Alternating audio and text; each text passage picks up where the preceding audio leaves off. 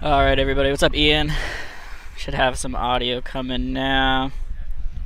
We're just working on getting the live scoreboard up, so hopefully that is working now. And as you can see, people still on the field. We're starting a little bit late, so just as soon as they get everybody settled in, we'll get this going.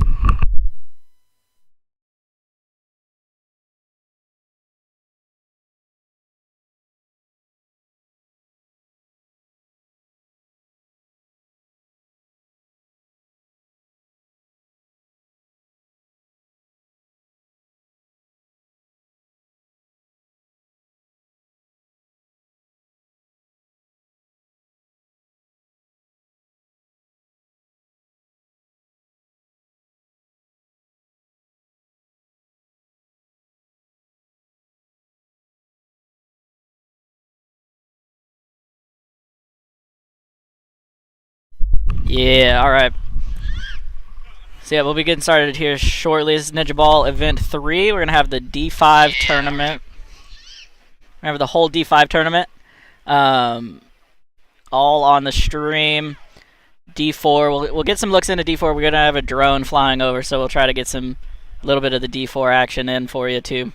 But D5 on the field. We got both fields running today, so the tournaments are going on at the same time, side to side. We got the live scoreboard working, hopefully. And yeah, I'll be back in probably about 10 minutes, I bet. We'll get started.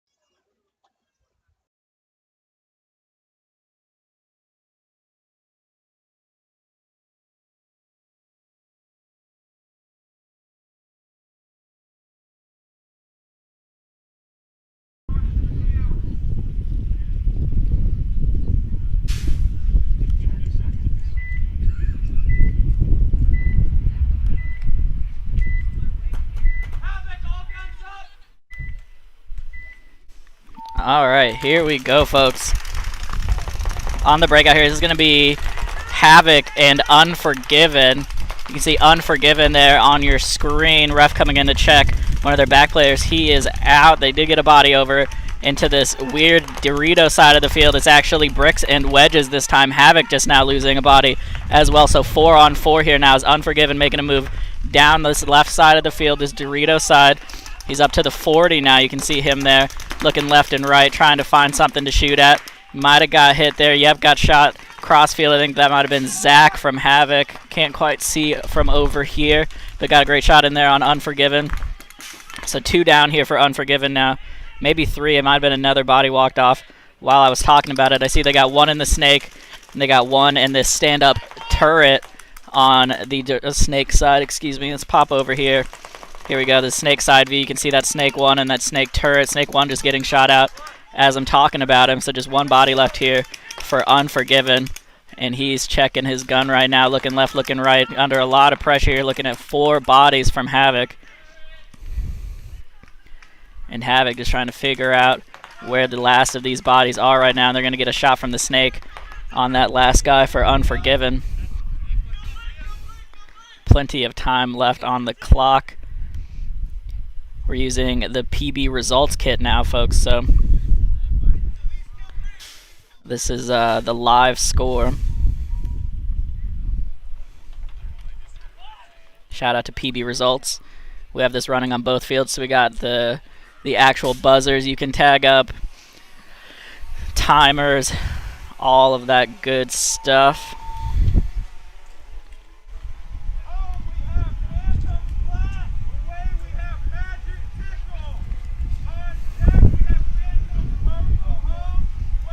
Here we go with the drone view.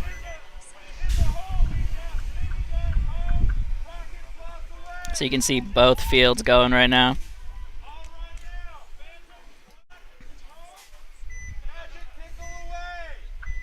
That's the D4 field going over there. I'm not going to know who's playing on the D4 field, unfortunately. But you can take a look at that. I can't see the jerseys from here to let you know who that is. We got both fields, though, running today. So concurrent tournaments again.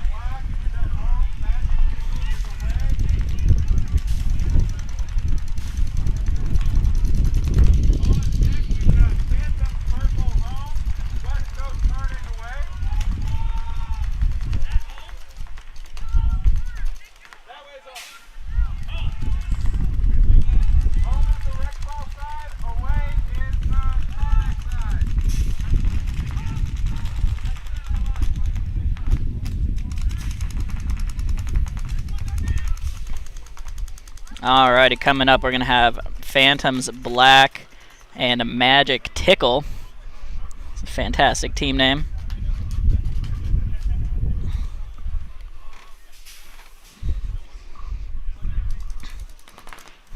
Phantoms, I think, got 2 lines out today.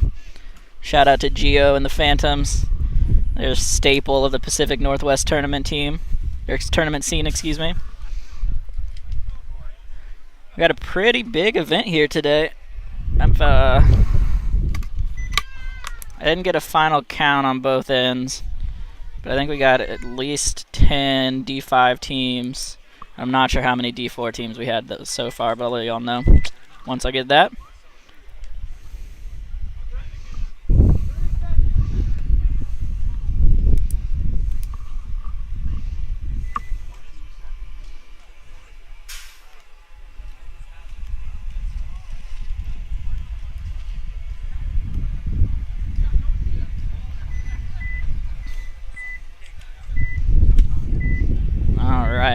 Breakout coming up for you. This is Magic Tickle on your screen.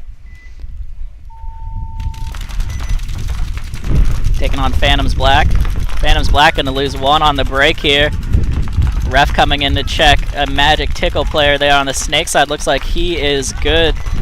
They're doubling up that back center right now, and that's going to cost them as they lose a body out of there.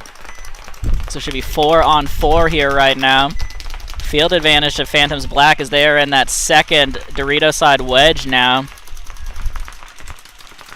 This kind of interesting field layout we got going on. Phantoms Black losing another body off of the snake side. Let me cut over to their side of the field, give you a little look-see. You can just kind of see there, unfortunately the shadow's pretty long on that side of the field right now.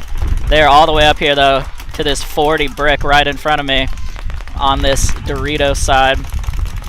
Back over to the Magic Tickle side of the field. They're going to fill out to that Dorito one, try to get some control. Oh, but they did get just a minor in the backfield as the ref pulling 1 and 2. So that's going to cost them dearly right now as they were just trying to get the body count evened up. And here comes the move. You can see him coming down now onto the Magic Tickle side of the field. Phantoms Black with the body advantage and the field advantage right now. They're not in the snake yet, though. So no snake side pressure. Oh, and this, fortunately, this Phantoms Black player just got shot coming over the top, trying to make something happen on the Dorito side. So right now, I think it's 2 on 2, unless I lost track of a body for the Phantoms. So Phantoms, you can see just in the top left of your screen there, they're in that first wedge, bumping over to the second wedge now. Here we can come over to the Phantom side of the field for a second. You just can't quite see them in those shadows yet. We just need the sun to come up a little bit higher for us. Coming over to the Magic Tickle side though, as they lose another body out of the D side, so it's a 2v1 right now that I can see. And he is just in that Dorito corner trying to hold it down.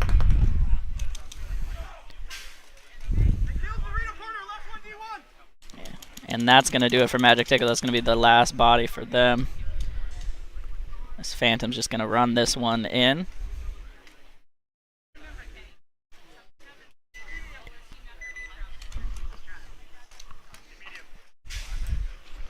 And there we go. So Phantoms Black can attack that one up. They got 2 bodies, so assuming he is clean.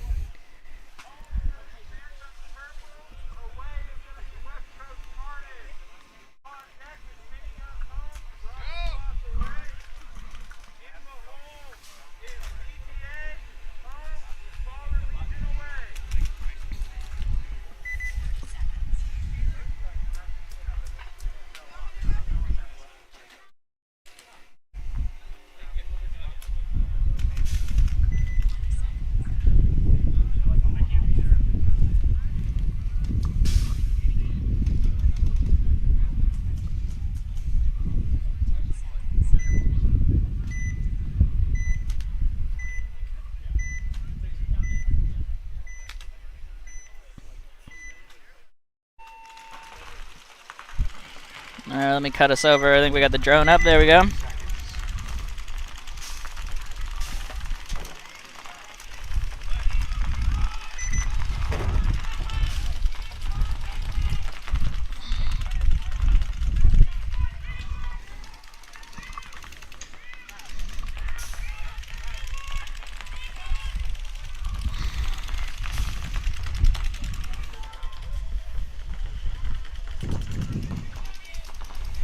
Alright, we got Danny Court in the booth. Uh-oh. What's up, Joe? Coming in live. So Danny, we just saw Phantoms Black take on Magic Tickle, which is the current front runner for my favorite team name in the event. Nice. Very nice. And now we got Phantoms Purple coming up here against West Coast Carnage. This PB results scoreboard is such a big upgrade, Danny. Dude, we can put on the body count too. Like, so one thing too, Joe and I were messing with is that we can actually show you guys. You probably have seen it on Go Sports, but we can give you the head count of who's alive. It just takes extra bodies to keep. Yeah, we just don't have anybody to press the buttons right now. Shout out to Kimber for flying our drone today. Give you these aerial views in between these games. You can see a little bit of the D4 action right now. I can't quite make out who is playing over there, unfortunately. It's definitely nice to have both fields going again, that's for sure. Like, so much cooler. Having both fields is fantastic. Both fields now with the PB results kit also, so they got buzzers for D4 and D5. 10 seconds.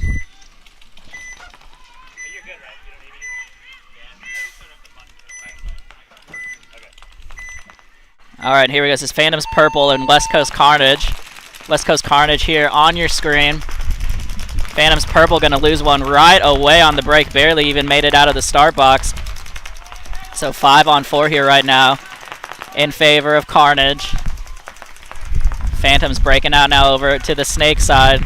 Carnage still holding down mostly these back bunkers. They're in that first wedge on the Dorito side of the field where you would normally have Doritos. We got wedges and bricks this time. Carnage now getting into the snake corner. Phantom's making it out over to the wedges as well. You can just kind of see him there in the shadows right now. Coming back over to this Carnage side of the field. See them holding their spots right now, just running their guns. This is 5-on-4 still right now in favor of Carnage. Get a little mini bump there into that snake side mini temple for Carnage. Still 5-on-4. No real changes in the field position still. This is on, yeah. It's actually surprising watching this field layout because I'm looking at these big old wedges, these big blocks. There's definitely lots of real estate that can be taken and moves that can be made, and looks like teams are just camping and trying to get comfortable with the layout right now because, I mean, I don't know. It's silly to watch sometimes. Yeah, definitely not a lot of aggression so far in these wedges, despite how much room you have to move once you get in there. I walked the field a little bit before the event, and the only thing that really controls the wedges, besides being on the tape, is that stand-up temple has some pretty good shots if you're tall. Who's on this side? So it looks like Phantom's purple lost another one. Yeah, they definitely did out of that first Dorito. So 3 bodies left for them. I haven't seen anybody else walk off here for Carnage. In a quick head count, though, I only see 4.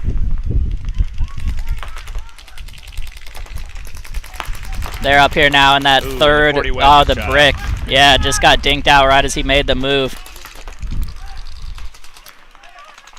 So 3-on-3 from what I'm seeing right now, unless Carnage has a body in the snake. Let's check over there real quick. Nope, so 3-on-3 here now. Phantoms have evened it up. It's neither team being particularly aggressive right now on what I thought, Danny, was going to be a pretty fast field. Totally. But I think what happens too is guys get into these, like we got the guy that got into the 40 block here and he shoots inside and gets shot out, right? I mean, you get up in this wide on the field, play the tape, move up into that next bunker, right? Start working on the angles, get down the field, don't lose gun battles, right? Like. Yep. Yeah, absolutely. So this is a semi-blind layout, so this got posted last night, so nobody's played this. So we will see teams figure this out as we move along. Carnage now getting up into that snake side temple in the middle of the field. I'd actually be really surprised, Joe, if we don't see more like kind of large insert moves, right? With the way those towers are set up, and even that, like, you know, kind of, I don't know if what we're calling that second Dorito. Mm-hmm. That's a great way to fill up into the you know, the wider blocks here and wedges. You got that mini Dorito where you can get to the 50 snake. There's going to be a lot of stuff, I think, playing up the middle to lock down, and then, you know, rapid moves over to the tapes, right? Like.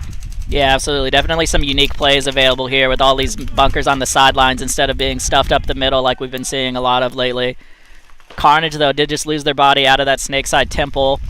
So 3-on-2 here now in favor of Phantoms Purple, and Phantoms are up to this 40 brick on the Dorito side. I'm really hoping that you know, some of these early games we start seeing some big moves. It looks like, I mean, I didn't watch the first couple games very closely, but it looks like people made very short breakouts, and it's like, I mean, I know I'd be taking some risks early in the day when lanes aren't on and all that, right? Get some early wins. Yeah, absolutely. Later in the day, so. As Carnage now winning or losing a quick gunfight on the tape here against Phantoms Purple, and they're going to lose their last body. Phantoms Purple going to run this one in with just a little under a minute left on the clock. So Phantoms Purple played that real slow, but then some late game aggression finally paid off for them. They finally figured out there's no reason not to just run down this Dorito side and get all the bodies. But yeah, Danny, really conservative breakout so far. I've seen a lot of pocket, a lot of deuces in the back center, a lot of people not even hitting the corners. Well, honestly, even on this D side, like, so I set this layout up in Guns Up. Carlos approved it. We did move on the D side of the field, the 50 here. The pill that is on the D side tape, it was actually on the inside part of the field when we first set it up. We move it to this side, that way it could help block that lane a little bit for, you know, the Dorito corner, the wide Dorito guys, because we wanted to make sure people could at least get out off the break. And yep. You know, watching this, it's kind of crazy. People aren't sending bodies through there, right? I mean, I believe the D corner is laneable, but if the guy dives, like it's going to take a pretty accurate shot to get that guy out off the break, right? So yeah, that's what I saw as well. Is the lanes on the D side are not great, so people really should be taking advantage of that and getting downfield early. Like the snake side lanes are massive, though. Yeah, snake side is definitely more difficult, but those gaps in the snake, there's two things that happen. Is one, the inserts into it later in the game are easier to get up the field, but it's also harder to get on the other team's side of the field because you don't have the beam protecting you when you get across that 50. So. Yep, absolutely. So here we go on the breakout. This is Rocket Sloths on your screen taking on Miniguns. Miniguns actually getting straight into the Dorito 3 here now. That's what I want to see. They might have been listening to us.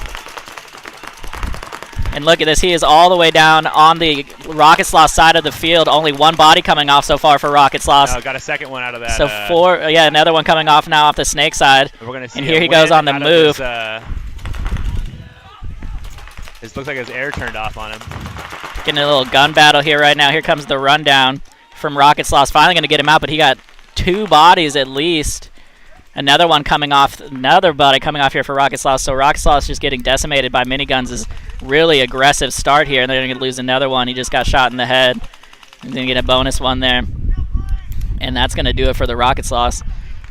When we saw that D-side play, I mean, like, this guy comes in, gets in, takes a couple shots, gets a couple kills, just keep moving, keep going, right? Like, again, we've seen a lot of this, and we'll probably see it because this is, being D5.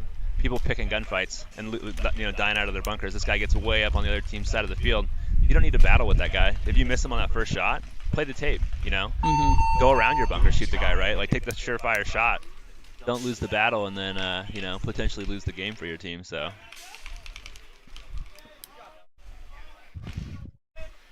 Yeah, but that's definitely the gameplay we want to see on the D side, though. This absolutely. Aggressive play, like, Yeah, if they don't have the tape, you can get all the way down the field. There's nothing cross field that can stop you on this Dorito side because these bunkers are so big. Well, like one of the early things I saw too off the break is I think it was Miniguns. They got into the Doritos. They get a guy into the second inner Dorito here, the actual Dorito, and then they let the Rocket Sloths didn't go anywhere on the D side off the break, and they let them fill out, right? Like if those guys don't get wide, if you get wide on the D side and the other team does not, like that back center, anyone on this D side's got to keep those guys from making those fills, right? Like if they're gonna take the breakout slow and just get their guns up off the break, you got to penalize them for it if they don't make their shots count, right? Like so. So what do I have to do with this?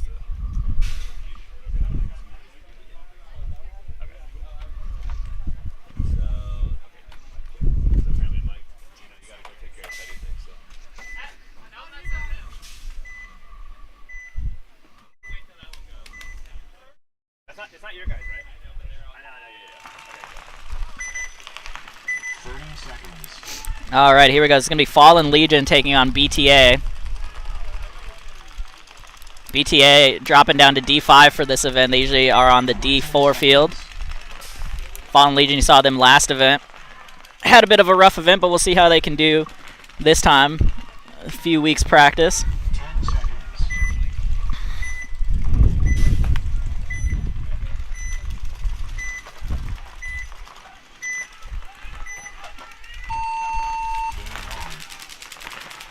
All right, here we go on your breakout. Fallen Legion going to get straight into that Dorito corner. BTA, though, getting straight into Dorito 1 and 2 now. Ref coming out to check one of their players, though, as Fallen Legion loses one off the back line on the Dorito side. So 4 on 4 here right now. Fallen Legion is in that Dorito 1, or that first wedge. Losing another body off the snake side, though. Just losing gunfights right now in their bunkers. It's not what you want to see this early in an event. It'll be really interesting to see if this happens, where these D-side guys get distracted by the cross-field shots, because it looks like that first wedge on the D-side has a shot on the snake corner. People are definitely, kind of hanging out, taking those shots as opposed to moving up, right? Like. Yeah. Yeah, and actually, as we were talking, as Danny was just saying, that BTA just got into the brick on the 40 and got a great cross-field shot. You can maybe see him there a little bit. Fortunately, the shadows are just real long over there. You're going to see him wrapping around here on the inside here in just a second on the tape. But again, if you're not controlling the tape on this Dorito side of the field, there's just nothing stopping these players from coming down. As you can see, BTA just made an easy move onto the Fallen Legion side of the field now, and he's putting a lot of pressure on that back center. Be interesting to see too, because this with these large blocks on the D side, these things are going to be difficult to dig people out of them, right? Like so.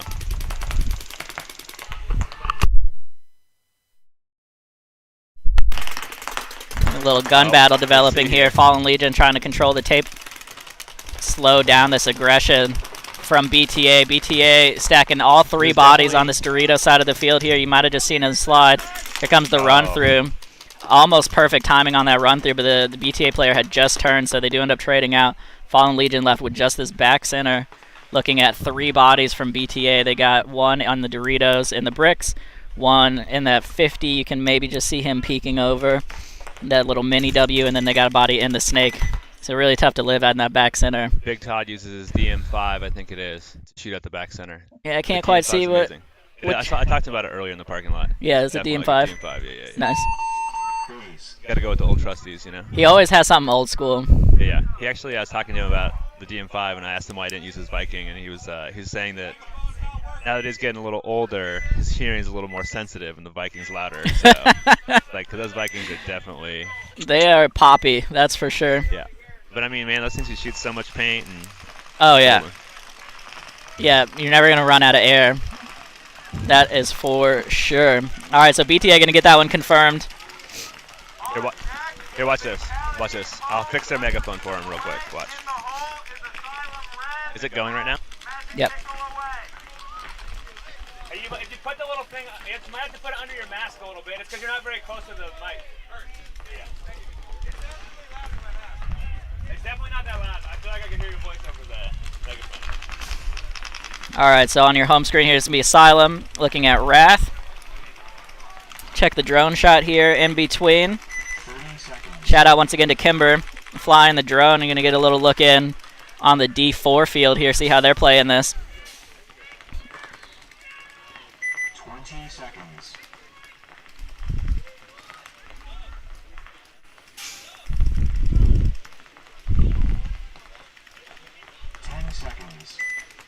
All right, come back over here for your breakout. It's going to be Asylum on your screen.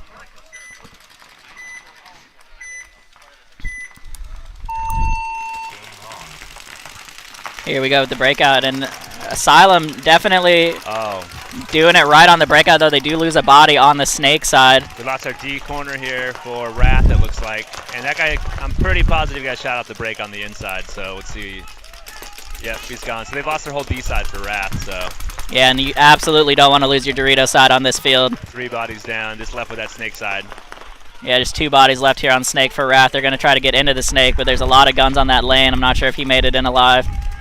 It'll be interesting to see, too, how the defense works on this field. I mean, like, with those guys when they were in kind of that first insert Aztec in the corner, they might be able to cross it up and actually hold people off that way, too, right? So. Yeah, I think the problem is you really can't stop this Dorito side until they're on your side of the field. There's so many bunkers breaking it up, as you can see.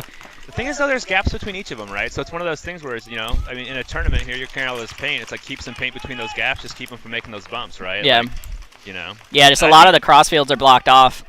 Yeah. I mean, honestly, though, even if you can shoot the edge of some of these things, I bet you can True. bounce stuff around in there. Like, That's true. It's not, as long as you stay alive and don't let them get behind your other guy, right? Like. So we're going to cut over to the Snake side of the field for Asylum as they lose their Snake corner. They have just this one body left in this mini Dorito on the Snake side. But Wrath, I think, just has 2 bodies left as well. We can't quite see over there. Not sure if they still have a body in the Snake or not. The Asylum now moving up to this 50 little mini fort. It's like a cake, a mini W, and a mini can. This probably is a 1v1 at this point. I don't see the other Snake body. Yeah, it looks like a one-on-one. From Wrath. I'm pretty sure he got shot sliding into the Snake, so the ref must have called him out while we were talking about the other stuff.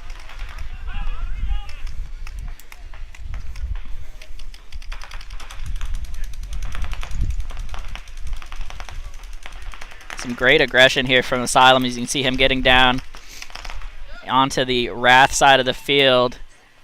And he's going to get the shot in and win that one-on-one. So Asylum with a really great aggressive breakout. They got deep down on the Dorito side after destroying the D side on the break.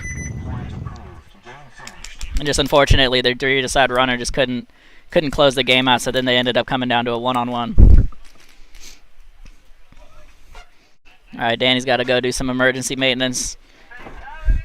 You can see this first wedge deflated itself.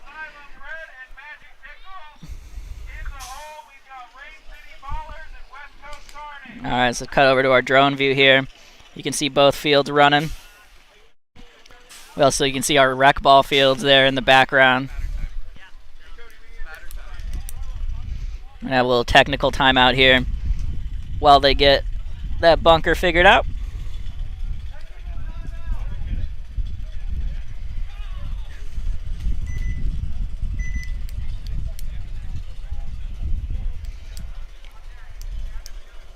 Yeah, Wiley, sorry I didn't see your message earlier. So yeah, no D side. Or no Doritos on the Dorito side. So it's the wedges and the bricks. And then there's Doritos mixed into the field on the rest of the field.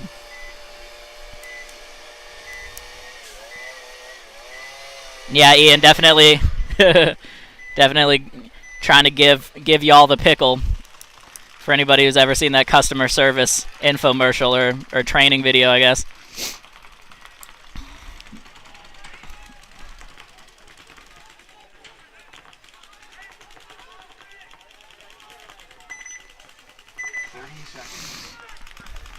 Alright, looks like they're all set for now. Not sure if the valve was loose or if there's actually a leak on that wedge, but we're good to go.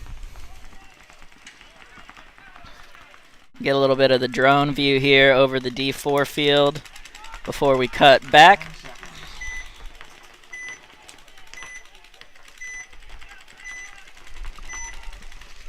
Alright, here we go. This is Unforgiven on the breakout, taking on Fatality.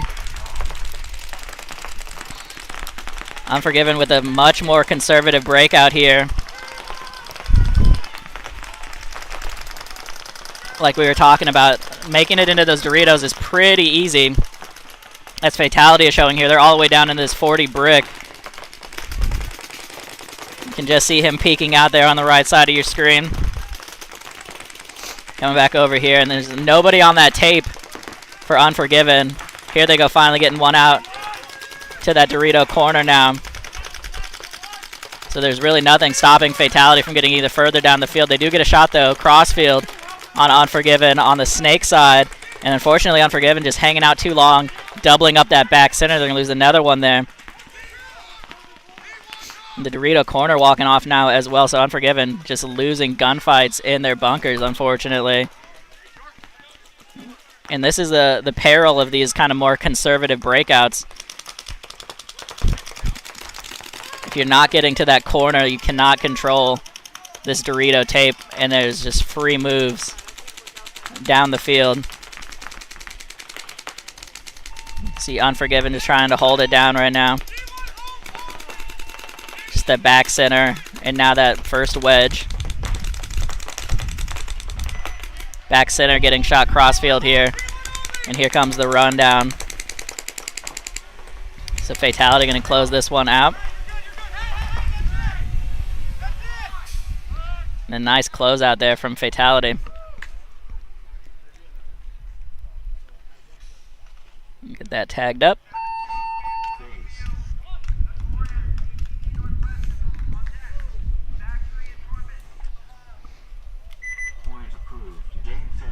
Alright, I'm going to try to get our chat figured out here because I missed a couple messages before.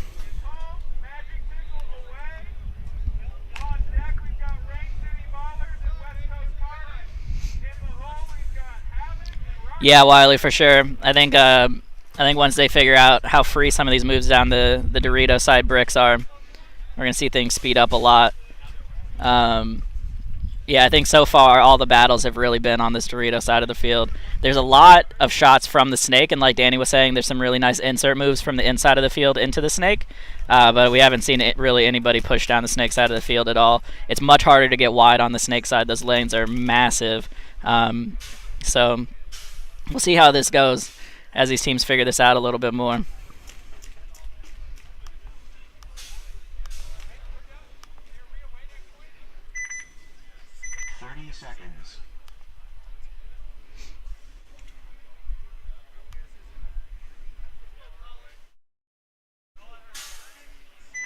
20 seconds.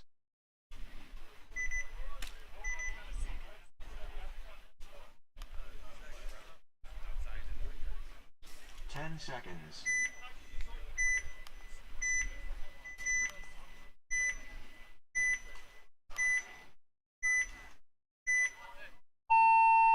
All right, here we go. This is Magic Tickle on the breakout.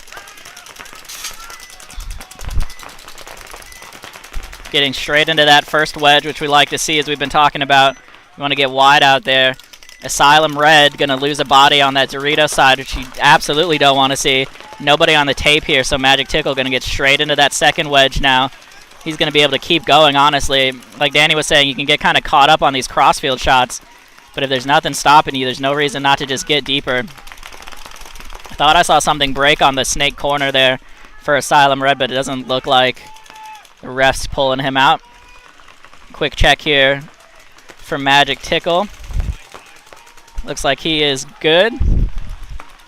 So it's still 5 alive for Tickle. You can see they did get finally wide on the snake side. And they're in that snake side mini temple, but not getting any depth there. It's a huge move, though, down the snake side for Asylum Red. He just slid all the way into the snake 50.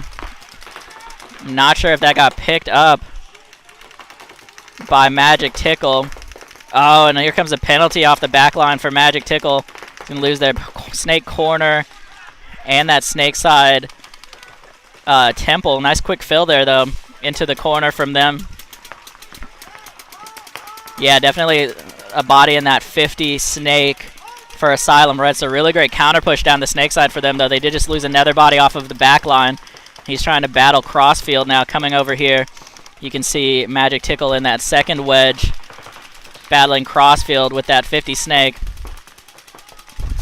That snake has 2 guns on him right now, so the team behind him needs to try to get up and get something going. Here he goes, though. Just going to go for it, and he does get the trade.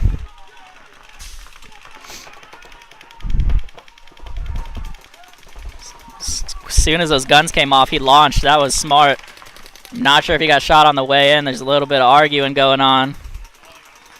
Oh, yeah, ref calling a major now from the far side of the field. And that's going to pull the last body here for Asylum.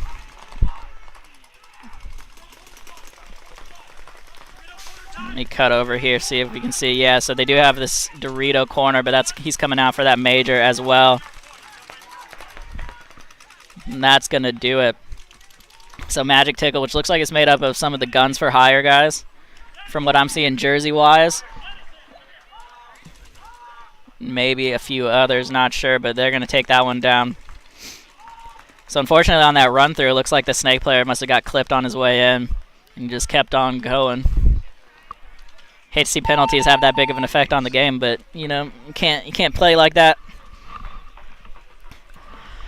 All right, so Magic Tickle going to pull that one back after a really aggressive counter push from Asylum Red. So that was not the inside move that Danny was talking about, but he just ended up running straight down the snake all the way to the 50, and nobody was looking his way.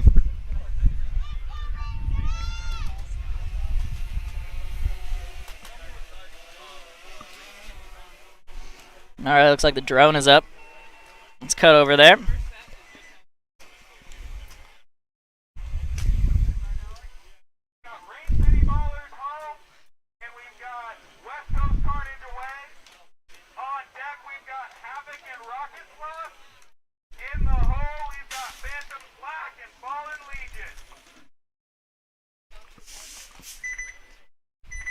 Seconds. Alright, it looks like there's not a game going on right now on the D4 field, so just getting the drone 20 seconds. into some kind of position.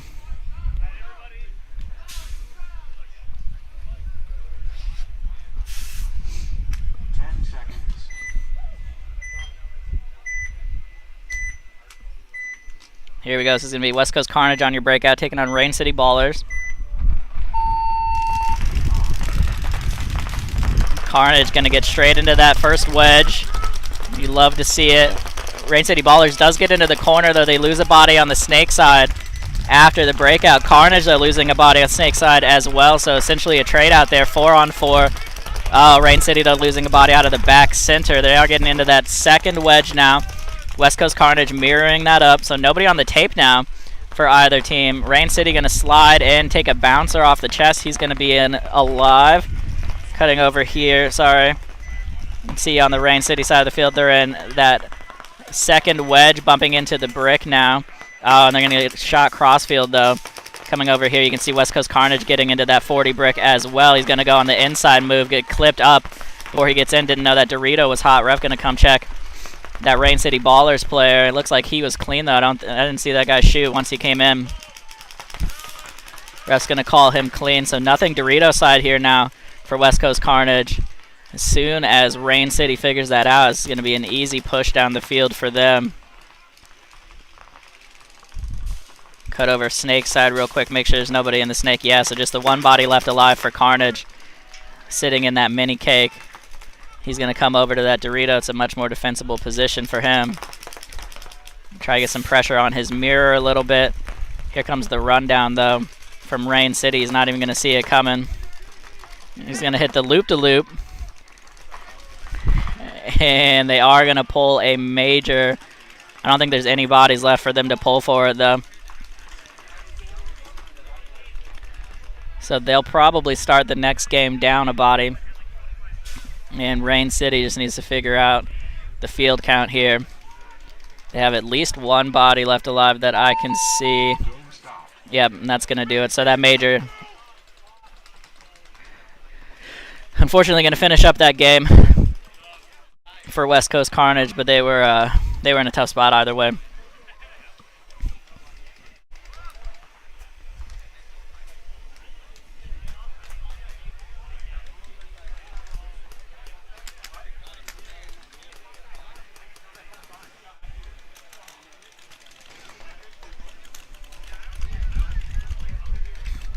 Alright, so game's definitely picking up on speed right now as these teams are figuring out this Dorito side push.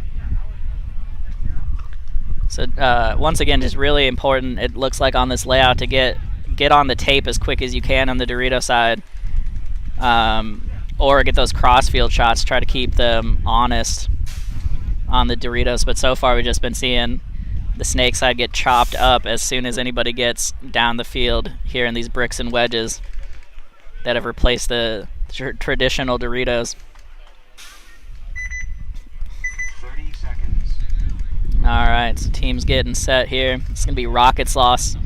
Rocket Sloths switching up the jerseys this time. They were red last event. Now they got a few extra sponsor logos on there, it looks like, and they got the gray jerseys.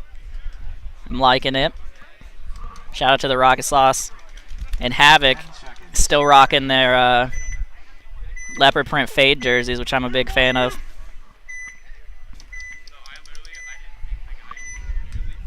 Here we go, Rocket Sloths on the breakout. So they're going to run and gun all the way over to that wedge.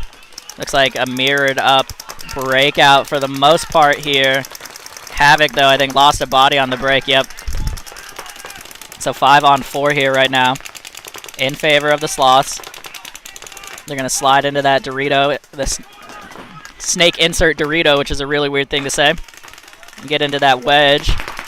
I think the Sloths, yeah, just lost 2 bodies, actually. So Rocket Sloths, after some great breakout shooting, going to start having some problems here.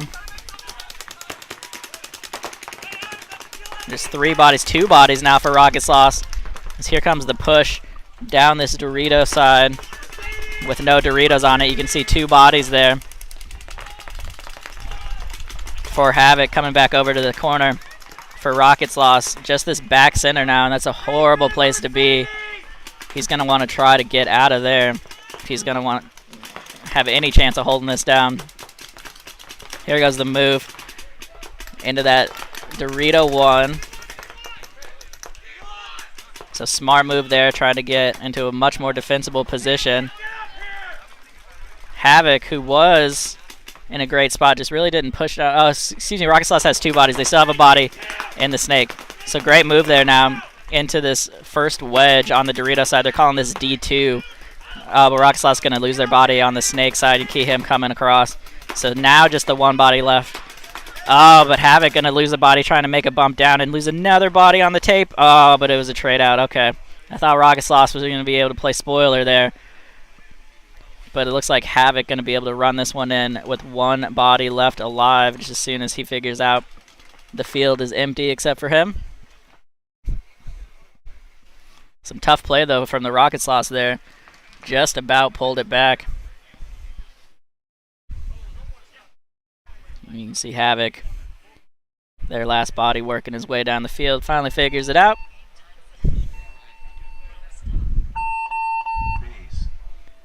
And that will do it. So assuming he's clean, which looks like he is. Yep, Havoc gonna get that point. Point approved. Game finished.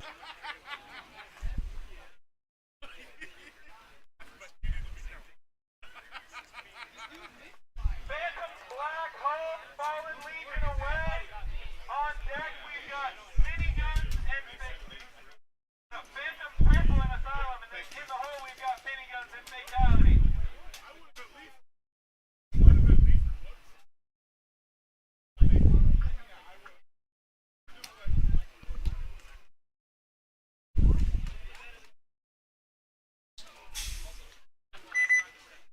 30 seconds.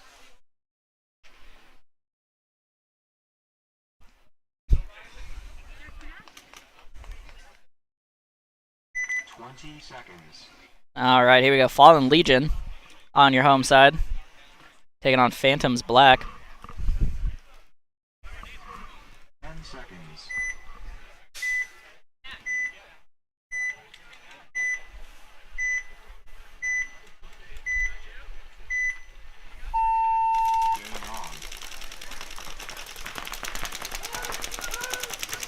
All right, here we go with your breakout. Sorry about that. Fallen Legion going to lose one off the break. Phantoms with a pretty conservative breakout, but it didn't work out for them. They got one body at least.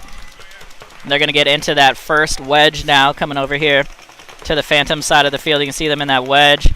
Now filling over to that first Dorito as well. Here's the snake side of the field for Fallen Legion as they lose another body off of that snake side, just losing gunfights in their bunkers right now. People having a really tough time living on this snake side right now. I'm not sure what's going on here for Fallen Legion. His guns must be down or something. He's actually, I think, pulled his bolt and just swabbed down the back of his gun. You hate to see that. He is in an important spot right here for his team.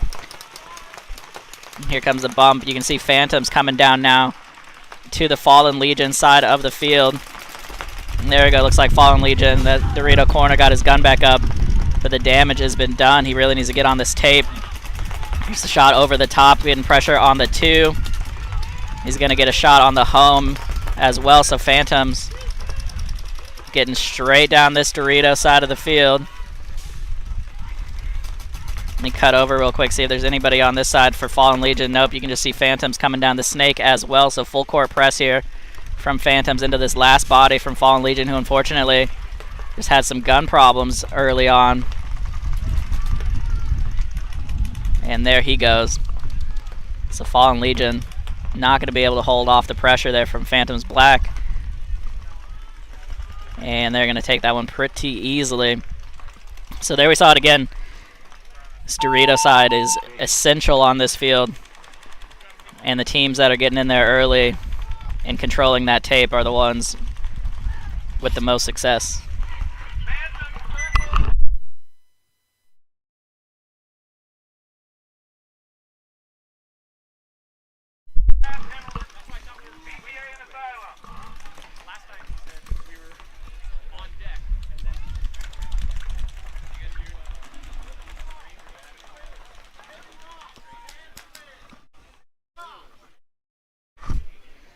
Alright, here we go. Asylum coming up here. Not to be confused with Asylum Red. They got 2 lines out today.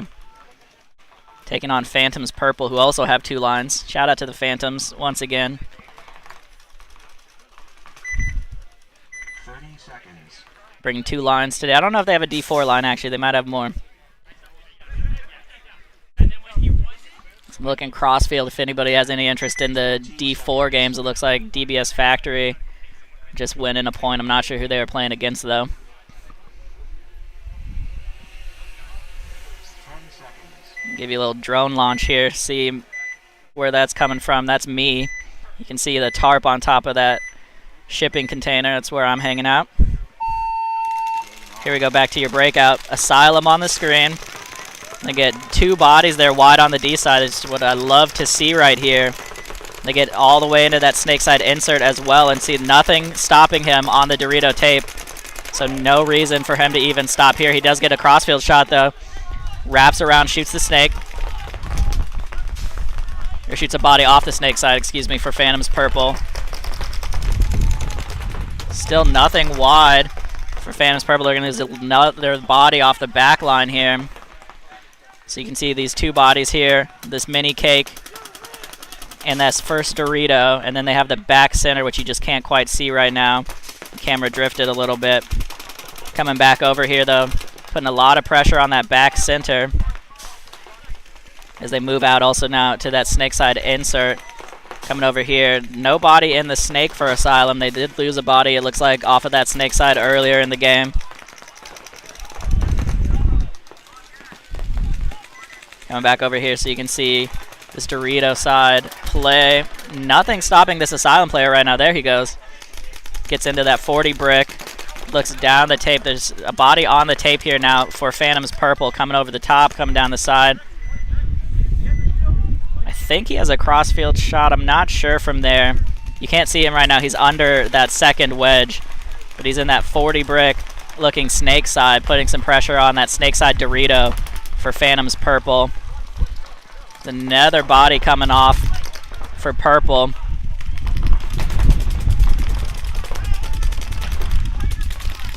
Asylum just wiling out here in this wedge, trying to get something done down the tape. They did just get into Snake 2, it looks like. Ref coming in to check the player in the brick. He's clean. Asylum getting up to the 50 now as well. Let me cut over here. There he goes. Finally gets up to the Phantom's Purple side of the field. Cut over here and see this Phantom's Purple player unfortunately came off the tape. Oh, and the Asylum player tried to cut inside and get a shot crossfield, and it did not work out for him there. He got clipped up as Purple finally came back over to the tape. Oh, it looks like actually he did get a shot on the back center. Okay, so 2 bodies left here for Phantom's Purple. As you can see, bobbing and weaving here. Asylum getting up to the far side of the field once again. Here comes the run through. There's just a body in the snake now, and he's going to trade out. Alrighty, and Asylum going to finally close this game out. They had the right idea getting aggressive in this Dorito side. They just didn't quite get the production they needed off of that front player, but the number 2 in that spot was able to close that game out after. Point approved. Game finished.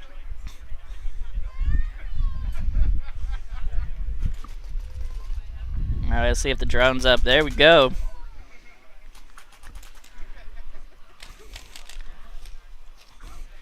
You get a look here. So that's the D5 field you're seeing there with the 2-tone, or the 3 colors of turf really. And then those orange top bunkers are the D4 field. You can see our parking in the background there. The check-in container there in the middle. 30 seconds. And Rec Ball's absolutely open today. So if anybody is getting the itch to play, 20 seconds. I think Rec Ball opens at 11 for open play. This is going to be Fatality on the home side taking on Miniguns. 10 seconds. Get down back to our field cams.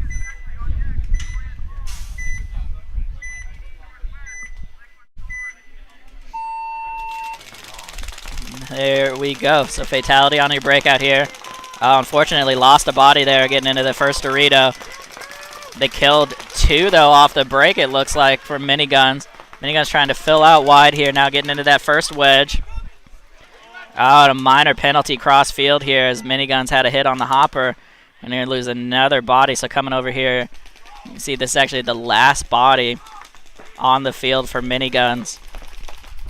Just in that wedge. And he gets clipped cross field. So Fatality with an incredibly fast point. Going to run this one in. I mean, that was just all off the break shooting. They got a great shot on that first Dorito. And then I didn't see where the other kill came on the break, but it must have been on the snake side. And then the snake side wedge, or little mini Aztec player there, got a penalty straight off the hopper. Back to the drone view here, you can see the D4 field running.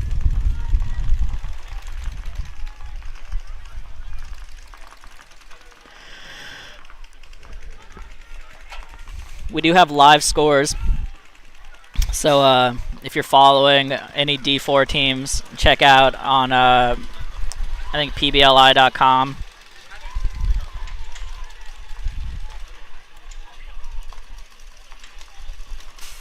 pbleagues.com, excuse me. Just find the Ninjaball listing there.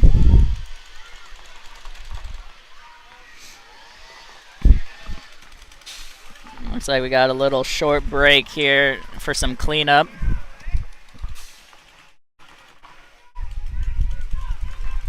Get some air in some of these bunkers. 30 seconds.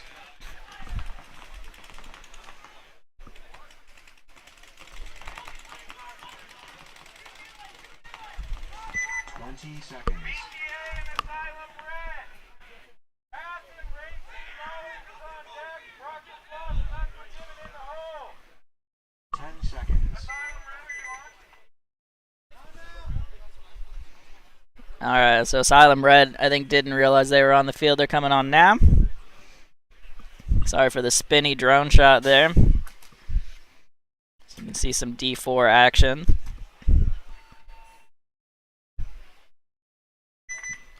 10 seconds. Alrighty, here we go. It's going to be Asylum Red on your breakout. Looking at BTA.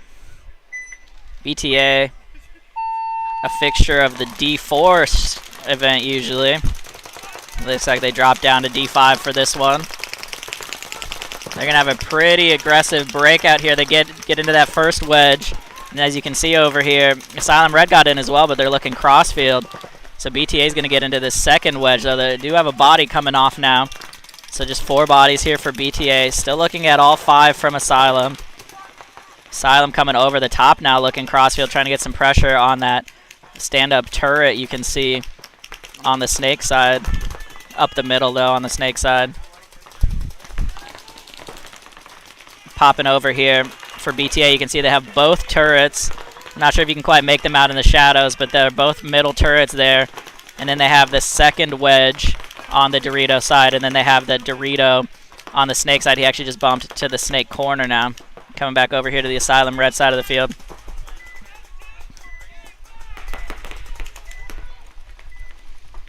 See, still mostly spreading the backfield here for them. They do have the snake too, though. Oh, and he got a great shot crossfield from this wedge. Got a great crossfield shot on that stand-up temple. So that stand-up temple actually is really important for controlling the Dorito side of the field, and he just was not looking that way and got clipped up. Another body coming off from the snake side for BTA. So just 2 bodies left alive here. There's another turret body coming off as they're just doing, Asylum Red just doing work from this D side of the field all the way to the brick. He's actually mirrored up right now. The last body for BTA is in this 40 brick. I don't think they know he's there. He's just sitting here waiting. Here comes the run through, though.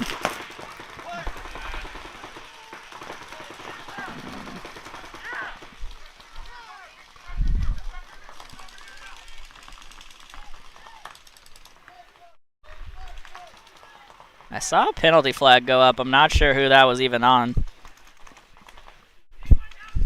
Not going to matter, though. Asylum still has plenty of bodies to run this one down. 4 alive for Asylum. Pretty dominant game there against BTA. Once again, just getting penetration here on the bricks and wedges side of the field, normally where the Doritos would be. And Asylum going to tag that one up.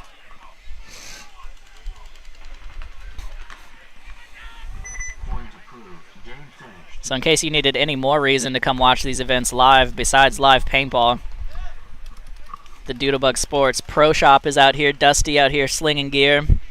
Saw he had a bunch of goggles, pods, swabs, gloves, pads, hoppers, all the goods you need to get going, tanks, barrels, etc. We also have a food truck coming out at some point. I forget the name. I'm going to make sure to give them a shout out because that's where my lunch is coming from.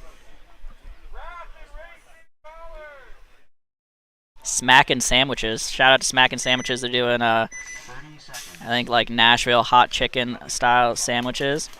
But I figured this will last a while. Well, because I'll just leave it up here and then it'll be. All right. Shout out to Danny bringing me a bunch of water. All right. It's going to be Rain City Ballers here for you on the home side, taking on Wrath. Wrath, this event, getting some coaching from PNW legend Nate Schrader. May have seen him playing for Infamous the last few seasons. Here we go on your breakout. Getting straight out to that corner and then all the way down the field. Great breakout here from Rain City. Saw his opportunity and just went straight for it. He got a crossfield shot, so 1 kill for him already off of the snake side for Wrath. Now he's on the tape. There is a body on the tape for Wrath as well. Coming over here, you get a quick look at that. As Rain City tried to make a bump down the Doritos and got clipped up crossfield. Wrath head checking, doesn't get shot here. There's a little battle for the tape. Rain City smartly comes off of that tape, looks crossfield again, putting some pressure on that Dorito on the snake side of the field.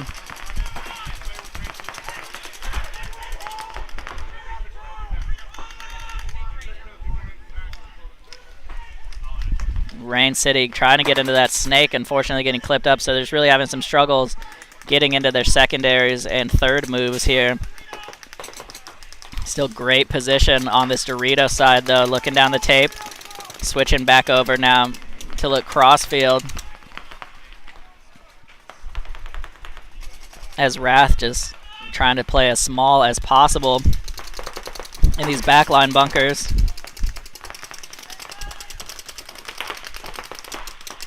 Comes a move from Wrath though, getting into this second wedge now.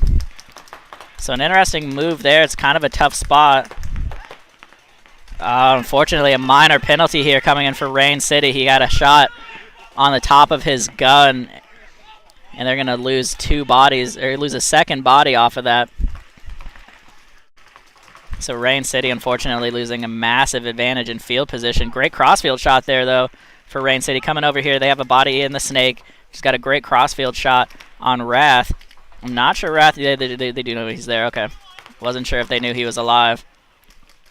So the last body here for Rain City, you can see battling out of the snake. Nobody on the tape against him. So he does have some room to maneuver. Here goes Wrath getting wide, and now it's a really small bunker for him. And there we go. So Rain City, unfortunately, off of that penalty, gonna drop that game. Wrath with 2 bodies alive here. Gonna be able to bring it in. Let's cut over to our drone view. Get a look at the full event.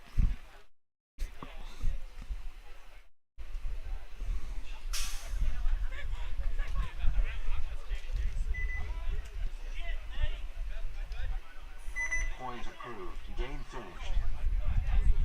See teams lining up over there. I'm trying to make out who they are.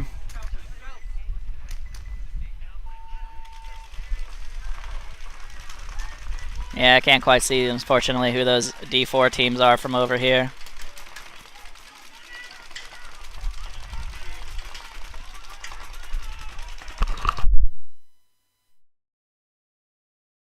Unforgiven.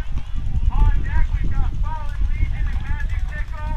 In the hole, we've got Asylum and West Coast Carnage.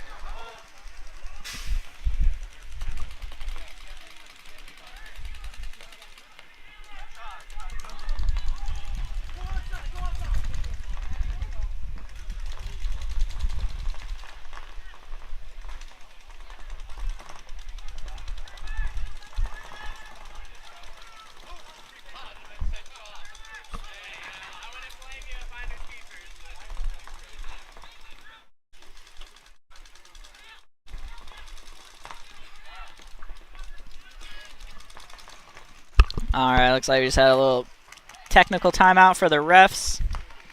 I think getting situated. Get a little look in there at the prison field in Doodleville. You can see the new snake in Doodleville.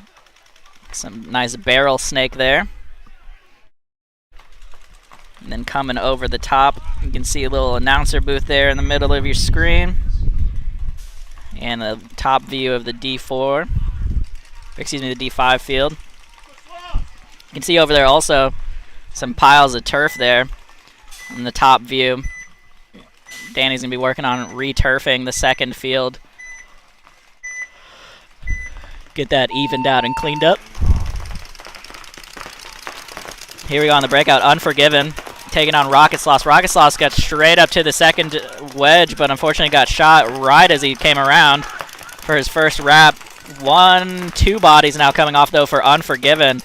They are just stuck in this back center now, doubled up. It's not where you want to be on this field right now.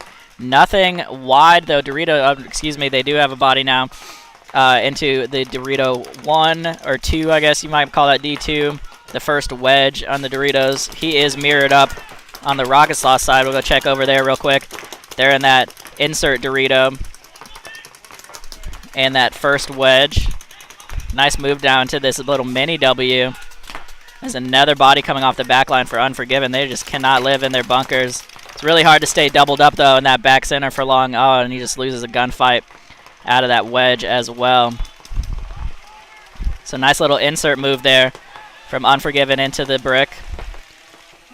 And unfortunately, oh man, barrel, whole bunker came down there for Unforgiven. They were trying to play so tight in that back center, they pulled it off the stakes. And Rocket Sloth's going to bunker some open air here, as it looks like they lost track of the count. But that is going to do it. So Rocket Sloth's 4 alive, it looks like. Going to take that one down. And Rocket Sloth's looking strong this event. I think this is their second event as a team, and they're really pulling it together.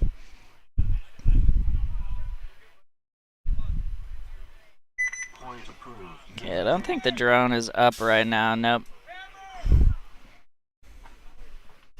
Legion and Magic Tickle. On deck, we've got Asylum and West Coast Carnage. In the hole, we've got Havoc and Fatality. Not sure if you can pick up the PA there or not, but it's going to be Fallen Legion coming on here versus Magic Tickle. Magic Tickle, I think, made up of the Guns for Hire guys. And another team who I can't quite make out from their jerseys. I don't recognize their jerseys. I'll try to get that figured out for you, but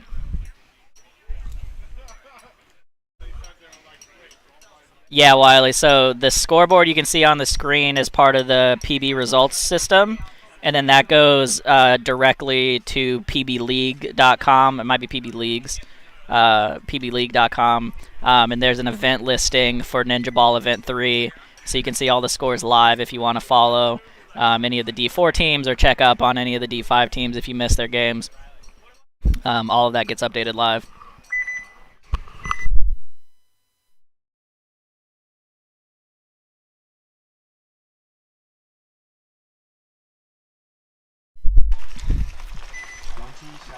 As we get ready for the breakout here, I want to give a shout out to the Seattle Ninjas for putting on these events. They do this to fund their trips to the NXL. I think they're playing D3 this year. So check them out. Make sure you give them some love.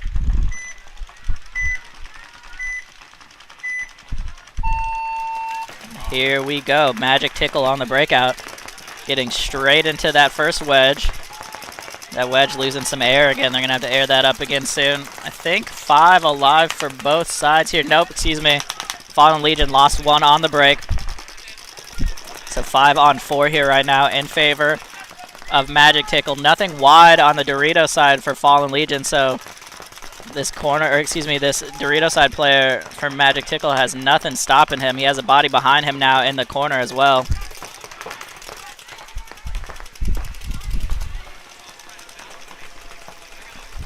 Nice bump out to the snake corner and another little double bump there. into that cake. Not a lot of field development on the on the Fallen Legion side of the field right now. They're kind of stuck in the back. Let me cut over here. You can see some of them. You can see this first Dorito, kind of Dorito insert bunker, the D1. They have a back center, a snake corner, and then that mini Aztec on the snake side. You can see mini Aztec though, just got commentator cursed. I think he actually traded cross field though with the Magic Tickle player there in the second wedge. So Tickle losing their front player though, gonna get filled in really quickly here. Looks like this is Roth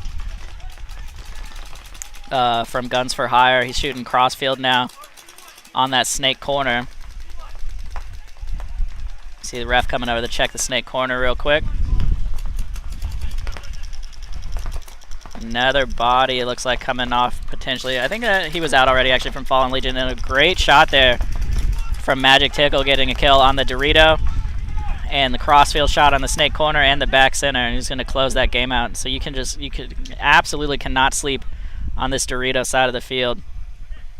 It is absolutely the most important side of the field so far this event. And yeah, whoever wins the D side is winning the game. That's just how it's going so far. So Magic Tickle going to take that one over Fallen Legion with at least 3 bodies alive.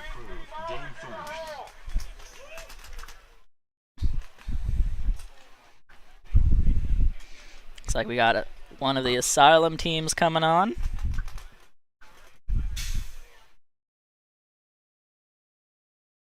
Yeah, Asylum and West Coast Carnage here.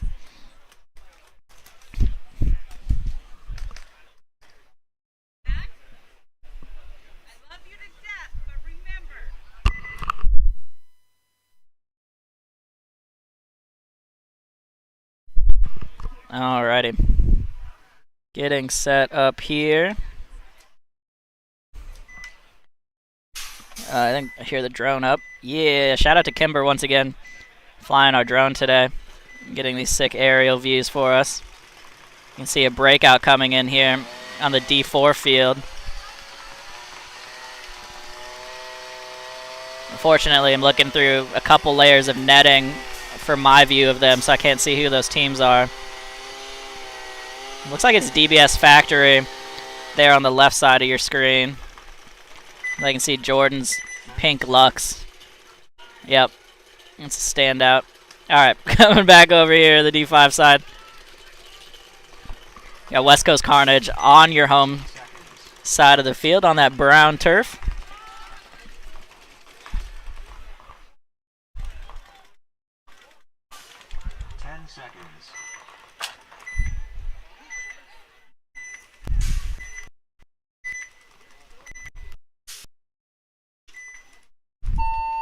Alrighty, here we go. On your breakout for West Coast Carnage is going to double up that back center, which we've seen a lot of teams do, but if you don't get out of there pretty quick, it gets rough. They do get out of there pretty quick, though, so smart moves there from Carnage. Looks like Asylum getting into that second wedge already, so a good field position for them. They have a player behind him as well, so let's cut over to that corner view you can see.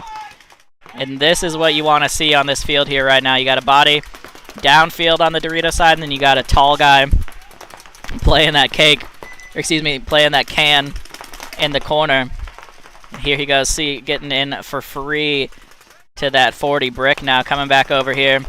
You can see on the Carnage side of the field, they do have a body in that turret, or excuse me, in that can in the corner on the Dorito side, but if you lose control of that tape, there's just nothing stopping you from coming downfield. So Asylum now putting pressure crossfield on that snake corner you can see on your screen there. They also still have that back center Dorito corner, and then you can see that second wedge. Oh, and actually the Asylum player just filled kind of inside into the Dorito and then into Dorito 1 on the... They're out in the brick, though, on the Carnage side of the field. I don't think you can quite see him right now. He's wrapping inside. Oh, but Asylum going to lose a battle on the snake corner. You cut over here real quick. I think you can just maybe barely see the Asylum player on the brick. Let me cut back, actually, as little battle is coming out on the tape. And now they're actually in both bricks, so Asylum controlling both bricks here now on this Dorito side of the field. Still the back center for West Coast Carnage and the Snake corner. So Carnage holding it tight despite having, oh no, and then a penalty coming in for Asylum.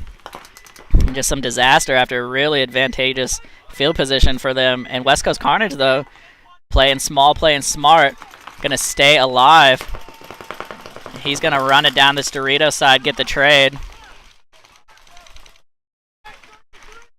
Coming back over here, you can see maybe just poking out the Snake side. There is a body in the Snake 2 for Asylum, and that is the last body on the field for them, as unfortunately they just got blown up after that penalty. And you can see the rundown coming through, and that's going to do it. So West Coast Carnage is playing some really smart paintball, getting small in their bunkers, not folding to that pressure from Asylum, and then that penalty just blowing out the Asylum D side. And that is going to do it.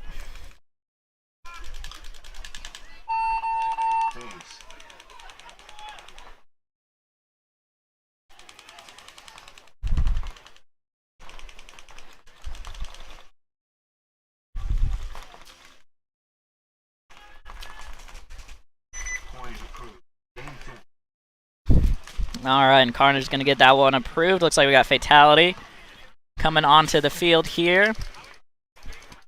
Let's see, playing against, this might be Havoc. Yeah, Fatality and Havoc. So a couple Sunday Funday teams here.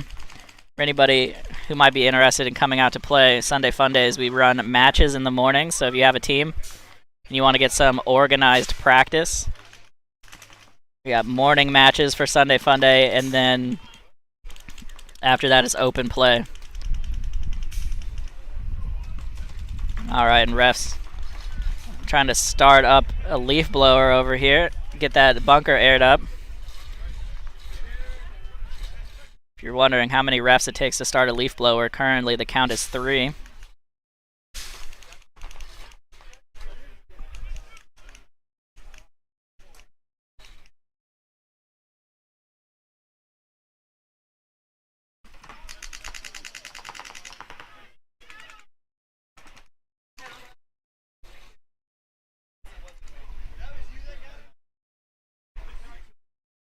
Now we got Seth Montoya over here trying to help out.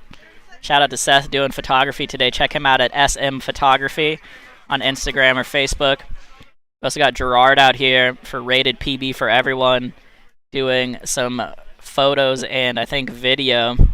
He has a great podcast. You should check him out. Again, that's Rated PB for Everyone. Got a little technical timeout here, as you can see that first wedge looking a little sad right now.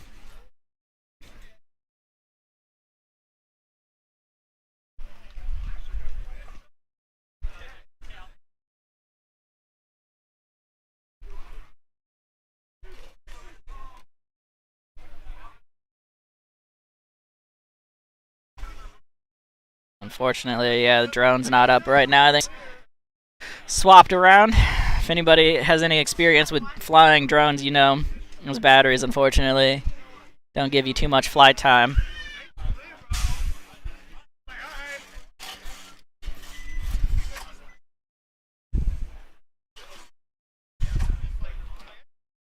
Not sure what's going on with the leaf blower, unfortunately. It looks like they got a backup coming in now.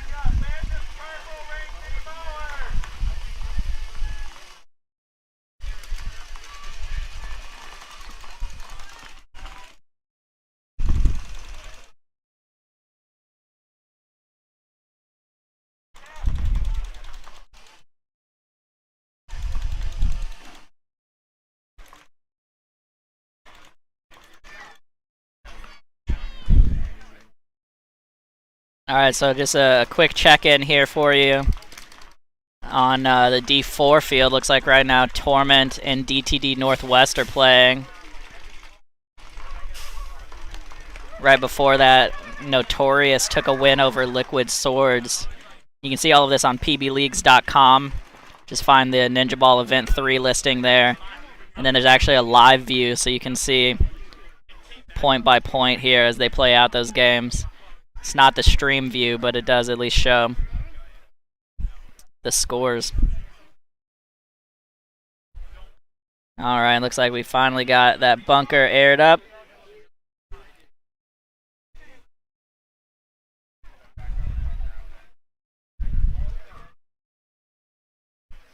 Shout out again to the Ninjas for putting this event on. Most of these refs here are from the Ninjas. A few of them, I think, are volunteers as well. I didn't get to chat with the refs too much this morning as we were getting set up, but Ninjas run these events to fund their trips to the NXL, so make sure you're giving them some support with the next NXL major.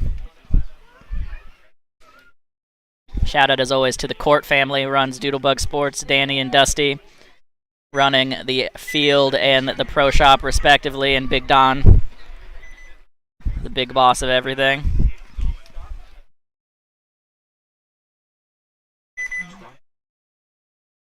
Alright, let me get the scoreboard updated there for you. There we go. I'm just about to get back to these games. So we're on Fatality versus Havoc. Fatality on your screen.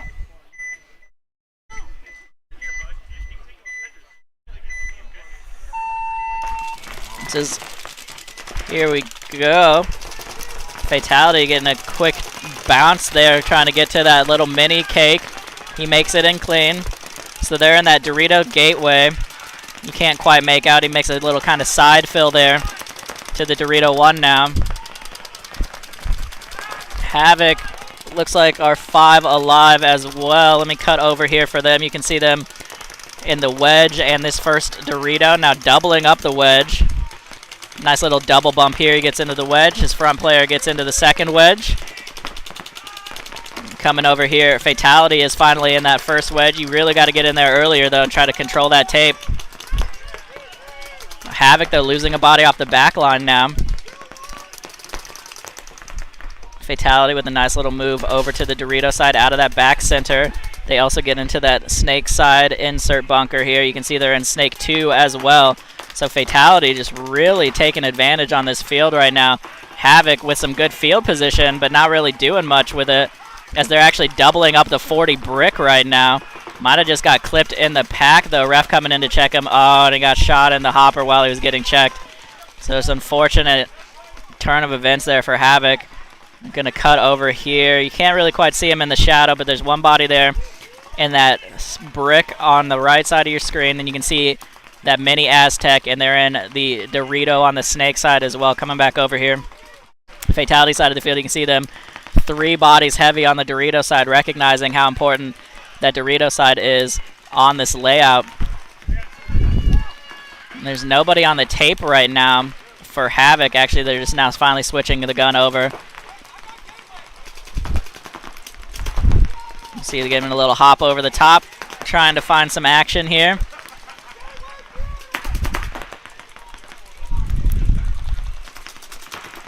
And there goes the run through as Havoc was checking his head.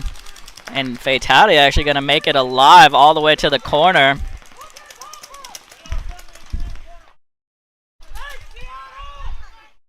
And that's going to do it. Last 2 Havoc bodies going to come off there on the snake side. The Fatality player actually got so deep there that his own team started shooting at him. And that's going to do it, though. So Havoc going to drop that game there to Fatality. Once again, off of that strong D-side push. The Dorito side is absolutely dominating this field so far this morning. Folks, that was actually our, 18th game, I think. So we are just chugging through this schedule right now.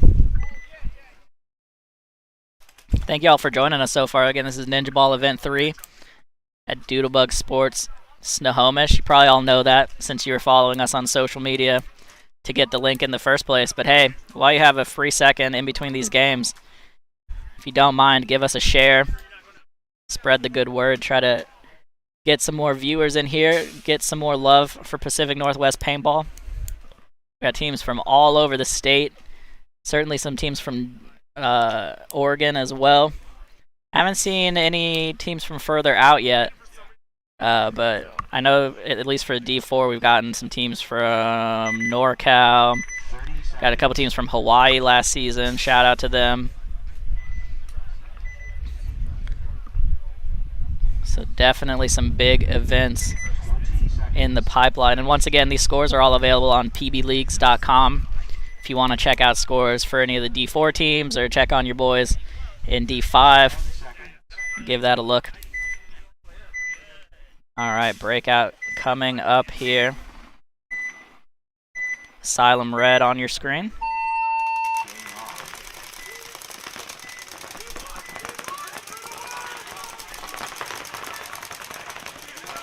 Sorry, I had a little scoreboard issue there. All right. So 5 alive on the backfield here for Asylum Red. Phantoms Black has a body in the first wedge here. Looks like he made it in clean. Ref was checking him out, but he is good. Asylum really going to want to get another body wide behind their player there in the Doritos, or in the wedges as we're calling them. Cutting over here though for Phantoms. You can see just kind of in the top of your screen, they're in that second snake there as they make a bump now to the second wedge as well. Ref coming in though. Check that mini Aztec player. Looks like he's going to be out. Yep. So the first body coming off the field here now for Phantoms Black. Phantoms though, you can see him on the top of that Dorito side wrapping around the inside. Going to make a bump now to the 50 brick, or the 40 brick. As Asylum with a big move, gonna rock the bunker all the way into that snake too. Here comes the fill out as well for them. Once again, they just lost their body on the Dorito side, so smart fill there, trying to get wide once again. There's the outside move, excuse me, from Phantoms Black though, getting up to that brick, and he's gonna shoot crossfield and get a shot on that snake player. Great shot there from Phantoms Black here. Now looking down the tape. Nothing on the tape for him, so nothing really stopping him from still moving even further down. Try not to be too loud because he could definitely hear me where he's sitting. I don't want to give him any free tips. So you can see that Dorito won there for Asylum Red. They have the back center still. He really is going to want to get out of there in the snake corner. Phantoms Black still in snake 2. They're in the snake corner. They're in the first wedge, and then they're in the Asylum side brick. So 4 on 3 here right now in favor of the Phantoms. Asylum just trying to play as tight as possible. Back center though, going to get pinched out. That's what I was saying. You really don't want to stay there that long. It's just a tough spot to live once they get down this Dorito side or down the snake side. So you can see Phantoms Black player just kind of looking around, trying to figure out where the last bodies are. He has a body in the Dorito corner and the snake corner, which is a great spot to try to cross it up and hold it down on this field. Phantoms Black now all the way down into the 50 snake as well. Let me cross over here. I think you might be able to have a better view cross field, as you can see here from the snake side. Let me cut back over though. Actually, is now Phantoms Black are in the second wedge on the Asylum Red side of the field. Asylum Red still holding it down though here in these back corners, and that's a great place to defend from. But they're not crossed up and they're not talking crossfield, so that's really not going to help them out. Cross now though, although the Dorito corner just lost a gunfight down the tape. You cannot do that in this situation. Here comes a great move though from the snake side of the field. He's going to make the desperation run across and get clipped up, unfortunately. Just a little too late there. So Phantoms Black going to run this one in with 4 bodies alive. A lot of control from them coming down the field. Some great aggression on the Dorito side. They did get deep on the snake side, but like we've been talking about, and this is not a lot happening on the snake side, even though he did get all the way down to the 50. Phantoms Black going to take that one down. We got the drone up. I just heard that launch, so let's go over here. Get a look down in between the fields.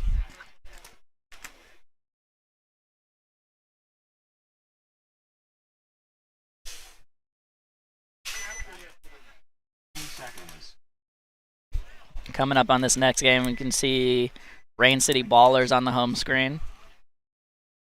Taking on Phantoms Purple. Shout out again to the Phantoms, bringing 2 lines out today. Also shout out to Asylum, bringing out 2 lines. All right, coming into their breakout camera here.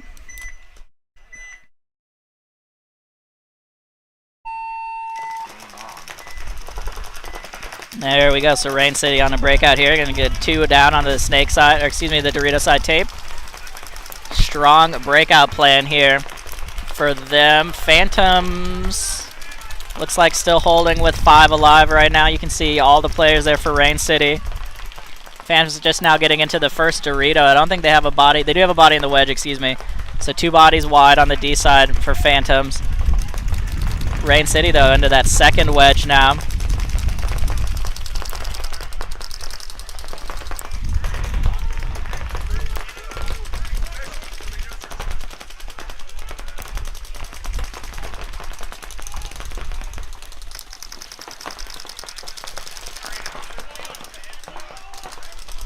So you can see that Dorito one. You can just see him battling over the top for a second there for the Phantoms. Still 5 alive for both sides right now.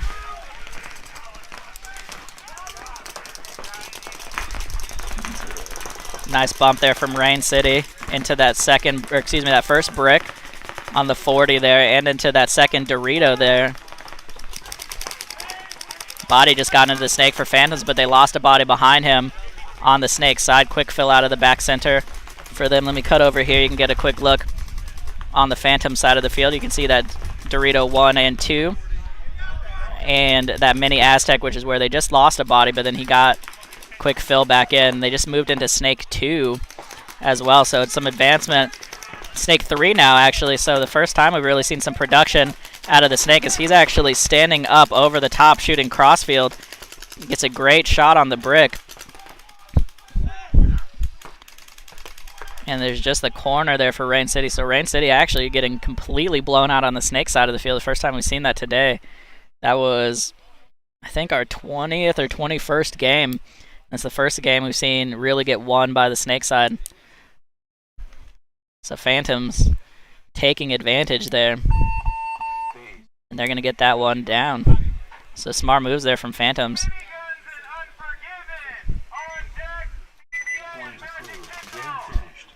So unfortunately, Rain City did get some great field position there. They got down the Dorito side of the field, but they ended up stopping short at this 40 brick for some reason, and just didn't get anything done from it.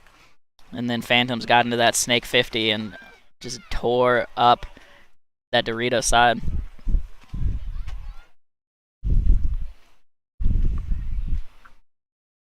A little drone action here for you. Shout out to Kimber once again, flying the drone today.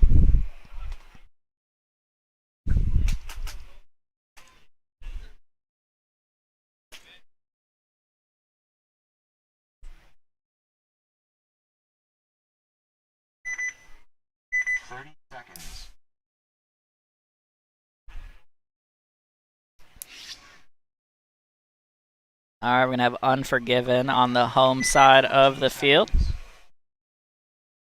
As it looks like the drone is coming in for a landing. That's my roof you can see right there.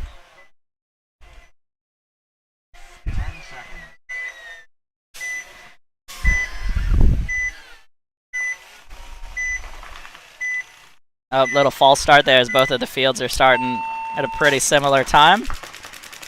Looks like he was all right. Is actually Unforgiven getting all the way up to the 50 on the break. That is a first for sure.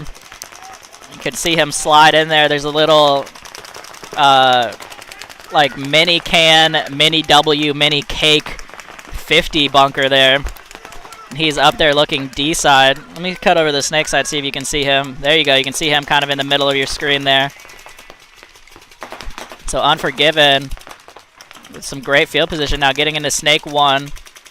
Miniguns is in Snake 1 and in that Snake insert bunker. And they just got a great shot in on the Unforgiven player on the Doritos. So you can see them in the Dorito corner. Oh, they get shot out of the Dorito corner, though. They were in the Dorito corner. They're in the second wedge. You can't quite see him. He's getting blocked out by the wedge on our side. That 50 player is still alive. Oh, and he gets a great shot on the wedge player for Miniguns. So Unforgiven getting some production out of that weird 50 move. Absolutely paying off for them right now. Oh, excuse me. This is actually Miniguns on the home side. So things got reversed there, unfortunately, but that's all right. It was Unforgiven getting blown out there out of the Dorito side. And now you can see Miniguns working down the field here. There was a back center for Unforgiven. He is gone. I think that's going to do it. Yeah, you can see the snake side for Miniguns running it down. So sorry about that. They ended up, I think, just lining up. That might be actually the top of the schedule again. Let me check here.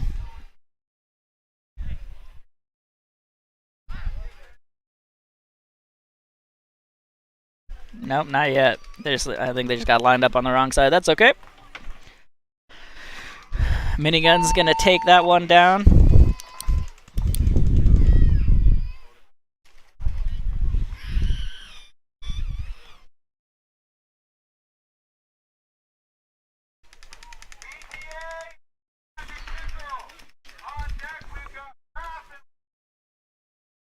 Yep, so Miniguns gets that one confirmed.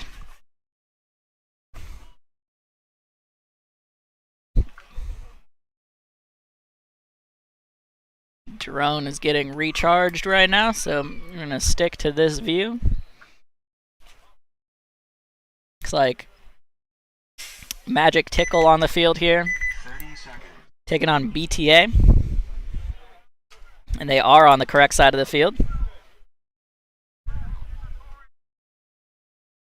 20 seconds.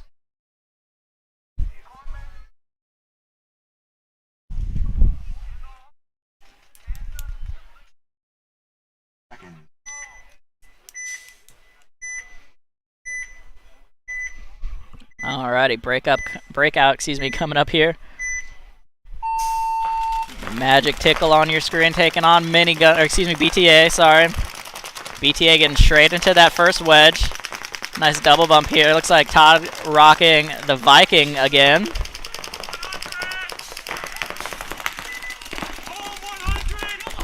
Magic Tickle losing 2 bodies right away here, though. Little grenade going off there on the snake side of the field.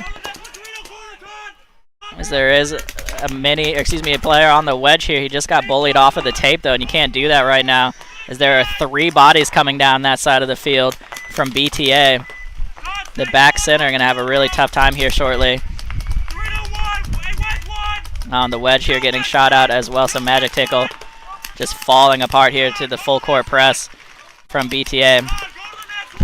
And you can see Todd coming down the middle of the field. I think, unfortunately, just got shot in the back. Or, just shot his own player in the back, maybe. Not sure who that came from, but the back center does get clipped out there for Magic Tickle, and that's going to do it. BTA just flooding down that Dorito side of the field. Once again, if you're not controlling that tape, you are going to have a bad time. And you just saw that work out there.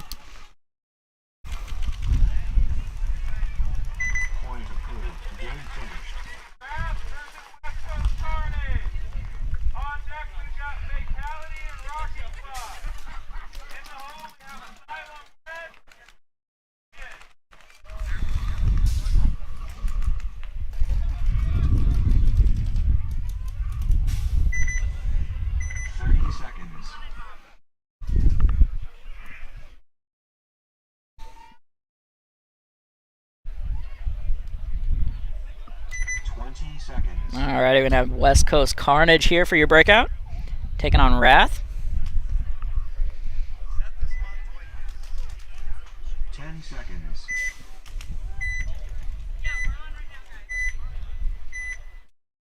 Shout out to Dar from Wrath. Gave me some energy drinks this morning. I think they're sponsored by Talking Rain.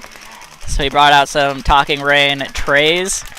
Talking Rain is energy drink. was delicious. So West Coast Carnage here, doubling up that back center, finally getting a bump out to the Snake side. And you can see them doubling up the Dorito side of the field as well, and that's really what you got to do on this field. And I know I've been talking about it a lot, but you just got to hammer that home. That Dorito side is essential. He's going to get into that second wedge now. Wrath does have at least one body in that first wedge as well. So they do at least have a presence on that side of the field, but if you can't hold that tape, then you can't stop some of these moves until they are deep down the field. So Wrath holding it down here right now. Looking at all 5 still from Carnage. Carnage, I think, did slip into the Snake while we were looking over here. Yeah, they're in Snake 2. You can see this corner player coming off the bunker trying to get something on the Snake corner, or that Dorito on the Snake side. Oh, and a penalty coming in there for Wrath. Is I think it was the player in the wedge got a penalty and is going to pull an extra body from the midfield here.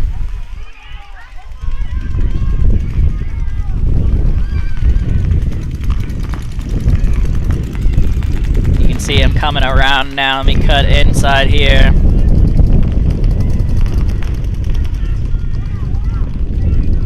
And that, yep, that's going to do it there for Wrath. Unfortunately, that penalty just blowing out their D side. And nothing stopping West Coast Carnage from just running that in.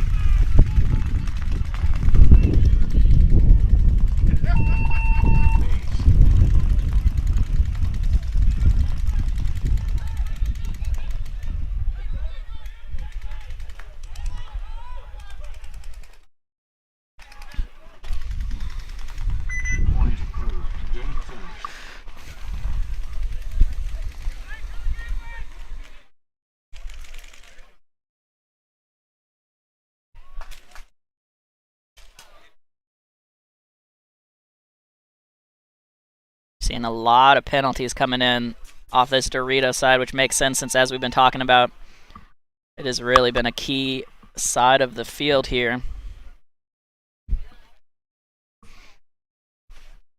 Hate to see that many penalties affecting games, but you also just can't let people play on.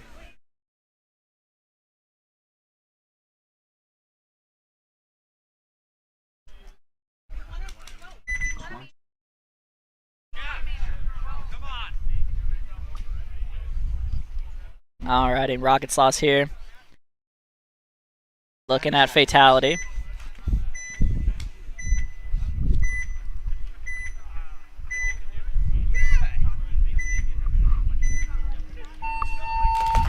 Here we go, Rocket Sloths on your breakout. Nice run and gun to that Dorito one. They get into the Dorito corner as well. They made it to Snake corner also.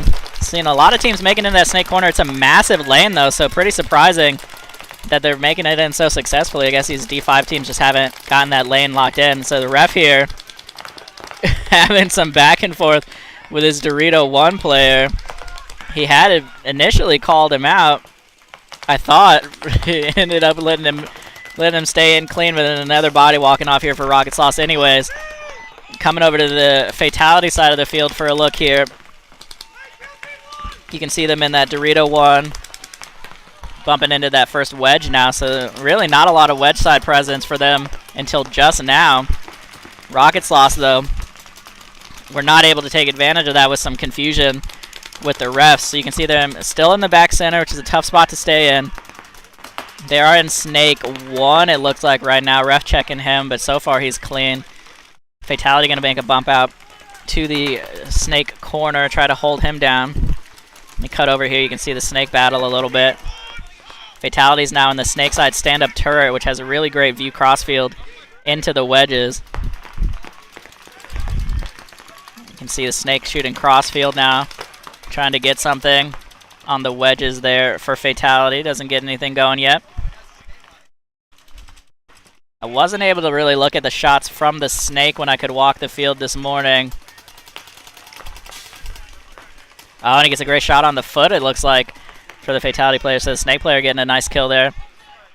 Let me come over here to the Dorito side. You can see doubling up the Dorito now, getting into the bricks. Looking inside. Oh, and just like I was talking about, that stand-up turret has a lot of control over the Doritos, but if you're not looking, you're also wide open once they get down the field. So 2 bodies coming up in quick succession there from Fatality, as they unfortunately just get blown out of that bunker.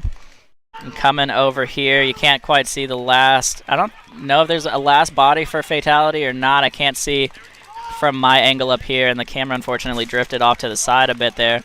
You can see Rocket Sloths running this one down. They have at least 3 alive here, so that's going to do it.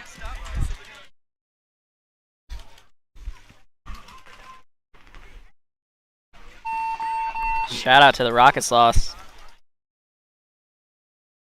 Pulling that one in, and again, Rocket Sloths with some great improvement as a team. I think the last Ninjaball was their first event.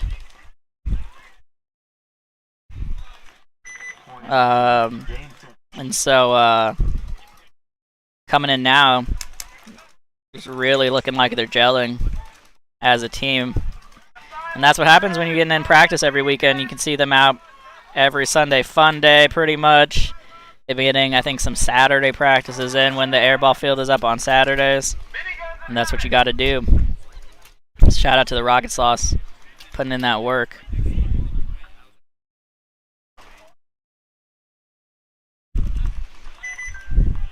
Alrighty, so we're going to have Fallen Legion on the field here, looking at Asylum Red. Still in the first half of the schedule today. We've got a lot of D5 teams to get through. On deck, we've got Race Miniballers and Asylum. In the hole, Miniguns and Havoc.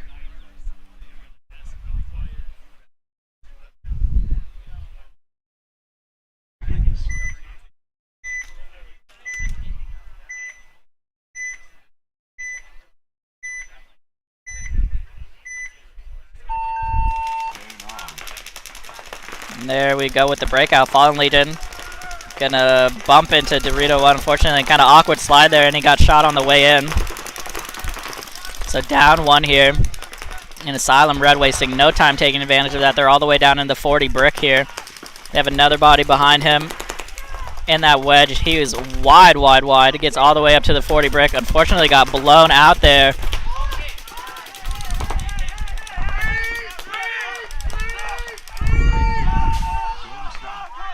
And they're going to have to stop the game here. Maybe a potential injury here. Give them a second.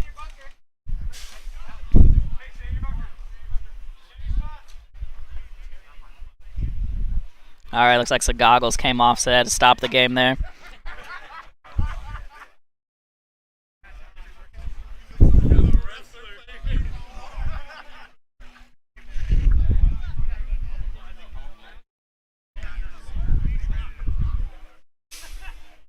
Alright, and they got to figure out what to do with this game now, so sorry about that, folks.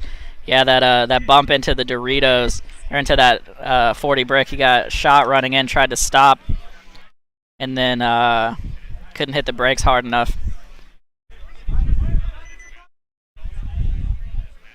I think they're going to restart the game from this position, it looks like. That's the first time I've seen that, but we'll go with it.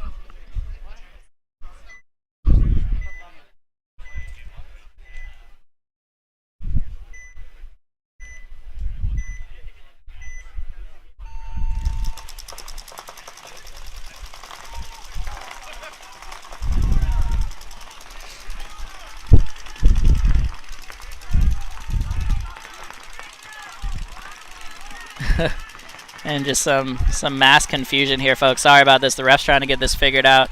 They stopped the game because one of the Asylum players fell down and his mask actually came off. But he's fine. No worries. No injuries.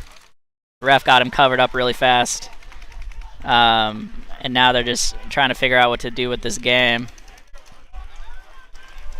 I really feel like they should restart it, but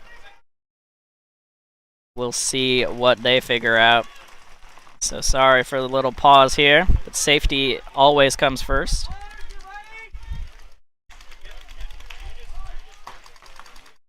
Alright, yeah, it looks like they're just gonna restart the game now.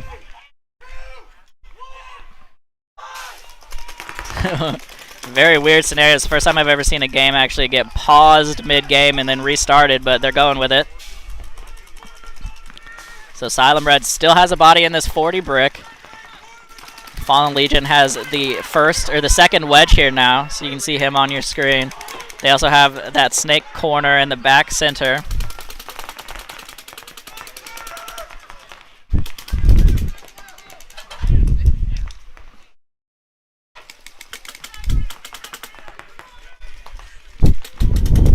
So you can see the second wedge here is kind of inset, so he can actually wrap. There's a great trade there for Fallen Legion as Asylum Red makes his move down the tape. Let me cut over here to the snake side. You can see that back center.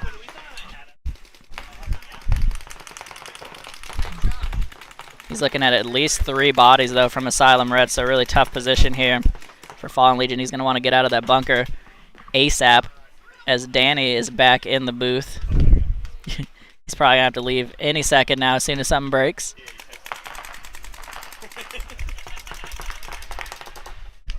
Alright, so Fallen Legion going to get out of that back center finally. Asylum really not putting a ton of pressure on him despite having a huge body advantage. Here we go, though, coming down both ends of the field. And, yep, that's going to do it. So Fallen Legion going to finally drop that last body. Asylum Red going to run this one in.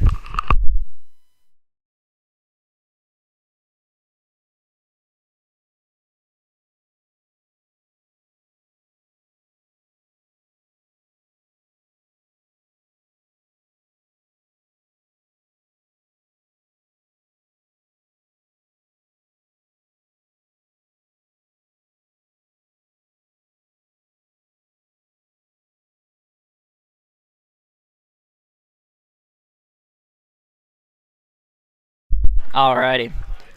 So after that was a bit of a weird game, folks, but we got through it. Asylum Red ended up pulling that one down. So we're gonna have the other Asylum team coming on here now, taking on Rain City Ballers.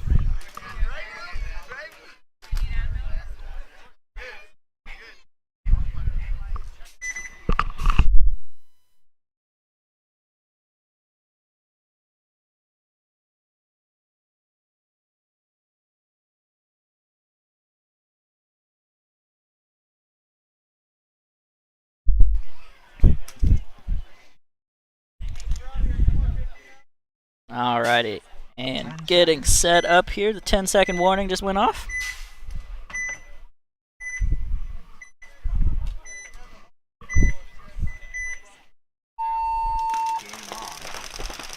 And there they go. So Asylum on your breakout here, doubling up the Dorito side again. This is a strong move. As we've been talking about, this Dorito side has been dominating most of these games. Rain City losing their Dorito side player down the tape, and that's exactly what you want to see from Asylum, winning that tape battle. Move over into that first Dorito now. Back center coming off for Rain City. Coming over here again for Asylum. So they're up 2 bodies right now. They're in the snake 1 as well. Let me cut over here. You can see them on the snake side. So they have snake corner, snake 1. Coming over here, they have Dorito corner, and then the second wedge now. So just great wide positions here. See them coming over the top of that Aztec as well. Just no pressure coming from Rain City now as they lost another body, and there's just 2 bodies left alive for Rain City. They're in the snake corner and that snake side Aztec, and it is just almost impossible to hold back the pressure at this point. They're literally living behind their guns right now. You can see, oh, unfortunately that camera's drifted over a bit so you can't quite see him there.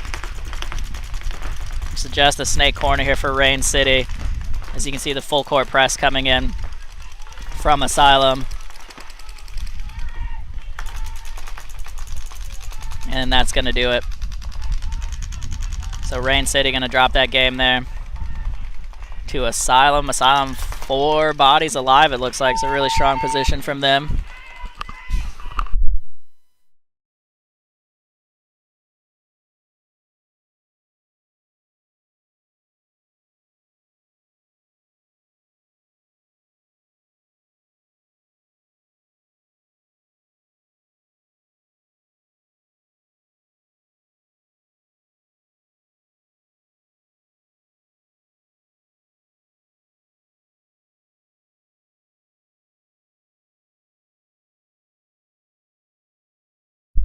Alright, getting Danny mic'd up here.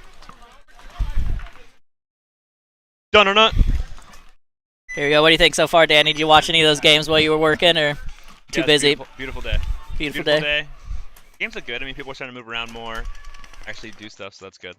Yeah, I actually saw, I think Phantom's purple win the first game from the snake today. Oh, really? Nice. Got deep on the snake and just chopped up the whole Dorito side. It'll be interesting to see as we move into finals and stuff what happens with that snake side, because I think people kind of start, as you watch this divisional play and people start forgetting about a whole side, just they get so used to one side, forget the other. And yeah, absolutely. So this is Havoc taking on Miniguns here. And it looks like Snake Corner. Havoc getting heads up straight into that Dorito 1. Or I guess there's the Dorito 2, the first wedge, now to second wedge. You can see their back line there. Nobody wide behind him, but it hasn't mattered so far. Shoots the back center in the stomach, I'm pretty sure. Let's see if this ref goes in. Ooh. Looks like he Maybe not. Maybe might have taken a bounce. Deceived me. You can see Miniguns now getting out to the Dorito corner and that first wedge. Havoc, though, all the way down the field in this 40 brick, putting some pressure cross field. See the little battle developing there. Let me cut back over so you can see from the Havoc side. Looks like Miniguns losing a body. Yep. 5-on-3 paintball. Looks like snake side cleared out for Miniguns right now. No snake side for Miniguns. Let's see if Havoc can capitalize on it. Havoc now getting up to that Dorito side temple. Haven't seen a lot of play in those temples. When I was walking the field, though, it looked like they had some really commanding views. Yeah, and I feel like they're also stuff that, like, again, like you can get out of them, right? Like if you got in there, it's like you can still make these wider moves into those next inserts to the 50s. Mm-hmm. So Havoc here, massive body advantage. Really not taking advantage of it though right now. Yeah, and I'm really surprised they're not picking on that back center more. I mean, it's the widest guy. I mean, like right now in this game, I got 2 guys on D side, a back center guy. If they take that back center guy out, you got 2 D side guys that are in a line that can't really protect each other very well. I mean, if this Dorito player for Havoc can either wrap or look inside and get that shot on the back center, they can start pinching this guy out with that snake corner makes his shot count. So yeah, you can see this Dorito player here sitting on the tape. Finally going to make his bump here now. He could have made that bump inside quite a while ago. Now he's going to look over at the back center. Doesn't see his back, so he's coming back in. You're going to see him pop out on the tape here in just a second. You can see him popping out there. The D corner moves back inside for Miniguns. Yeah, so Miniguns has the back center, that Dorito 1, and then that wedge you can see on your screen there. Havoc still 5 alive, really not pushing the snake side at all.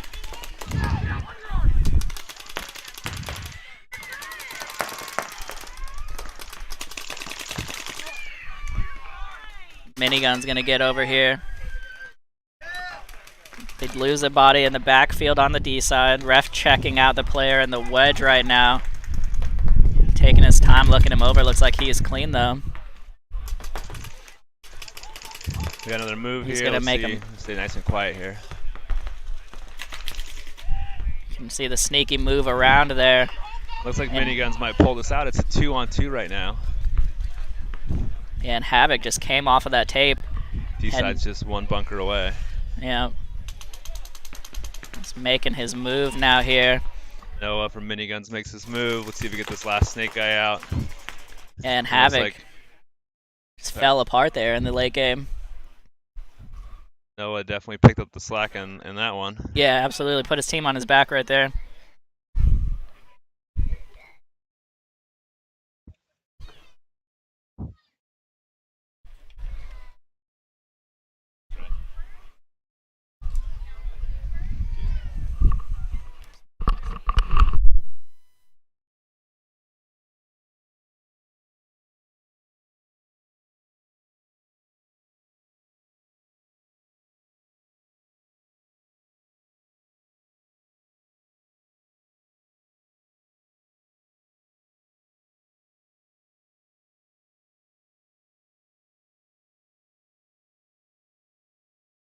Well, Havoc, you're gonna go back, look at the footage, study up, figure it out. That is the advantage of having the webcast. You can do a little research afterwards, see what happened in your games. If they do look at it, I would encourage them to, communicate a little bit there. They had the 1 and the 2, which they knew. They had this D side wedge. To me, the key to that game would be shooting that back center out first. Pick on that guy.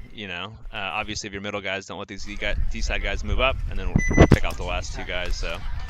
we got a lot of teams that are relying on kind of working on gun skills and battling versus, making the wise, pinching people out, making little bumps to get better shots on people. So a lot of gun battles. Yeah, they had that wide open snake side that whole game. Yeah. And just didn't make any moves there. Totally. All right, so this is Phantoms Black on the breakout here, taking on BTA. BTA doing a double run to the Doritos. It looks like that's been becoming a pretty popular breakout here. BTA is getting up the D side. They got 2 in these wedges here. Really not taking much ground on the snake side, though. We see some teams are doubling up the back center and abandoning those snake runs. So first body coming off here for Phantoms on the Dorito side, and that's exactly what you don't want to happen. They don't have anybody wide now on the Dorito side, and there's nothing to stop BTA. They're on the Phantom side of the field now. They're actually in both bricks. They're going to get shots in here on that little gateway bunker, or excuse me, on that kind of Seattle bunker there, that little mini turret. And the back center is about to get clipped out here. And here's the run through. Actually, he just got shot in the back on the run through from his own player, and that's going to be a major. Yeah, major on that run through, but BTA had 5 bodies, so it's not going to matter. So yeah, once again, you get blown out on the Dorito side, and that's the game. Totally. Especially against a team like BTA. They're not going to wait. Yeah, well, and I feel like it's crazy too, right? I mean, like, we know people are doing this. We really don't have much watching this side either.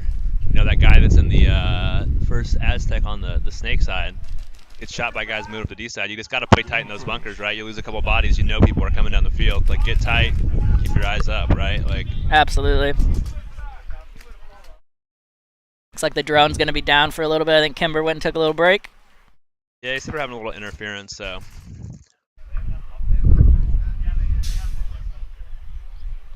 All right, so it looks like BTA got that point confirmed. 30 seconds. Still in the first half of the schedule, I think. Big turnout today for D5. I didn't get a full count. Danny, did you get a count on the D5 teams? I think we had 15 teams. I'll look it up in 15. I'll look it up in a moment. I think it's 15 though.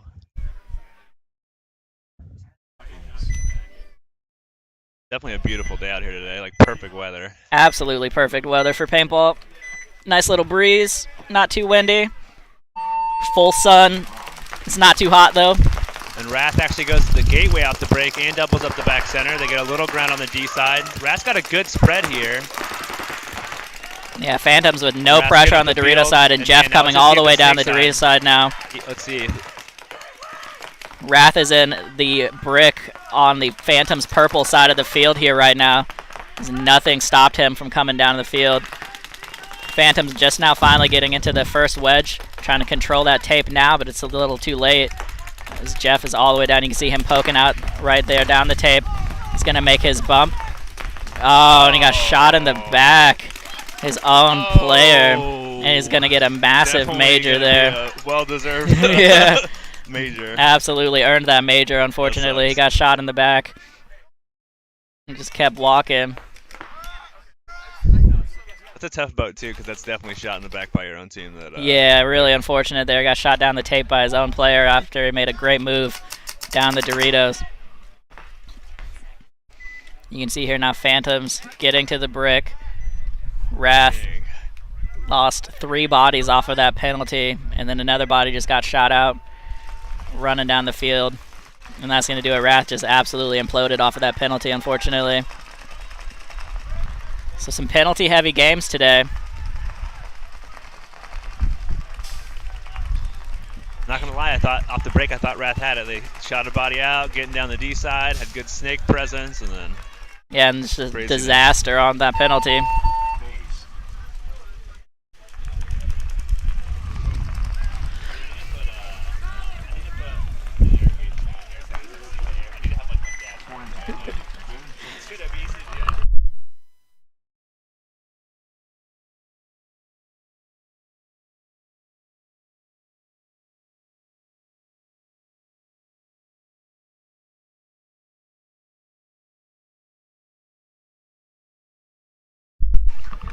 All right, so that was actually the last game, I think, for the first set.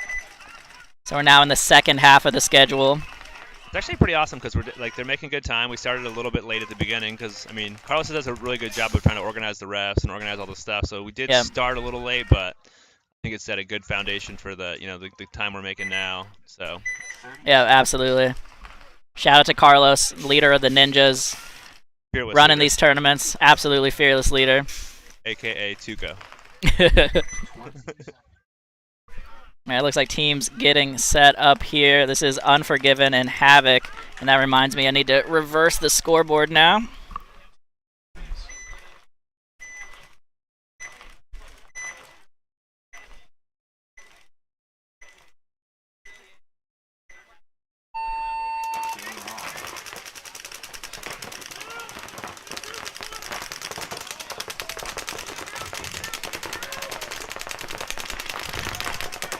And it looks like we've got 5 alive on each side. Your main commentary man, Joe's adjusting the scoreboard stuff right now, which is definitely a super cool feature we've got here. Good width on both teams. Looks like Unforgiven's over in the gateway, though, while Havoc's in the snake, so. Yeah, so my apologies for whatever's showing up on the screen right now. There we go. Got the scoreboard fixed. Shout out to PB Results for this awesome feature that they added where you can see the live scores. And it looks like Unforgiven losing their body out of the bricks here. Uh-oh. As Danny's going to have to go do some maintenance here. Looking at the Unforgiven side of the field, you can see that first wedge unfortunately deflating a little bit. Havoc making a bump here now into the second wedge. They have the snake corner and that second wedge, and then that snake side cake you can see there. Unforgiven, I think that was the last of their bodies. Sorry for losing track of that game for a second there. Pretty sure Havoc, yeah, Havoc took game 1 here, so it's actually 1-0 in favor of Havoc.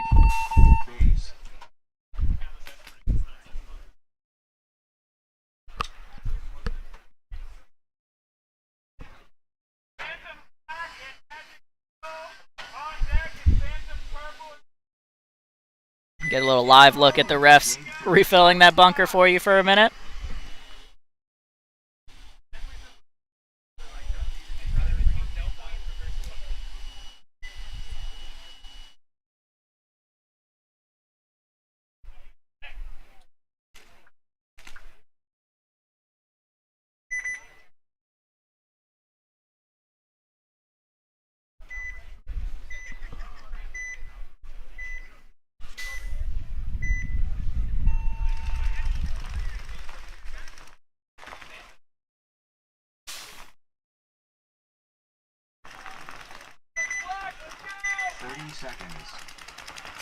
Alright, getting some teams on the field here.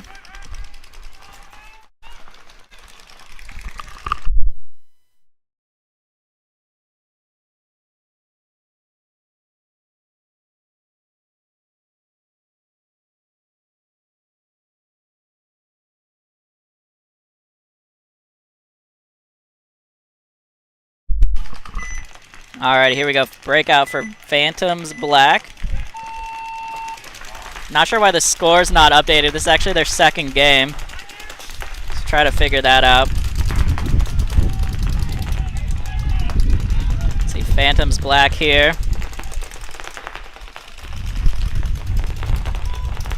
Four across the back line. Looking over at Magic Tickle. They're in the back center. They're in the first wedge. Can't see much else on their side of the field. Let me cut over. See if we can spot anything else. No, not a whole lot there. The camera got a little shot as well. Phantom's getting into the first wedge now and into the snake corner, so a nice little double bump out of them. Oh, got shot moving into the first wedge though. So a great kill there for Magic Tickle. It looks like their back center is just holding that lane into the snake, or into the first wedge. Phantoms Black is in snake 2 now, as the back center actually lost a gunfight there. Coming over here. Oh, snake side of the field actually got blown up too.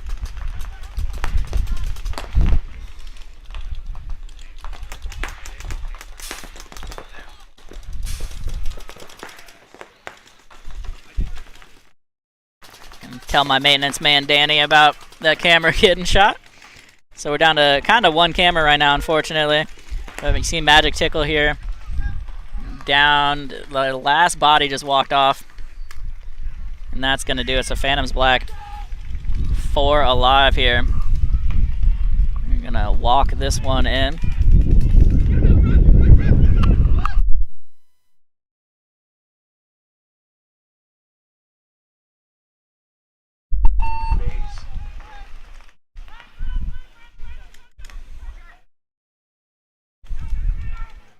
Alright, you can see Danny, the ladder man, getting in position there to go fix that camera for us. Thank you, Danny.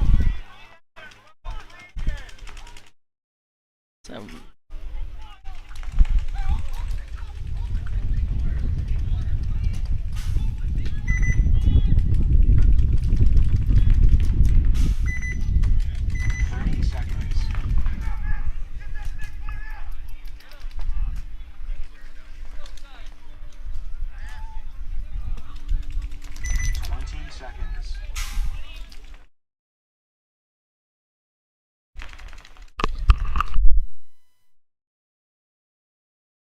alright, got a little bit there, and Danny's got to get out of the way.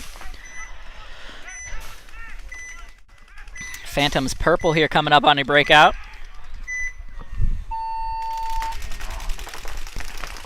There we go, Phantom's running all the way up to the turret on the break. It's the first time we've seen that on a breakout. They got into Snake 1 as well. That Snake player got shot, though, on his way in. So one body coming off for them. They're getting into the first wedge here now. Phantom's Purple 5 on 4 here against West Coast Carnage. They lose another body out of the center. It's really unfortunate. It's a great move off the break for them. Just didn't pay off. So 3 bodies left here for Phantom's Purple. The back center, the snake side insert in the Dorito. You can't quite see him. And that first wedge.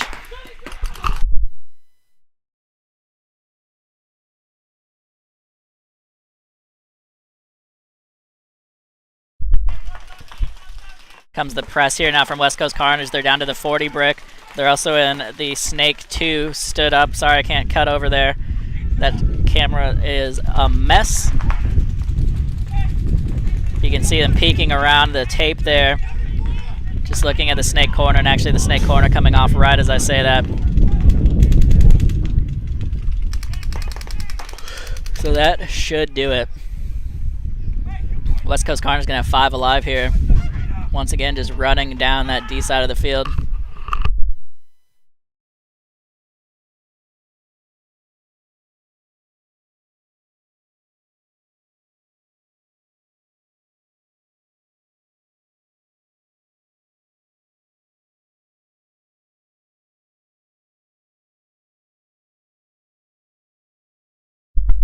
All right, I had to chat with our maintenance man Danny there for a minute.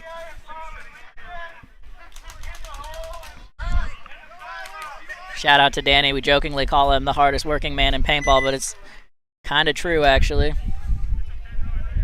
All right, so teams getting on the field here. We got Miniguns, I think.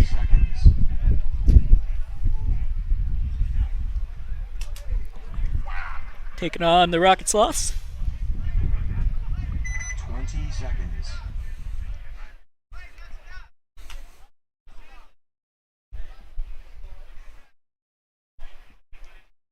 10 seconds.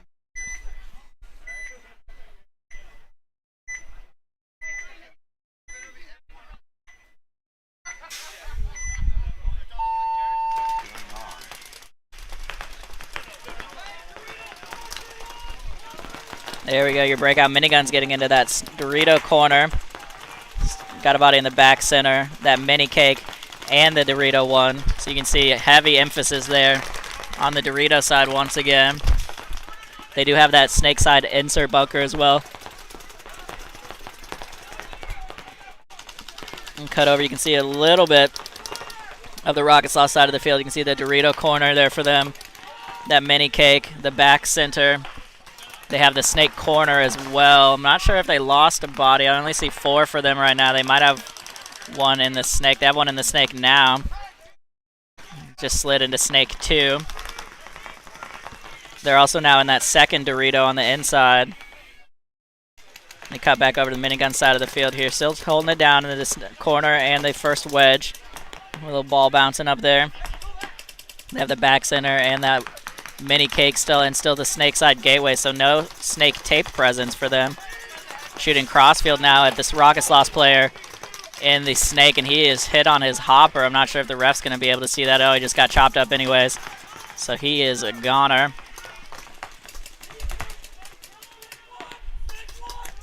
Miniguns here with a big body advantage. Cut back over, excuse me, to the Rocket Sloth side here. They're in the second wedge now, as well as the back center, and that's the only 2 bodies I can see for them. Popping over here.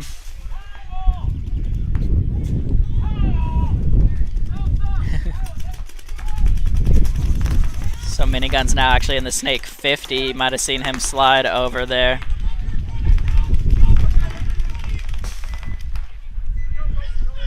As the brick gets a great shot on the snake there for Miniguns. Here comes the run through though. Gonna push him down.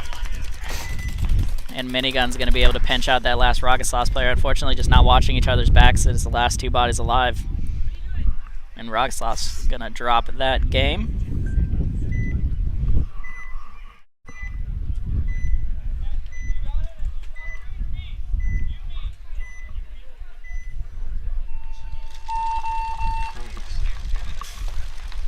Yeah, so 15 teams in D5, 7 teams in D4. Sorry about this shakiness here, but Danny's got to do some camera maintenance. Cut back over here for a bit.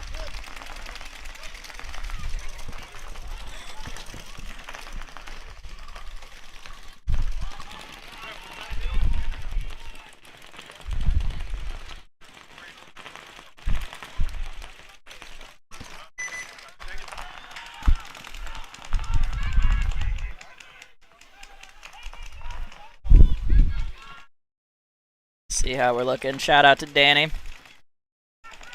Getting us fixed up here.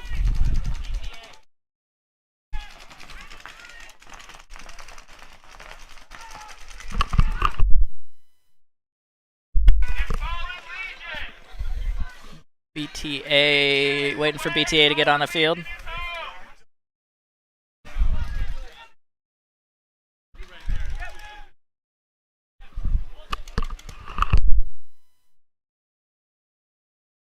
Shout out to Danny getting us fixed up over there on the purple side camera. Now we just got to take care of this one. It's a small operation here, folks. We appreciate y'all tuning in and supporting this live stream and Ninjaball in general. 30 seconds. See if Danny can get that one wiped off before the game starts. Just heard somebody blow an O-ring out.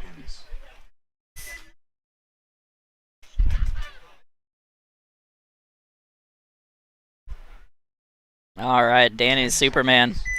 Got us all cleaned up and going back to 3 cameras. Here we go, BTA on the breakout. They've been running 2 wide on the D side. Most of these points, looks like they're gonna send 1 wide and then do 4 guns up. Don't think they got 1 body actually for those 4 guns, so that's gonna work out for them. Fallen Legion down 1 here. This looks like Todd getting into his secondary there, shooting the Viking again.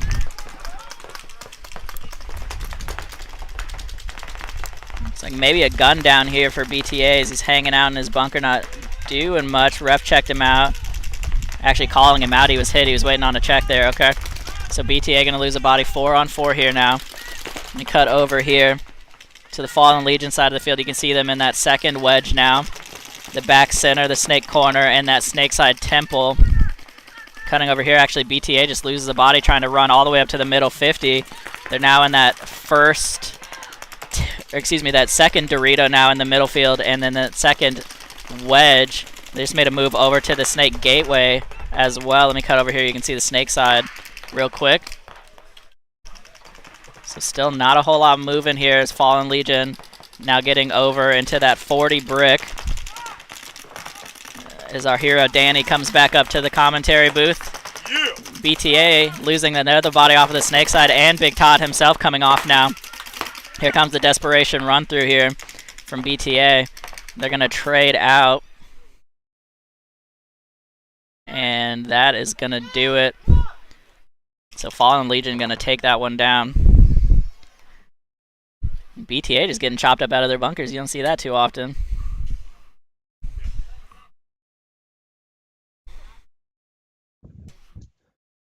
Just set a record. Personal best. Fixed 2 cameras between one game. Yep.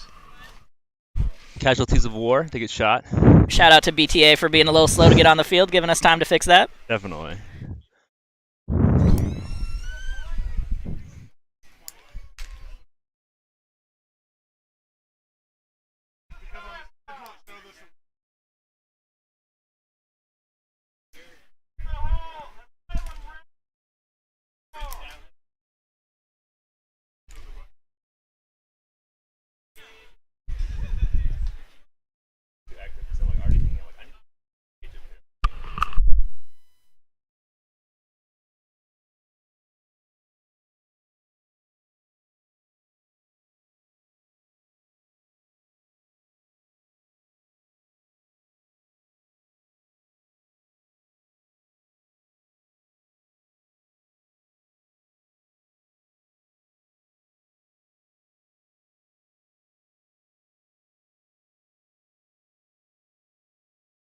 All right, Wrath up here on your breakout, taking on Asylum. Not sure why the scores aren't updating. This is the second half of the schedule, but we're not showing who won the first game. So we'll have to look at that in a little bit. Probably something with the tablet. Yeah, we'll check it out. Investigate. Yep. Note for the improvement list. Danny's not just the camera maintenance guy, he's also the IT guy around here. Wears a lot of hats. Here we go with the breakout. Wrath heavy guns up. They did send a body wide into the first wedge. Asylum doubled up the wedge side though. They have the back corner and now the second wedge. He's wrapping around trying to get a shot on the gateway for Wrath. See here. Let me cut over really quick. You can see from the snake side there in that gateway and the snake side little mini temple. Cutting back over here as they make a little nice inside move into that second wedge and get into the corner now as well. On the back center, going to come off here for Wrath. You really can't stay in that back center too long. There's a lot of pressure coming in on you. I didn't see anybody come off for them, but they have the back, they have both corners, the back center, and this wedge. So maybe they did lose one unless they're in the snake and we can't see him right now. I don't know. I've been looking for that guy most of this game, and they definitely got the back 3 and this 40 block, but now he's crossing over to the brick side on, or excuse me, the brick on the Wrath side of the field. Uh-oh. Just let him know he was there, and the Wrath guy didn't notice. He's going to come around, they're going to trade. Little trade here on the D side. Yeah, great move there from Asylum. Oh, they do have a snake one. Yeah, okay, he was in the snake, so it was 5 alive for Asylum with the sneaky snake play. And now 4 bodies for Asylum, looking at 3 for, or excuse me, 4 bodies. Yeah, 4 bodies for Asylum, looking at 3 for Wrath. Wrath with 2 on the snake side, 1 in this D corner. And actually coming all the way down the snake side now, you can see that bunker moving. He's in the snake 2 on the Wrath side of the field, looking crossfield, trying to get something on this back corner here. The snake's definitely tough when you get across that 50 since there's those gaps, so.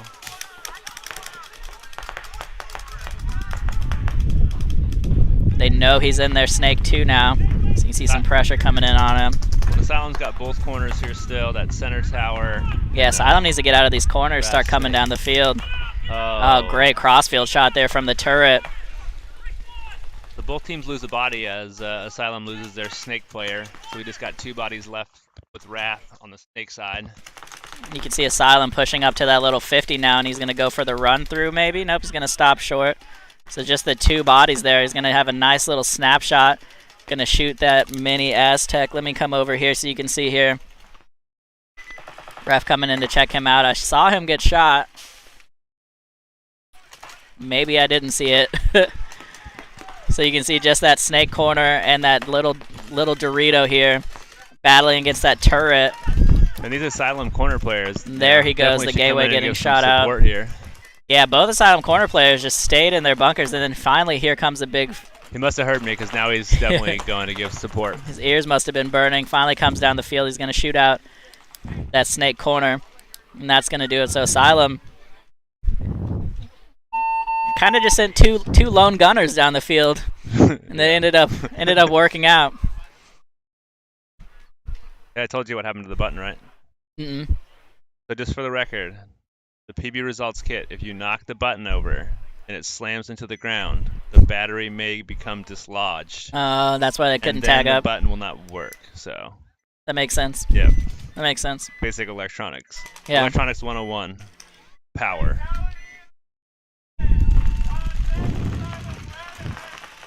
feel like we're moving pretty good here. Games seem good. I see a lot of smiling faces. Like, overall, things seem to be pretty freaking good.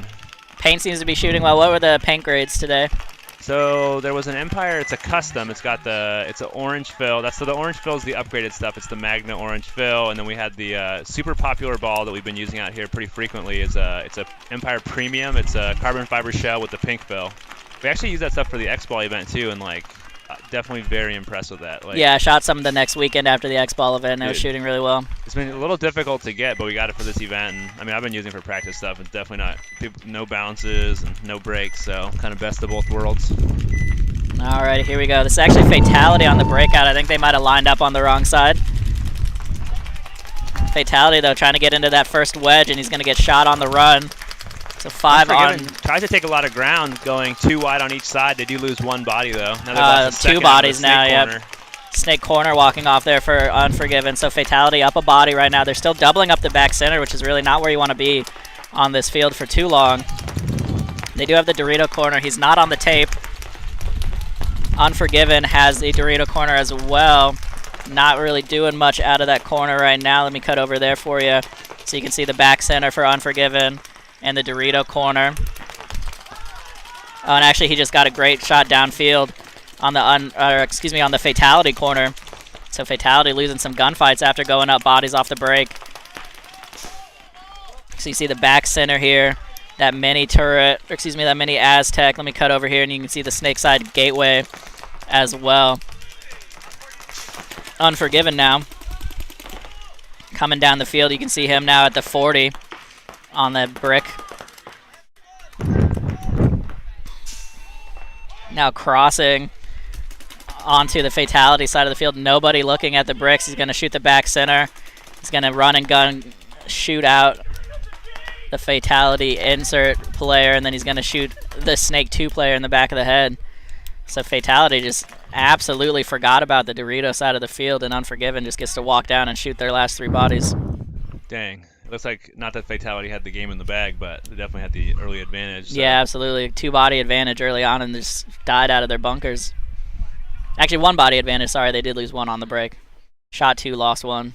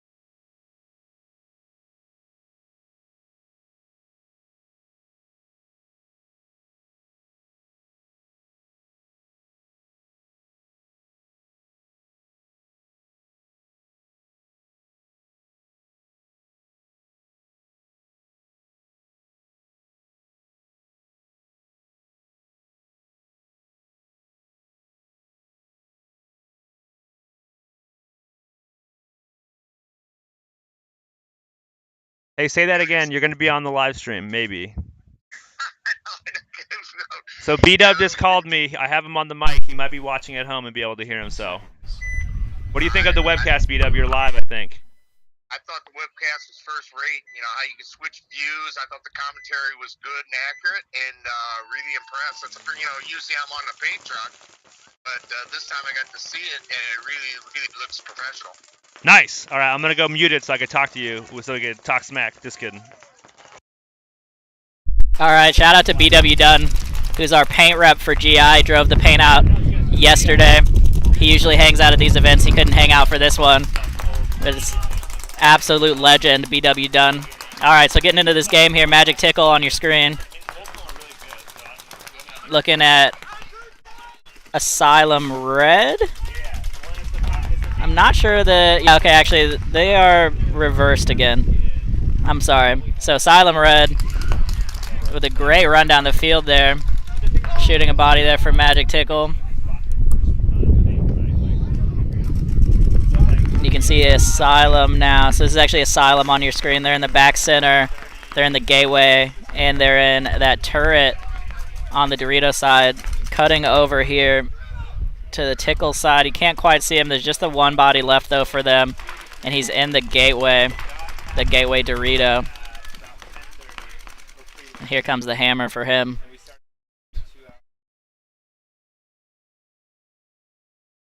All right, and that's going to do it.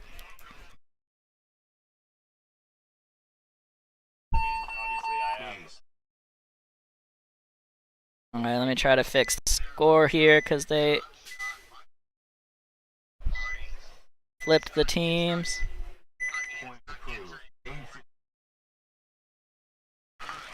There we go. Sorry, it's our first time using the live scoreboard, so I have to make a few adjustments here. All right, let's see if it's going to be correct now. So Rain City Ballers should be on the home side. Looks like they're walking out there.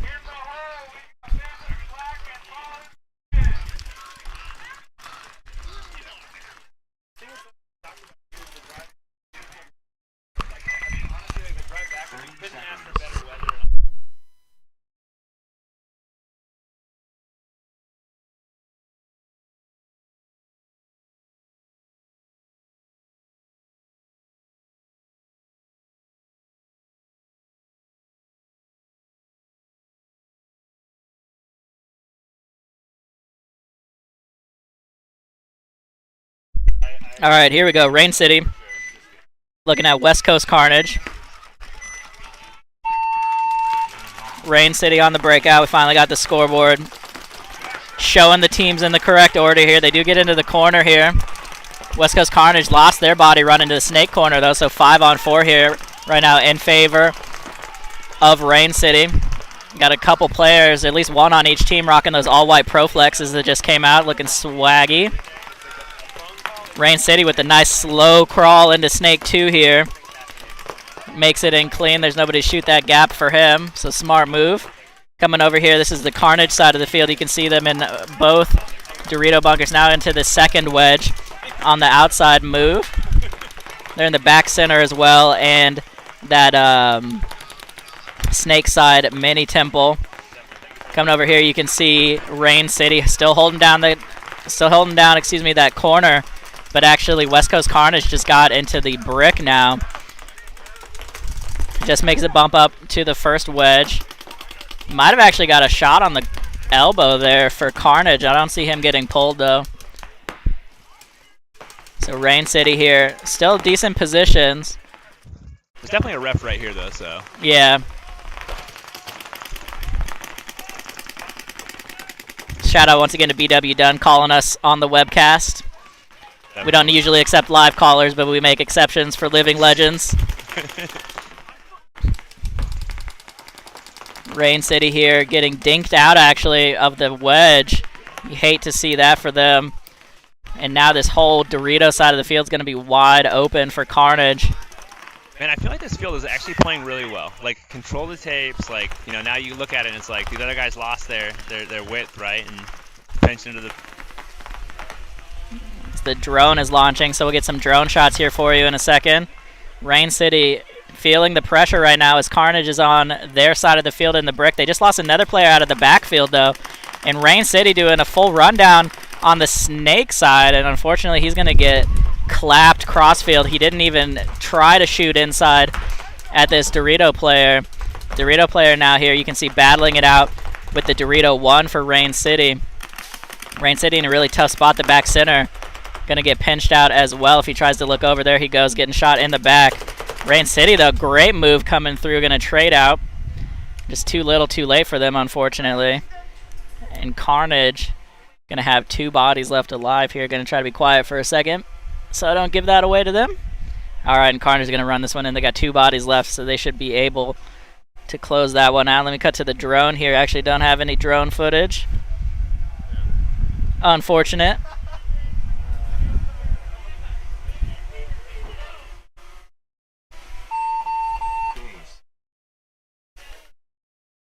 All right, looks like this is a little test flight.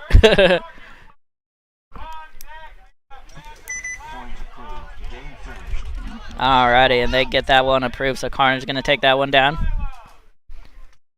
Rain City Ballers coming up next.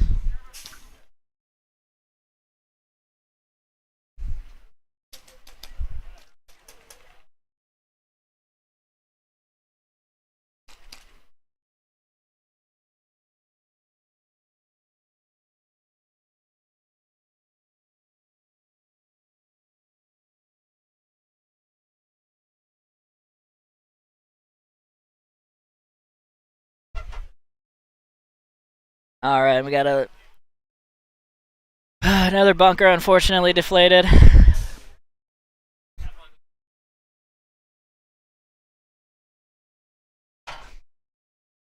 Get a quick fix here. Handyman Danny's on the case. Hopefully the food truck's setting up soon. Starting to get a little peckish. Shout out to Slammin' Sandwiches. I think that's their name. Doing fried chicken sandwiches at Ninjaball this time. This is a full feature event this time, folks. We got Dusty from the Pro Shop, slinging hard goods and soft goods. If you need any goggles, hoppers, pods, barrels, tanks, swabs, whatever you might need to get on the field, Dusty's got it for you here at Ninjaball. And we have a food truck coming out. Smackin' Sandwiches, excuse me. Smackin' Sandwiches. Gonna be here for lunch.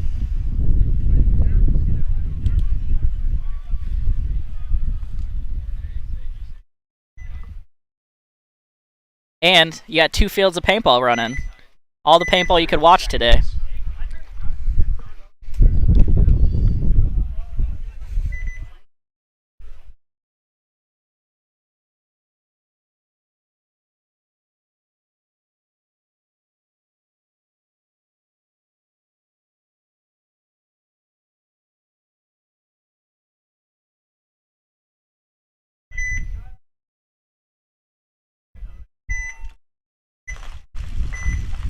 Alright, let me try to get the scoreboard updated here. For some reason that's gotten off.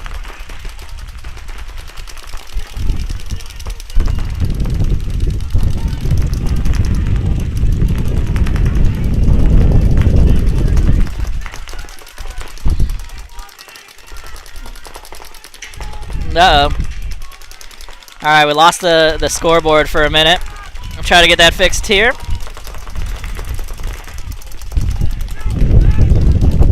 This is Havoc, though, on your screen, taking on Rocket Sloths. Rocket Sloths just lost a body off their back line. I see 3 alive for them right now. You can see Havoc here rolling the backfield, and then they have that first wedge. Another body coming off here for Rocket Sloths, so down. Let me check here on this screen so that you can see the back center. And the Dorito 1 for them. I can't quite tell if they have somebody in that wedge. I don't think so. So maybe just 2 bodies left here for the Rocket Sloths. Not sure if they're in the Snake or not. Cut over here to the Snake side view. You can see Snake 2 there for Havoc. Make a move here now. Actually, a nice little leapfrog into the second wedge. Gets a nice shot on the back center, so just the one body left alive that I can see here for Rocket Sloths.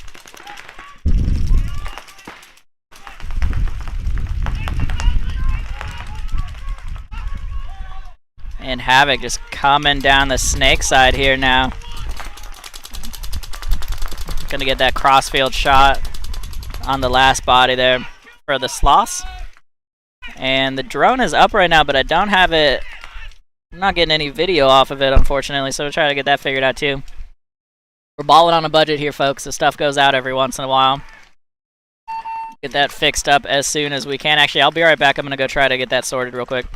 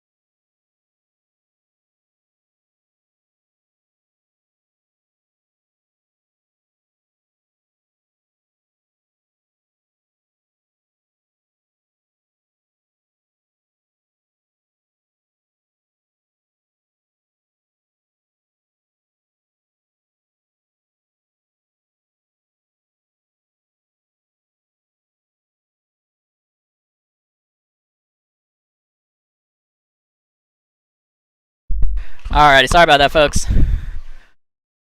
Fallen Legion looks like just about to run this one in. Trying to get the drone figured out. Oh, we got video. Hey! It's landing. Alright. Well, now we got drone footage back whenever he gets it back in the air.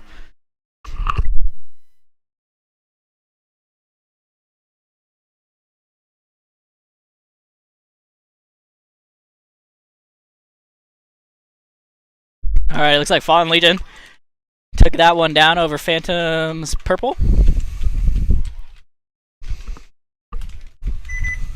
Excuse me, that was Phantom's Black. Now it's Phantom's Purple coming on the field.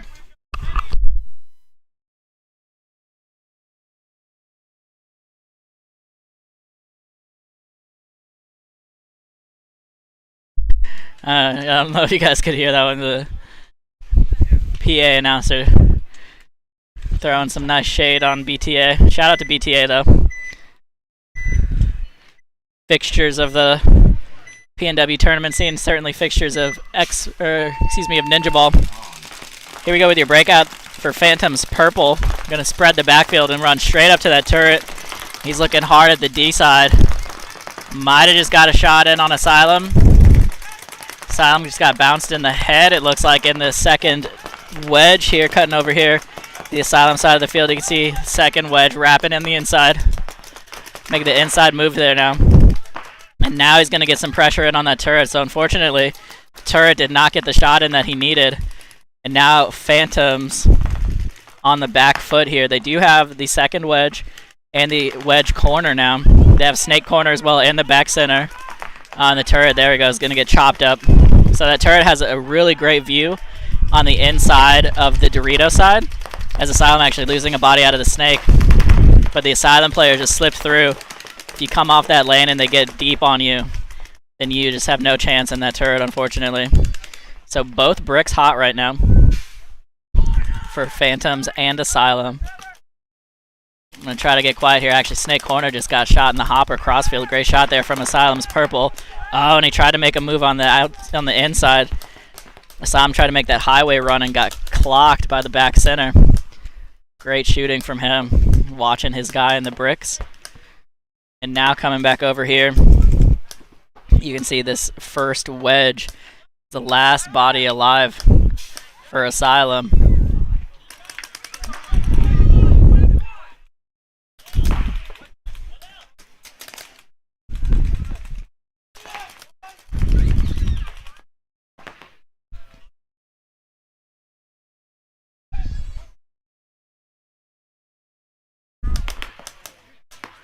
So just the wedge here left. Gonna have to try to while out against 4 bodies from a Phantom's Purple right now. Phantom's gonna slide in to that 50. You can see him laying down at that 50 there. Looking at the press here, he comes around. The run through gonna come in.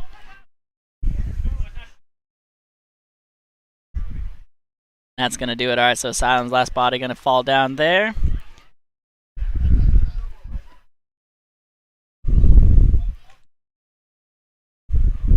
Actually got a shot down the tape too. So Asylum actually traded outright at the end there. Phantoms has plenty of bodies. Just as soon as they figure that out, they're going to run this one in. Plenty of time on the clock as well. For anybody just tuning in, this is Ninjaball Event 3. Ninja Wars. This is Doodlebug Sportz Snohomish. Beautiful day for paintball out here. It's like 75, sunny, slight breeze. Absolutely perfect weather for paintball right now. If you're not playing paintball in the Pacific Northwest this weekend, you are missing out.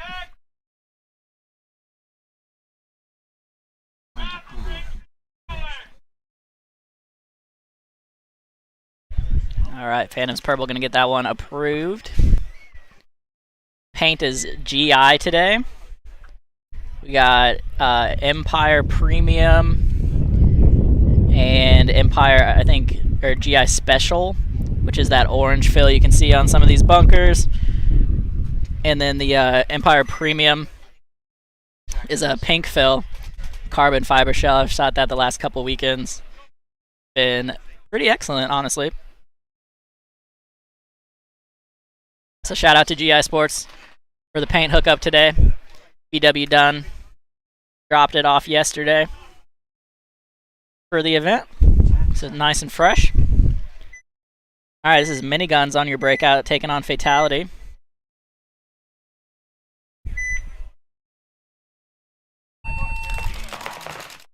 Miniguns with a heavy middle play right here, gonna get all the way up to the 50 on the snake side. They've doubled up the back center, and now they're gonna break out wide, get into the Dorito 1. Fatality has, I think, 3. Let me cut over to the Fatality side here so you can see them. So they have the Dorito 1, that Dorito side mini cake, doubling up the back center as well, and then they have the snake side gateway.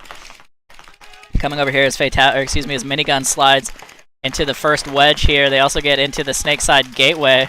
Let me cut over to the snake side real quick. You can maybe see, yeah, it's a little fuzzy there, but you can see the 50 player there looking Dorito side, just waiting for somebody to make a move down to Doritos for Fatality.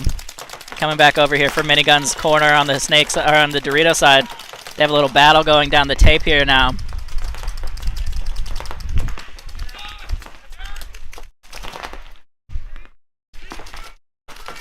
Coming over here for Fatality. See their body in the first wedge and Dorito 1. They're in the back center.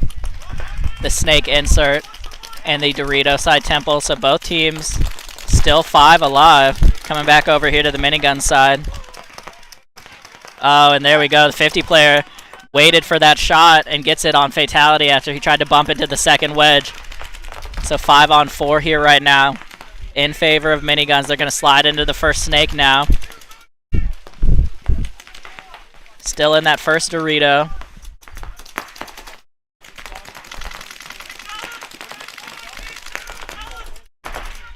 Still in that back center as well. I guess they're still liking that spot, trying to hold off the Dorito side. And the 50 gets another shot.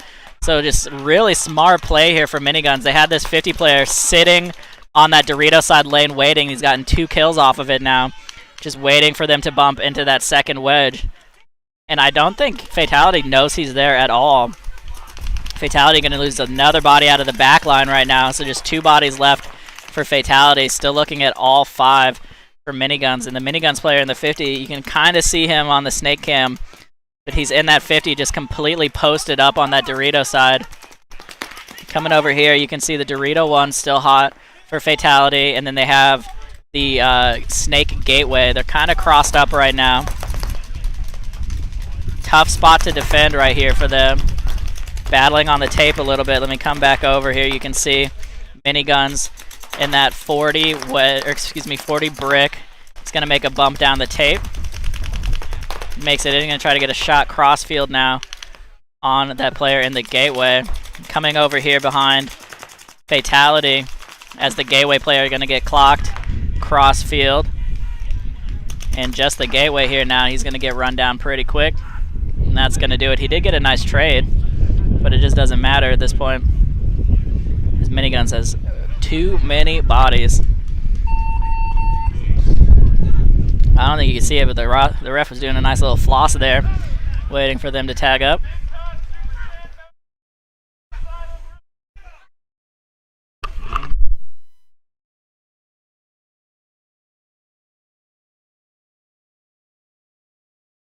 Yeah, the drone is back. Wait for BTA and Asylum Red to get on the field.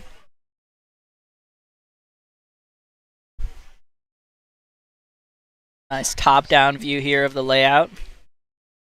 See those little mini W features for the 50. Those are mostly blocking crossfield shots, but as we just saw, Minigun's got a guy in there and just sat on that Dorito side. Got 2 key kills in that game.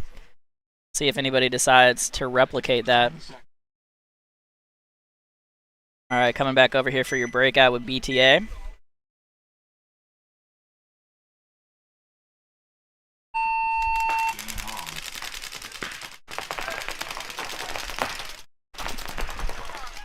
BTA with heavy guns up. They did get a kill off the break on the D side.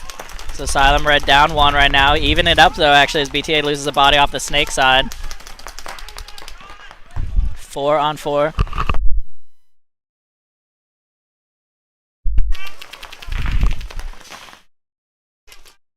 Asylum actually making a nice move on the inside into the second wedge. So the wedges are kind of offset, so you can make a kind of cool inside move there if nobody's on the inside tape.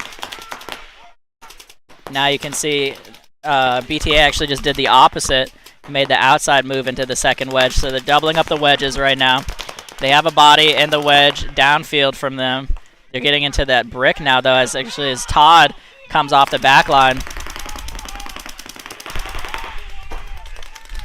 Asylum Red here, getting some key kills after these gun battles, and a great crossfield shot. Gonna pull out the brick there from BTA. So BTA really just dying in their bunkers right now. It's really uncommon for them. As here comes the highway run through. You're gonna see him pop out here in just a second. He's gonna get a shot in and trade out. I think that's Al there coming off. And just one body left here for BTA, looking at least 3 from Asylum. Asylum really just producing a lot off of that one body in the Doritos. And a great crossfield shot here from the Phil from Asylum. They're going to take that one down. Asylum going to have a strong showing there against BTA. Off of just some really smart play on the D side. Once again, this D side of the field just really dominating today. If you're not playing the D side right, you're having a bad time.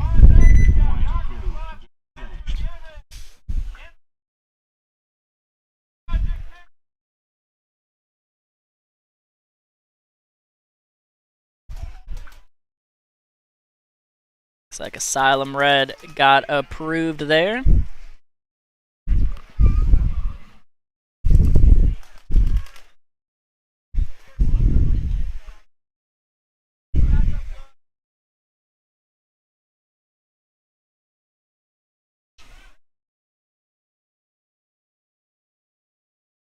Have Wrath on the field here.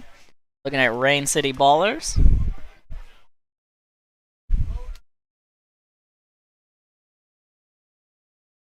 Like we got Dar on the field. Shout out to Dar getting us some Talking Rain energy drinks. These Trey energy drinks are delicious. If you're at the event and watching this for some reason, there are some free energy drinks over by Dusty's little pro shop stand. Here we go on the breakout for Wrath. Looks like both sides are 5 alive right now as Wrath spreads the backfield and gets into the first wedge on the Dorito side. Rain City similarly spreading the backfield. Let me cut over there and see. Yep, they got the corner as they lose actually a body out of the back center. It's a really unfortunate loss there for them, losing that gunfight there. So Wrath up a body right now. I think they are in the gateway as well. Yeah, so they're in the back center, the gateway, that mini turret, that mini cake on the Dorito side, and then the wedge 1, as some people are calling it, or that Dorito side wedge. Rain City, though, actually getting into the snake now. Wrath going to bump up to the second wedge as well as that second Dorito. Coming over here to the snake side real quick, you can see snake 1 now for Wrath as well. On the Rain City side of the field, they're in snake 2. He's looking crossfield now as Wrath just lost their back center. Snake 2 just... Oh, as I'm getting a little spray off the bunkers here. Snake 2 just missed his shot on the player from Wrath filling into that brick.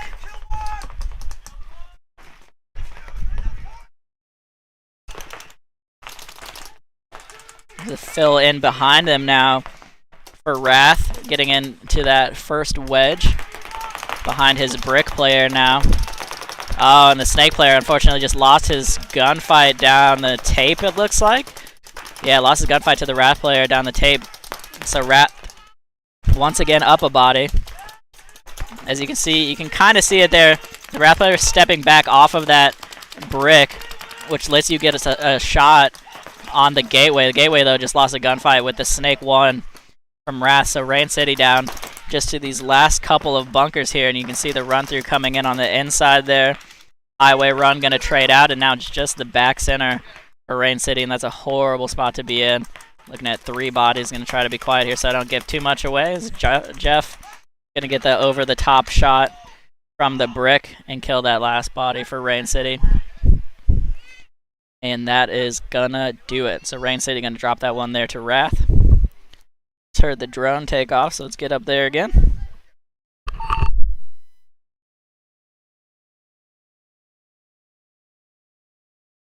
And surely attest to you, since I just got sprayed by it, this orange fill paint, which I think is Empire Custom, the fill is definitely thick. So shout out to Empire and GI for that. It's the orange Magna fill. Wrath gets that point approved as you get this little aerial shot of both fields. I think D4 just finished up their prelims. So there's only 7, well, I say only, there's 7 D4 teams, which is a pretty good turnout for D4.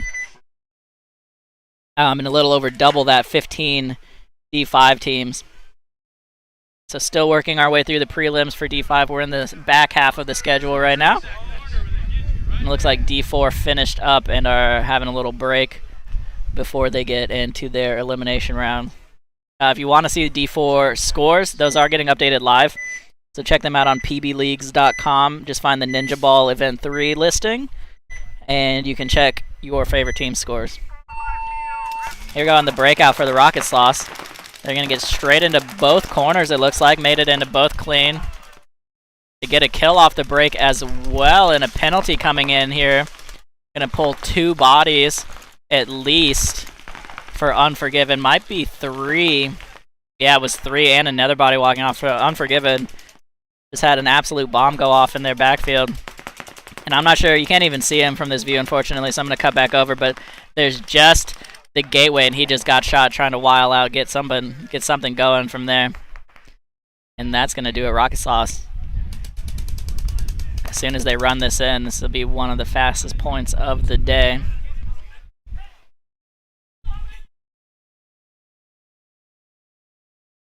Yep, that's going to do it. Rocket Sloths 5 alive. Gonna take that one down. Game finished.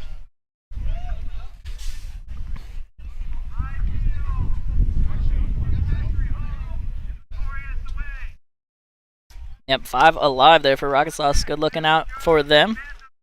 Once again, Rocket Sloths really improving over the last event. They've been playing hard on these practice weekends, putting in that work.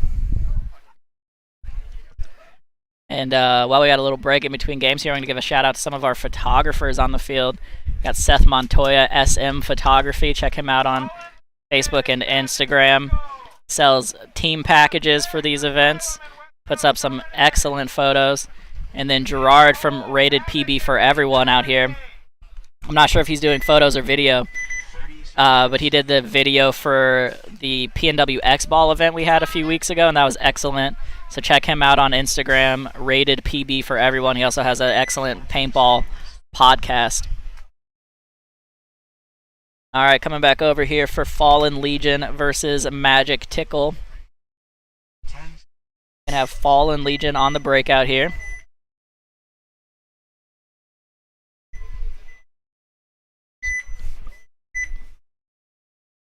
Here we go, Fallen Legion coming out here, doubling up the back center, sending one to the snake corner, and then now on a bump into Dorito 1. They did get one kill off the break. It looks like Magic Tickle going to lose one off the back line. Magic Tickle is in the snake side gateway, the gateway, the little Dorito gateway. They're in the first wedge, the back center, now the second wedge actually. Let me cut over here so you can see. On their side of the field, you can see the wedge shooting inside as there's a Dorito 1 player behind him now. Coming over here for Fallen Legion, they're going to get up to that second wedge. Ref coming in, though, to check their mini cake player. He is clean. They're going to get all the way up to the 50 now. Nobody even looking at him. He's just going to walk down the field, get 1, get 2, get 3. Fallen Legion just walks down the field and gets an easy 4-pack. Just fell asleep on that Dorito side. Magic Tickle, just nobody watching that tape at all. and just absolutely got blown out right then. So Fallen Legion gonna have a dominant game right there.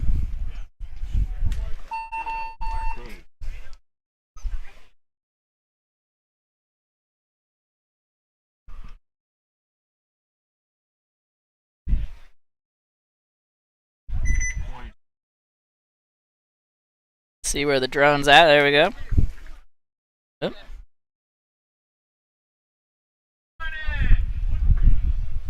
On deck, Havoc and Fatality. A little picture-in-picture. Might try that later. 30 seconds. A little top-down view. You can see some players getting set up for D4.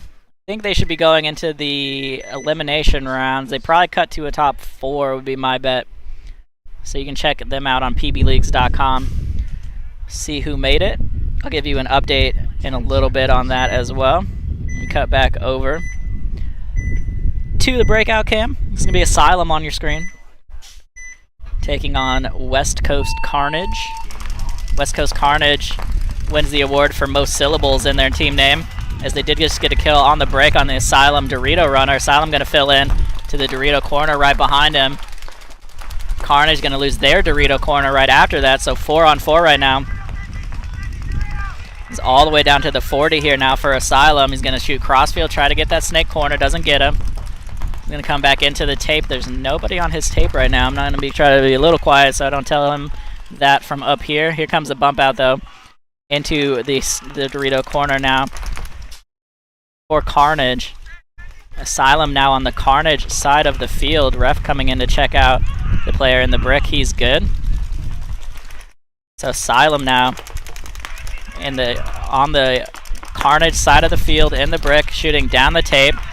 Just tried to do a nice little hop shot. Doesn't get anything for it. Let me check over on the Snake side of their field real quick. One, and that Snake side mini turret now into the Snake corner. They also have a player behind the bricks in the first wedge.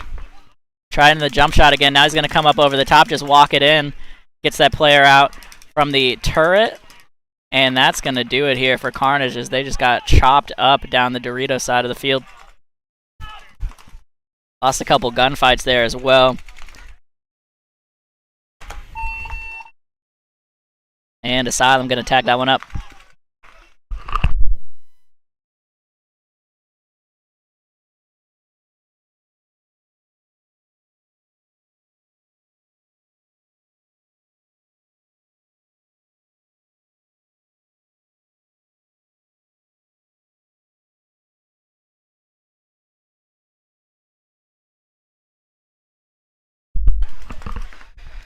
Alrighty.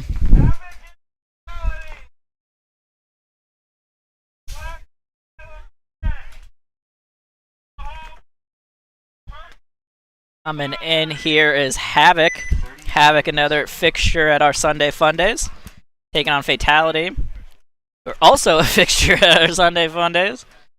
These teams really been putting in work this summer and seeing some results for it, for sure.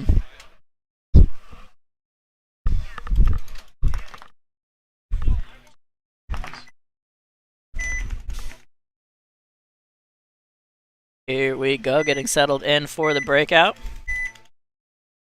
Havoc on your screen.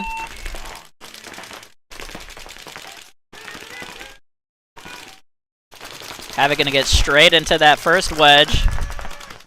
So does Fatality. Fatality doubling up the back center. Havoc gonna lose a body off the D side here. So 5-on-4 here right now in favor of Fatality. Fatality's D1 player just got checked. He is clean, excuse me, first wedge player. Kind of the second bunker on the Doritos. It's like Dorito 1 here now for Havoc. He's checking himself as he steps into the bunker. Looks like he's still good. They have the Snake corner as well. Let me check over on the Snake side. They have Snake corner and Snake 1 now moving into Snake 2 here. You can see him make that crawl.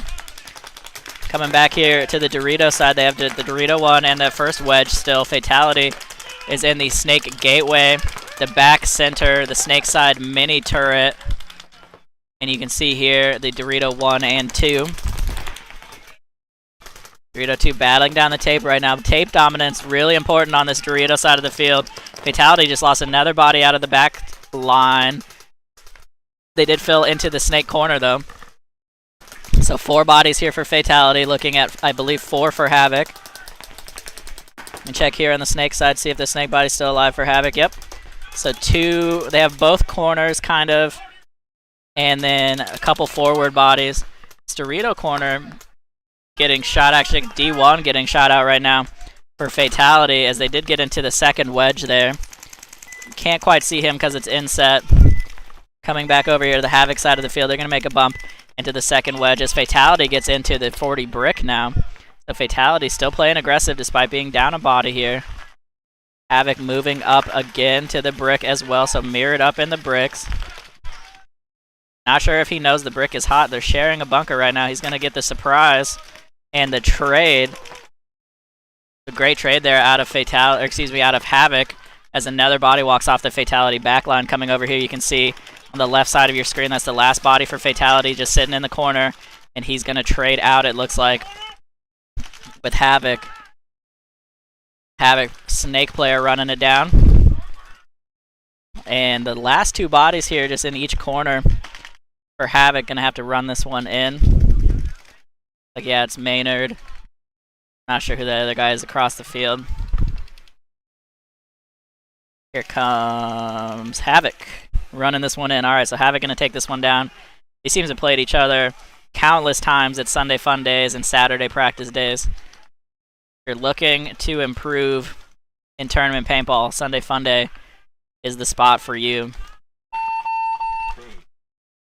Check us out. There's a Sunday Fun Day Facebook group if you're interested in joining in. Let me get some more D4 action here for you on the drone shot.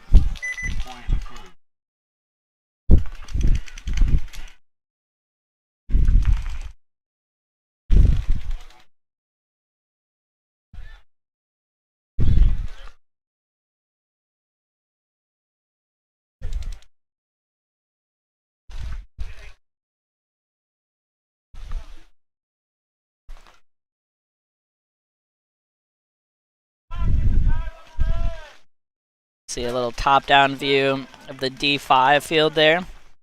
Right at the bottom of your screen, that gray tarp-covered thing is where I'm sitting, on top of the shipping container.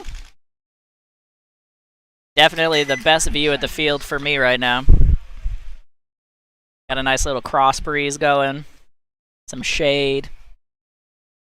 Living the dream. Well, I mean, honestly, playing right now would be living the dream with the weather this good, but second best is sitting in the commentary booth. So Phantom's Black coming up here on the breakout. Looking at Asylum Red.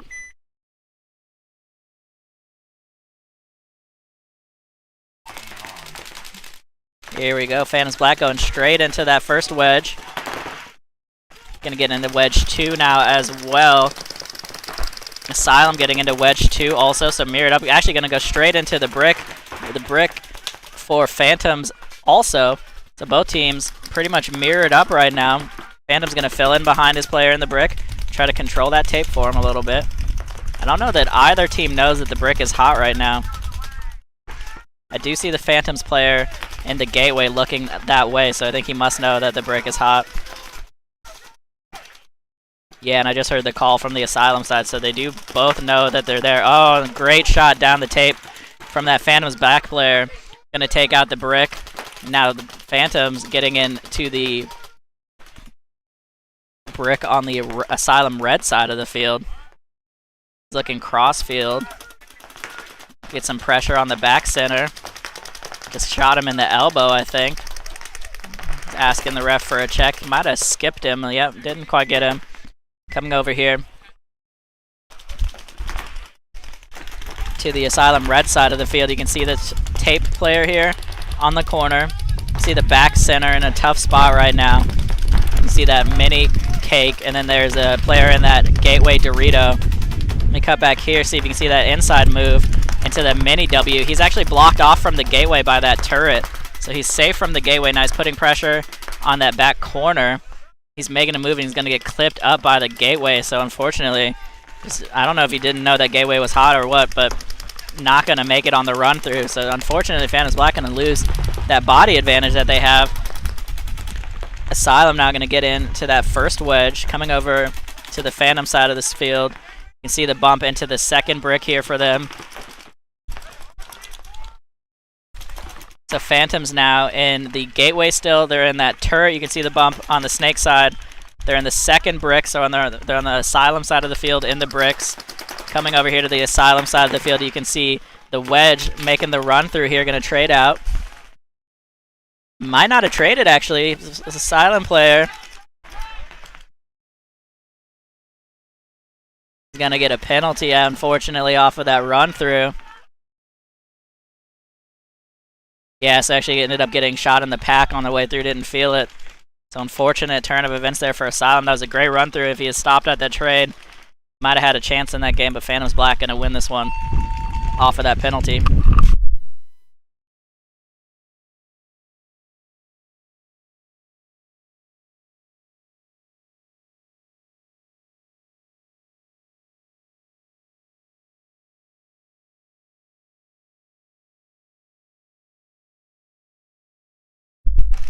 Alrighty, and Phantoms Black going to get that one approved.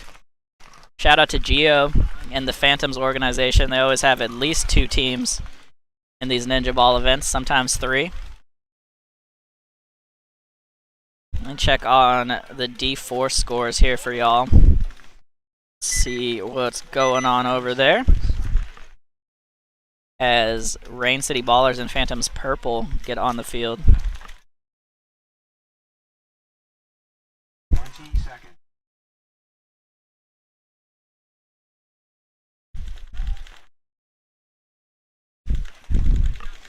Oh, so Phantoms does actually have 3 teams, so they have a D4 team as well. So looks like the top 4 for Division 4 right now are Phantoms, Savage Joes, Notorious, and DBS Factory. As Phantoms Purple here on the breakout. Gonna get an easy run into the first Dorito wedge. Rain City, though, actually into the brick.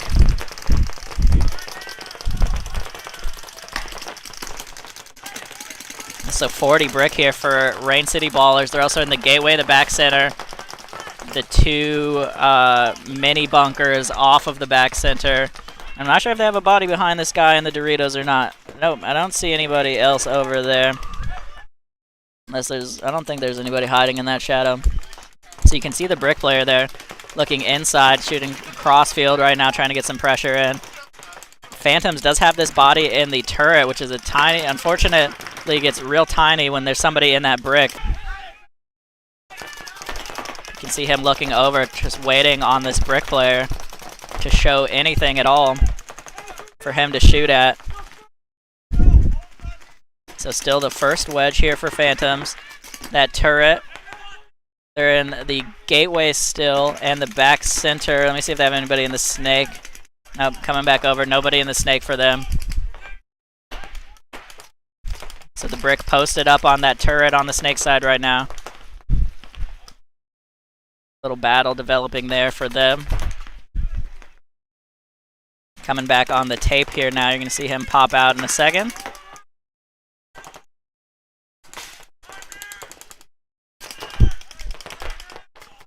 Not a lot developing in the backfield here as we got a little spray on the camera, but you can see a little hop shot there out of Rain City Ballers. They're still in the back center.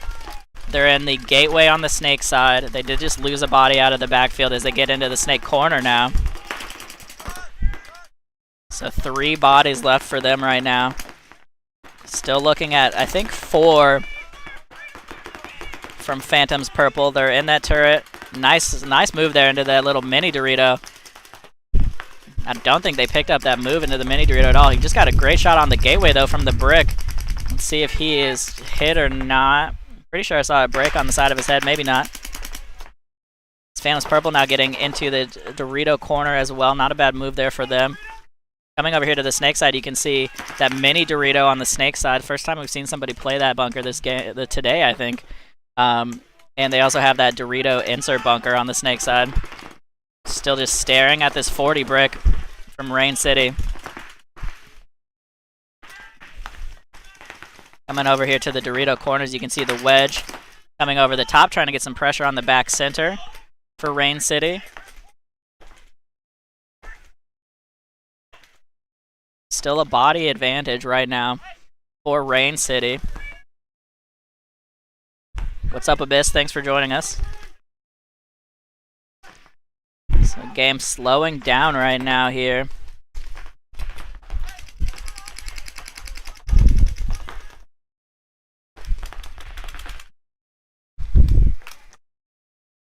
Over actually really quick to the snake side again. You can see that mini brick, excuse me, that mini Dorito for Phantom's Purple. Still that gateway on the Rain City Baller side. You can see the snake corner. Danny bringing in lunch. Dang, cookie too. I'm getting hooked up, folks. All right, so Rain City though, still in that 40 brick. They just moved into the Dorito 1 now out of the back center. That's a good move for them. You don't want to sit in that back center too long. They're also still in that snake corner. You can see him playing small over there right now. Coming back to Phantom's Purple. You can see them in the Dorito corner and that first wedge. And then on the snake side, they're in the gateway as actually Rain City just bumped back into the wedge. Can't quite see him. Made an excellent move back to the mini wedge. Excuse me, back to the second wedge, and then gets a shot cross field on that mini Dorito. It's a great move there from Rain City Ballers, using this field to their advantage.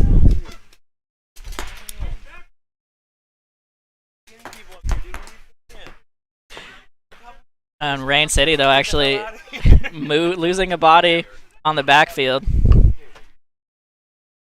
Dusty and Danny are yelling at each other in the background over here. Brotherly love right now.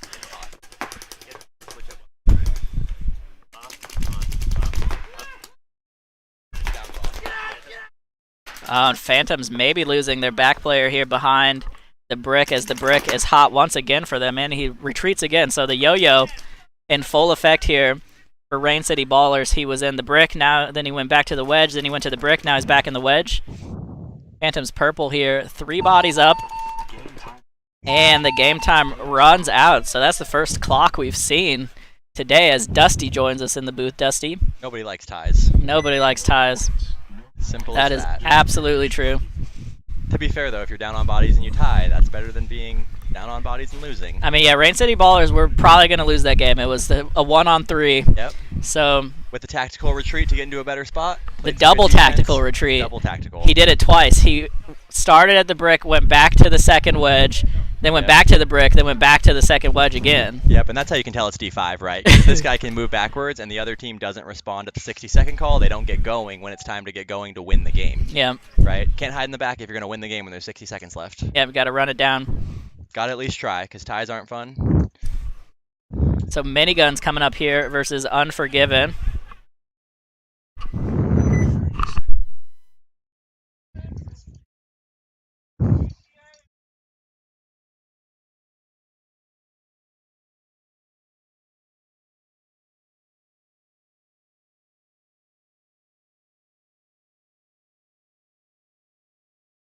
Still winding down the schedule here for the D5 prelims. Should be coming up on the game 3s to finish out the prelims. For right now, got Miniguns on the breakout, taking on Unforgiven. Looks like Miniguns' big move into the center 50 bunker. Yeah, they did this last game, and he just sat on that Dorito lane and got 2 kills off of it. Which makes a lot of sense, because it seems like nobody can really stop the Dorito side. So that guy gets into kind of a sneaky spot to kind of hold it down. Yeah. And as long as he's patient and doesn't give it away, I don't actually know if they know he's there even. No, the last game that they did this, they never knew he was there, and he got 2 kills after they tried to bump into that second wedge. So we'll see if that works out for them again. Well, this is kind of where that experience starts to show, right? Of guys that have played some tournaments and stuff. You find a side of the field you can't really shut down. Guys just get lazy and start trying to run down it and get chopped up. So. Yeah, and you can see over here on the Unforgiven side, they're in that Dorito 1. Making a bump now here to that turret on the snake side. Haven't seen a whole lot of play on these turrets. Well, it looks like the Miniguns over here have kind of given up the Dorito attack to kind of let the other team come into their guns. Yeah, definitely setting a trap with this 50 play, was they just slid into Snake 2. So the first time we've seen the Snake be further down the field than the Doritos today. And you can see, as we switch to the snake cam here, it's a little foggy, but you can see that Miniguns player at the 50, and he gets the kill. There's the kill on coming down Unforgiven. the D-side. Just absolutely patient, waiting, and he gets the kill on Unforgiven, bumping into the Doritos. It's a really smart play here from Miniguns, and nobody's picked up on it yet. See, and you can see the experience because this player is shifting back into the field, and now he's locking off a deeper zone. So you can see that he's actually like looking towards the back Dorito now instead of the kind of front Doritos. So when they try to fill that side, he should be ready for him. Yep, Miniguns gets into the 50 snake. Commentator curse, though, actually. He just got pulled out. It looks like the turret for Unforgiven may have just got shot in the back by his own team. Unfortunate turn of events here, potentially there for Unforgiven. Yep, they're going to lose a body off the back line to a friendly fire. They're still in the back center as well, which is a really rough spot to be in. They're in Snake 1 also. I think that's the last 2 bodies alive for Unforgiven. And Miniguns is getting going down the Dorito side. Might have just lost their snake player. Ref's checking him out right now.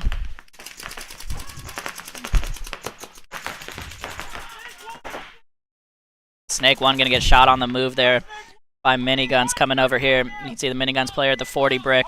They're still at that 50, just holding down that Dorito side lane.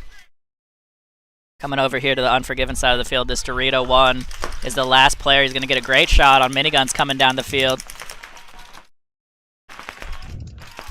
So Miniguns now, I think, 2 bodies that I can see. I think they lost that snake body, so yeah, 2 bodies against 1 player here from Unforgiven. So we're going to leave it on Unforgiven here for right now. Miniguns still at that 50. Not a lot of places to go from there, though, Dusty. Nope, he's kind of stuck there. Well, and with his Unforgiven player shooting that front Dorito player, he gave himself a bunker to play, where he can kind of turn the field on all these guys, so he's actually not really getting pinched out. Yeah, there's nobody wide on his Dorito side. Well, that's why it's important to follow up those front guys, right? Because the second they die out of the field, now all of a sudden these guys are just picking gunfights and trying to get lucky to win one without being able to pinch this final player out. Yeah, so still just the 2 bodies for Unforgiven. Cut over here real quick, you can see the snake corner. And then coming back to the Unforgiven side, you can kind of see that Minigun player wrapping that left side stand-up turret. Those are the last 2 bodies there for Miniguns after a really strong start from them. Well, it looks like the Miniguns guy fills from the snake corner into their own turret, so he's trying to respread the field to give this guy a little bit here he goes coming across. So this is what Dusty was talking about, trying to spread the field, get wide. You hear him talking now, hey, he's looking in. And he switches hands. Yep, strong communication there from Miniguns. And look at this Kyle Kemper coming back towards the Dorito side to try to refill and give this guy no bunker to play is kind of the goal. Unforgiven, they're going to actually bump into that first wedge now. Tries to come over the top and unfortunately going to get clipped out. And that's going to do it. So Miniguns holding it down, playing patient, smart paintball at the end there. That's going to do it. They're going to get that point. That's a solid point Unforgiven. to respread the field, specifically after your 2 front players die. You got to kind of be on those edges to give that last guy no bunker to play. Yeah, absolutely. Unforgiven had a pretty good shot there after he got the attacker coming down the D side, but just unfortunately couldn't get anything on that 50 player, and then they got wide. It's hard to win low body situations. Yep.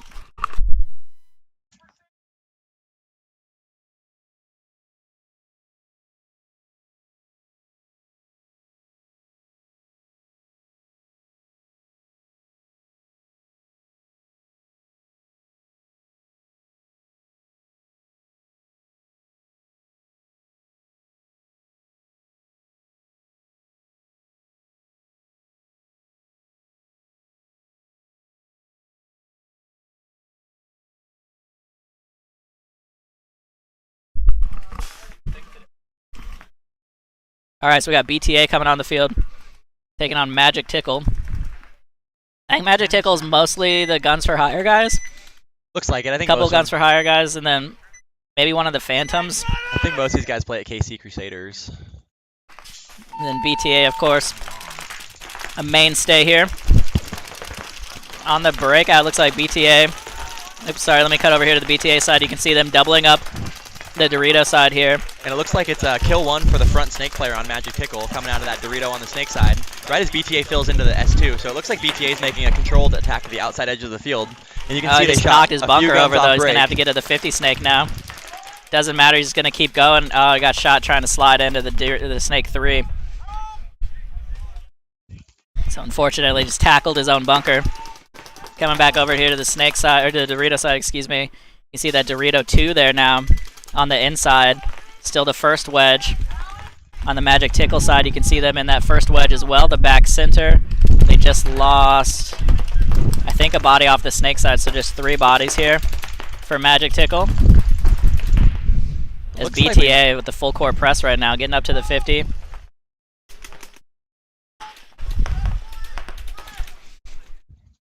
So both bricks are actually hot right now. Let me come over here for the run through.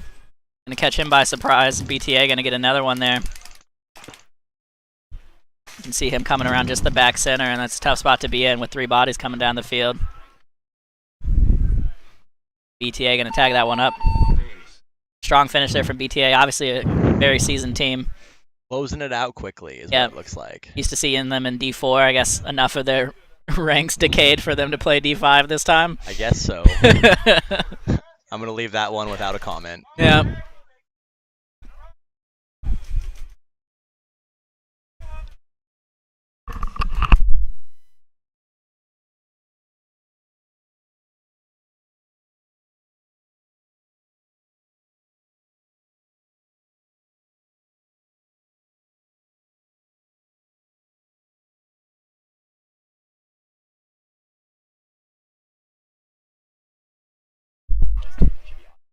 All right, so Wrath on the field here.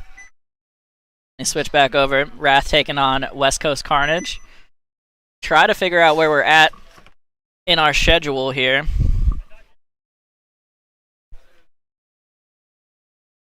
Yeah, so we're in our game 3s now. All right, so we're coming up on the end of prelims. Then I'll get an update for you all for where we're at with the top 8. I'm sure we're going to cut to a top 8, I would think. Probably should have asked Los there. Mine, Joe. Your guess is as good as mine. It'll at least be a cut to the top 6. We'll see how that goes. But here we go with Wrath on the breakout. Wrath, another fixture of Sunday Fun Days here. Putting in a lot of work lately. So Wrath really with kind of a pocket play here. The widest guy is going to be that snakeside insert. And they actually did get into that Dorito 2, so that's the first time we've seen somebody take the Dorito 2 on the break. Yeah, he took that up and over route, which probably works pretty well because those guys are all shooting backline shots. So, and it looks like Wrath loses their back center player, and then it looks like that's Jeff Matai filling the Dorito corner over here, which I think that's a pretty good spot from keeping him to come down the field. Yeah, absolutely. That corner has been really important all day. Try to hold that tape down. As you can see, 2 bodies over here for West Coast Carnage in the back corner and the first wedge. They're also in the back center, that snakeside corner, and the snakeside mini Aztec. So pretty nicely spread field there for Carnage. Coming back to the Wrath side, you can see them just in the Dorito corner. The Dorito corner can't hold the tape against that inset second wedge because you can actually wrap the inside there. Or wrap the outside, I mean, excuse me. So a lot of secondary moves coming in here as Wrath getting into that first wedge now as well. And a move up to that kind of little 40 mini W there. It's the first time I think we've seen that played today. Fortunately, slightly deflated, but that's all right. That's Brad Bliven coming back from playing after a long hiatus, playing the little inside highway on the Dorito side. Comes a nice move from Jeff up to that second wedge. He's going to bump to the brick as well. Got to be a little careful here on the edge of the field. Coming over the top, going to get a shot on the... actually going to trade out with that mini Aztec for Carnage. So pretty good trade really there for Carnage, getting out the front player for Wrath in exchange for one of their back bodies. I think this front player for Wrath probably should be looking to fill over here real quick. Yep, going to get the insert. There he goes. I don't know if they saw him. Gets into that second wedge. Ref checking out a player here for Carnage in the 40 brick. He has a body behind him. Let's check that out here. You can see that 40 brick and then the second wedge behind him. They still have the back center. It's weird that people are sitting in this back center for so long. Looks like Wrath also just filled from the snake corner into the snake 1. So that might put a little bit of pressure on these front Dorito guys over here to actually think about it. Oh, and Wrath tries to come around the outside. A little aggressive there from Brad Bliven. And fortunately, West Coast Carnage was posted up and ready for that move. Now they're on the Wrath side of the field on that 40 brick. You can see him wrapping the outside here in a moment. Well, and a good fill back here by Derek from Wrath. Yeah, nice move across there into the corner. I don't think they picked him up. Maybe they did. I hear him calling it now, but at least it puts him in a spot where he has a chance to fight out of a defensive bunker. Yeah, so it's Snake 1 and Dorito corner here for Wrath. He's actually going to bump up to the Dorito 1 now and just set a little trap here for this wedge. I think those little rockets in the middle of the field are blocking out the shot from the Snake 1 into the Dorito.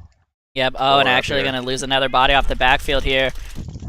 See, and that little move back actually just made that Dorito guy question what's going on because he filled from the corner back to that Dorito insert, which caused that guy to run down the field and get shot by a Snake player. Yep, so tried to bunker the open air and didn't hit anybody. Looks like we got a 3-on-1 here with Wrath playing the Snake 1, just being patient inside. Heading over here to the West Coast Carnage side, you can see them at the brick. See that stand-up turret, and then the Snake corner. All just looking at this Snake player here from Wrath. Well, looks like Wrath missed the bump over here. He's going to be in a tough spot there with a guy kind of getting behind him. Yeah, once they get over behind him, that's going to do it. All right, and Wrath, unfortunately, is going to fall apart in the late game there after some pretty smart early plays from them. Yeah, they had a solid breakout. Looked like they had a pretty good feel for what's going on. Looks like they just kind of got overly aggressive trying to pick gunfights and kind of getting down the field down on bodies. Yep. When it's time to play defense, you got to play defense. You can't always go forward, unfortunately. And Carnage going to tag this one up with plenty of time. Definitely cool to see all these new teams kind of getting out there and getting after it. I know Carnage, I think they're a newer group, I would guess, but it definitely seems like they're out here playing well and yeah, kind of putting up a good fight. Yeah, I can't remember if they played Event 1, but they certainly played Event 2 this year. Cool. Give you guys a quick update on D4. So it looks like Savage Joe's winning their semifinal game over the Phantoms, and Notorious winning their quarterfinals game over returning champions DBS Factory. So it's going to be Savage Joe's versus Notorious for the D4 finals.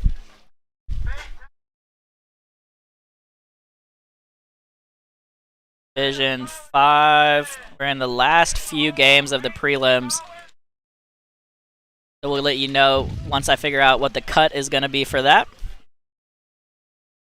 Looks like we got Rocket Sloths and Fatality coming up. These are two hometown teams. Both of them play here at DBS. Both of them are kind of newer groups this season. I'm really proud of these guys because all of them have really been showing up, putting in the work, and they're kind of two teams that looks like they've been playing decent today.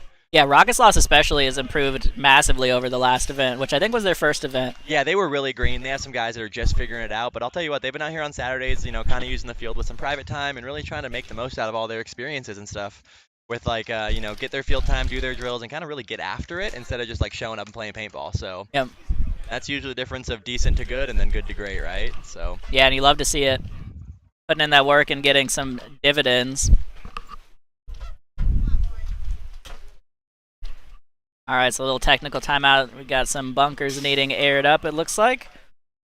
And I have some French fries that need eating, so I'll be right back.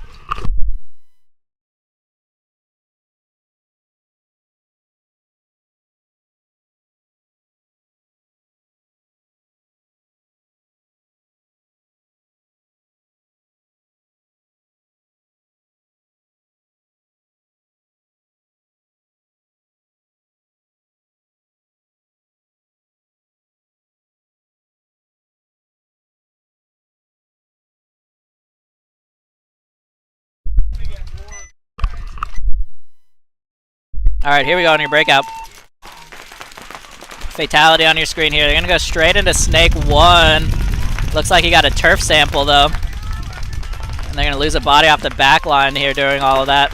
Getting it into the second wedge, though. Rockets lost in the Dorito 1, the Dorito corner, the back center, and that Dorito side wedge. Or excuse me, mini cake. So really heavy Dorito side play there out of the Rockets loss. Still, I think just one body down for Fatality. I don't think the Snake player got shot, but I for sure saw his hopper come off. So we'll see if he can get his gun up or not. That Rocket's kind of blocking my view. Are they in Snake 1 over there, Joe? Yeah, Fatality's in Snake 1. You can just barely see him here on the camera. Well, it looks like we got Brandon from Fatality making a big move into the third brick over here on the Dorito side. Looks like he's trying to queue up on that. Ooh, shoots him in the pack. That insert player on the Snake side walking off the field. It's a great shot on that gateway. Cutting back over here to the Rocket Sloth side, you can see they just filled into that Dorito 1 now. Yep. They lost their Dorito corner player already, so I think this is actually the last body for Rocket Sloth. That's a local favorite, Dan Williams, out there holding it down the best he can for his team. Looks like he's trying to play tight. Might have got shot in the head. Bounced Took a off, skipper off the top, it looks like. And that one's going to do it. It's a good showing for Fatality, too. These guys also have been really showing up and grinding. And they're a group of dudes that are committed to playing paintball. So it's cool to see them show up and really put it on the board. Yeah, absolutely. Shout out to Fatality, working hard, getting paid off for it. And also having excellent matching outfits. Yeah, and they got the headbands, they got the jerseys, they got pit shirts. Well, and like they got red guns, they got red loaders. I mean, they are matching goggles. They are absolutely killing it on the fashion game. We call that swagged agged out, is what we call that. Definitely ag. Hate the word, but I get what it means. They even have pit crew out here. They got a couple people running pods. They got a couple extra people on the team. I've seen fill in pods for them. It's a family affair for them, you know. Yeah. You got wives and families and kids, a lot of support. And, you love to see it. Parents and stuff out here.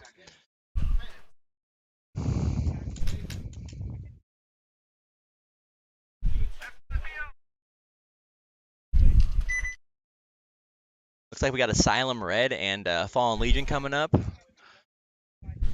Yep, Asylum Red here on the home side. 10 seconds.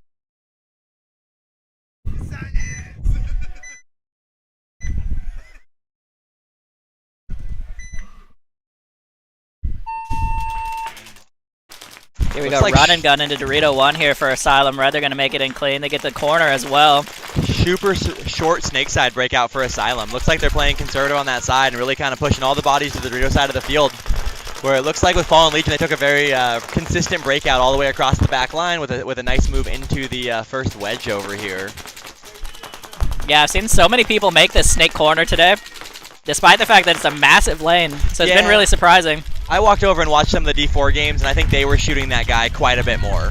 Yeah, that makes sense. But there's definitely a few more guys on that field dying off the break. And when I walked the field yesterday, being a guy with some experience, I kind of thought that those guys would be getting shot off the break pretty consistently. Yeah. Yeah, that was the one lane that stood out for me for sure. That D1, or excuse me, the snake corner and then the snake insert were both pretty huge lanes. Yep, I honestly felt like you should be able to shoot guys going both directions, but it's also, there's skill variations, a lot harder to do it than to say it, so. Yep.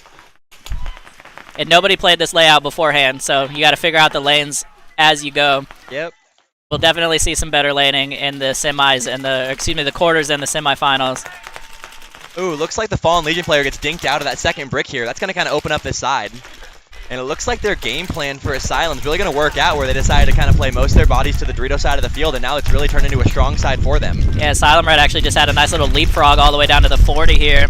He's still looking at the tape there. I don't think they realized that they killed that wedge player. Oh, actually, they just filled into the wedge again. Coming over to the Fallen Legion side, you can see they filled the wedge, got shot right as I cut over to that camera. A good fill, a bad death. That's what we like to call that. So Fallen Legion, 3 bodies still, but all on the snake side. They have the snake corner, that snake side mini temple, and the back center. And that back center is getting real small for them right now. Looks like... Coming over here, you can see them wrapping. That's the brick on the Fallen Legion side of the field. I don't think this 50 brick knows exactly what's going on, because it looks like he was shooting at the Dorito corner there. Yeah, I think he just got a great shot crossfield on the corner, though. And then he's going to slide all the way down into this corner can, and it's just the back center here now, and that's just impossible. That's a bad situation. Somehow living behind his gun for a little while, but 3 bodies coming down the field. And that's going to do it. So Asylum, that player actually leapfrogged from the D1 all the way to the 40 brick and then just kept it going. And then you end up in their corner standing behind them without shooting them, asking them who's alive, which I find interesting, because if you're standing behind them, I think you would know that. To be fair, though, they had a really solid game plan. It looked like they really kind of focused on breaking out hard to the D side, trapping the snake side, and then really they were able to push down the side. They decided to overpower. It doesn't always play the way you hope, but I'm assuming that played the way they hoped, so. Well, it was really interesting to see Fallen Legion get into that snake corner, but then they just really didn't do anything out of there. Yeah, it seems like that's a bunker where guys are just kind of getting stuck back there. And it might be okay to kind of keep them from coming down the snake, but people aren't really motorboating down the snake anyway, so it's kind of one of those spots that you might just feel useless looking down the wire. Yeah. 30 seconds. Yeah, so Rain City Ballers coming out here for their game versus Asylum. I know we had at least 2 no points today, and then several of these games go into a game 3. Still a little more prelim paintball here coming up.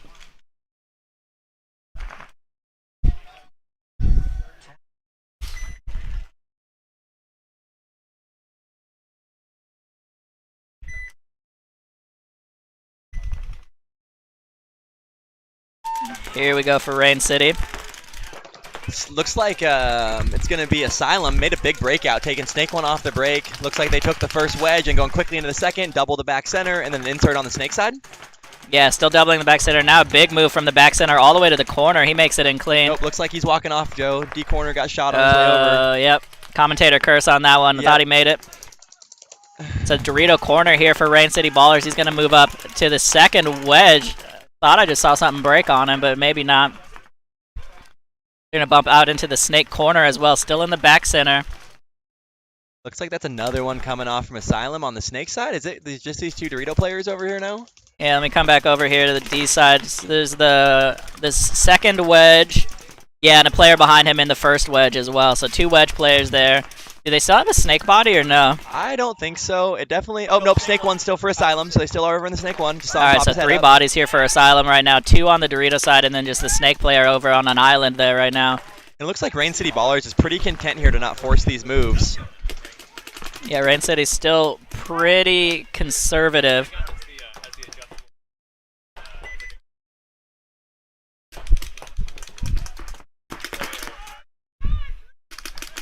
As the game advances here, Rain City's still in that first wedge. Asylum is in that 40 brick here, and still that first wedge. You can see them popping over the top now into that second Dorito on the inside. Oh, and a great move there from Rain City. Just sat waiting for that move from the 50, and now coming down the Snake side, the cross-country run here from Rain City. Gets shot on the elbow after taking out that Snake 1. That was a good move to go and trade out. Now I think we're down to a 2-on-3 here. Yeah, all the way from the gateway down the field, gets the trade. And yeah, I think the 3-on-1. Yeah, back center, Snake 1, and now the second wedge. Looking at just this one body moving here. Up slowly, and that should be a kill right there. Yep, and there's the trade. And that is going to do it for Asylum. So Rain City Baller is going to take that one down once they figure out the count. The biggest thing I'm going to point out about that one is that what ends up happening to that Snake player is when the front Dorito player dies, he's the guy who's looking across the field, so it opens it up for that big move. So that player made a quick adjustment, notices the guy shooting that way is eliminated, runs down the field, gets a quick kill. Right? That's a game-breaking move under the circumstances of one player got eliminated, that job disappears. Yep, really smart move there from Rain City. They got 2 bodies left in over 2 minutes, so they'll get this figured out. Tag this up here pretty soon. Hopefully they don't shoot each other on accident, but other than that, it looks like it's going to go their way. Hate to see that. Love to see it, hate to see it. Looks like D4 Finals popping off right now. So we'll get you updated on that once they finish. I think it's Savage Joe's and Notorious over there. Yep, definitely Savage Joe's and Notorious, and it looks like they're Notorious has some guys walking off already. Savage Joe's look like they're all alive. Doing some cross-field commentary here.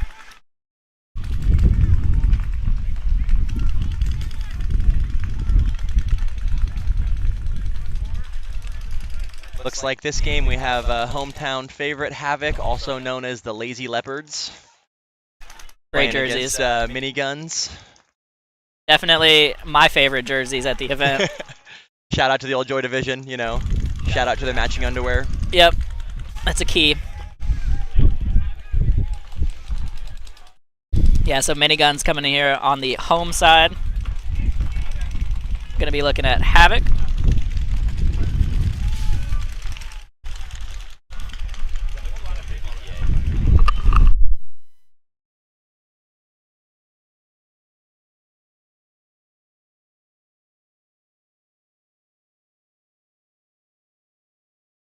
The BTA got a little ahead of schedule there and got on the field. Paintball is exciting. Sometimes you want to play sooner. I get it. Happens. Get a little anxious, want to get out there. So while we're waiting, we got a couple photographers out here today. Gerard from Rated PB for Everyone, I think doing video. Check out his podcast also. It's Rated PB for Everyone on Instagram. Find his links there. And then Seth Montoya out here doing photos for SM Photography. Check him out on Facebook and Instagram as well. 30. All right, here we go. Miniguns getting on the field now. You can definitely tell some of the players are fatiguing out here and getting a little bit more tired towards the end of the day. Yep. Also warming up. It was a little bit cooler this morning, and now it's probably a good 75 degrees out here, and the guys are starting to get cooking. Yep. Still excellent weather for paintball, but a little on the warmer side now, especially in the sun. This is going to be Miniguns on the breakout. Doing a bit of a pocket play, just sending one body out to the D1. Everybody else has guns up. And it looks like Havoc takes the first brick and then late fills the snake corner, so they're going to have a good backline fill. That's one coming off for Miniguns on the snake side of the field. Yeah, Miniguns went heavy guns up and didn't get anything for it. As we look over at the backfield for Havoc right now. See that back center, this first wedge here, the snake corner. I think they have the gateway as well. Yep, they have the gateway on the snake side. And then that mini cake on the Dorito side. So great field spread here for Havoc. Coming back over to the Miniguns, they're now in the first wedge and the Dorito one. So it seems like Dusty is playing kind of like a ladder in the Doritos. You want somebody behind you holding the tape. Totally. I think one of the things, too, on this side when you have this kind of ladder is when you fill it late and the other team's already in it, a lot of times they'll miss you. Yep. So you end up being able to fill this ladder and kind of end up manufacturing some kills, specifically if you don't have a back guy looking down your tape. I think that's why we see so many guys wrapping these bunkers, just getting shot by guys in the wire. Yep. Yeah, absolutely. You're seeing that all day. So Miniguns still here, running their guns in their bunkers. Not a lot of development from either team after making their secondaries, although actually Havoc just slid into Snake 1 and made it in clean, and then their corner got shot behind him. So unfortunate turn of events there for Havoc. 4-on-4 right now. Miniguns evening up the body count. You can see them playing that first wedge. He's getting a little froggy. Might be wanting to make a move here soon. He can definitely move on the inside right now. There's nobody looking at him crossfield.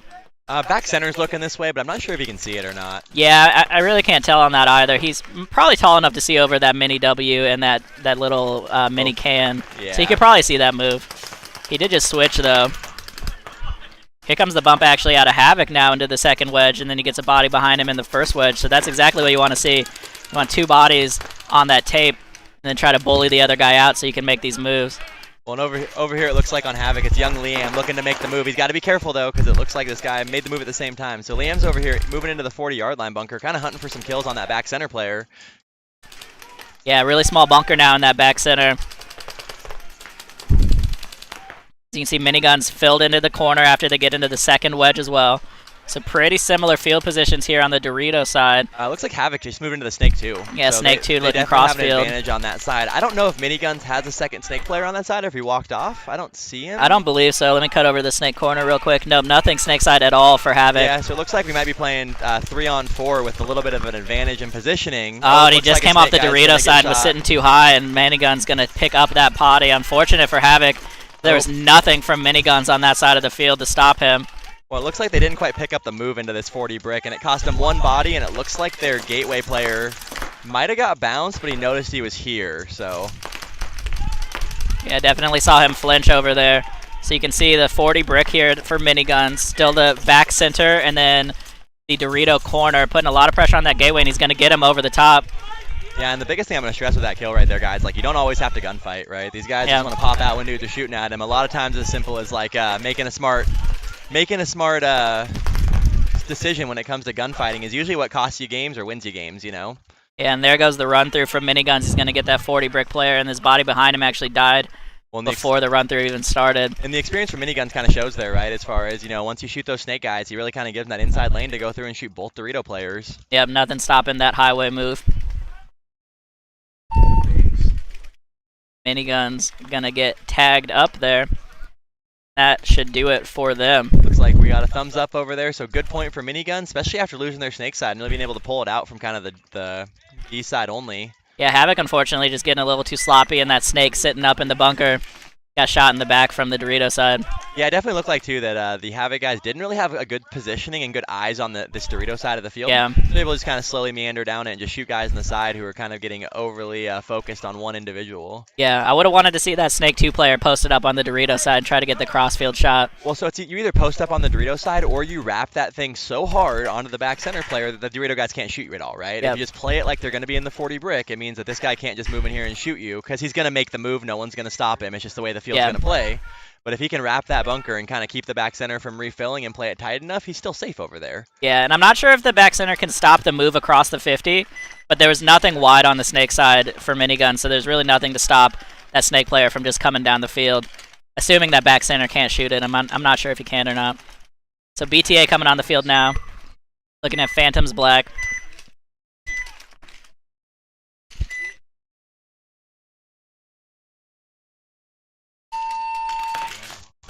Heavy guns up from BTA here. They're going to get into the Snake insert. Dorito 1 and 2 here. Phantoms Black going to make it and clean to all of their bunkers for now. Looks like Phantoms Black loses one guy out of their Snake side of the field. Oh, that's one coming off for BTA as well. That's two coming off for BTA. 4 on 3 right now here in favor of Phantoms. So it looks like for the Phantoms, you have the inside Dorito 2, you have the Dorito corner, back center, and the gateway. For Big Todd's Army, you're going to have the gateway, the Snake side rocket or turret, and then it looks like they moved into the back brick. So it's 3 on 2, but it looks like Big Todd's Army is still kind of filling out, moving around, trying to do stuff. Yeah, definitely a lot of secondary moves here despite being down a body right now. And they did a good job of repositioning. I think that fill from the gateway into that Snake corner is a really good fill to kind of keep them from coming down that side. Yeah, absolutely. Smart moves here from a veteran team.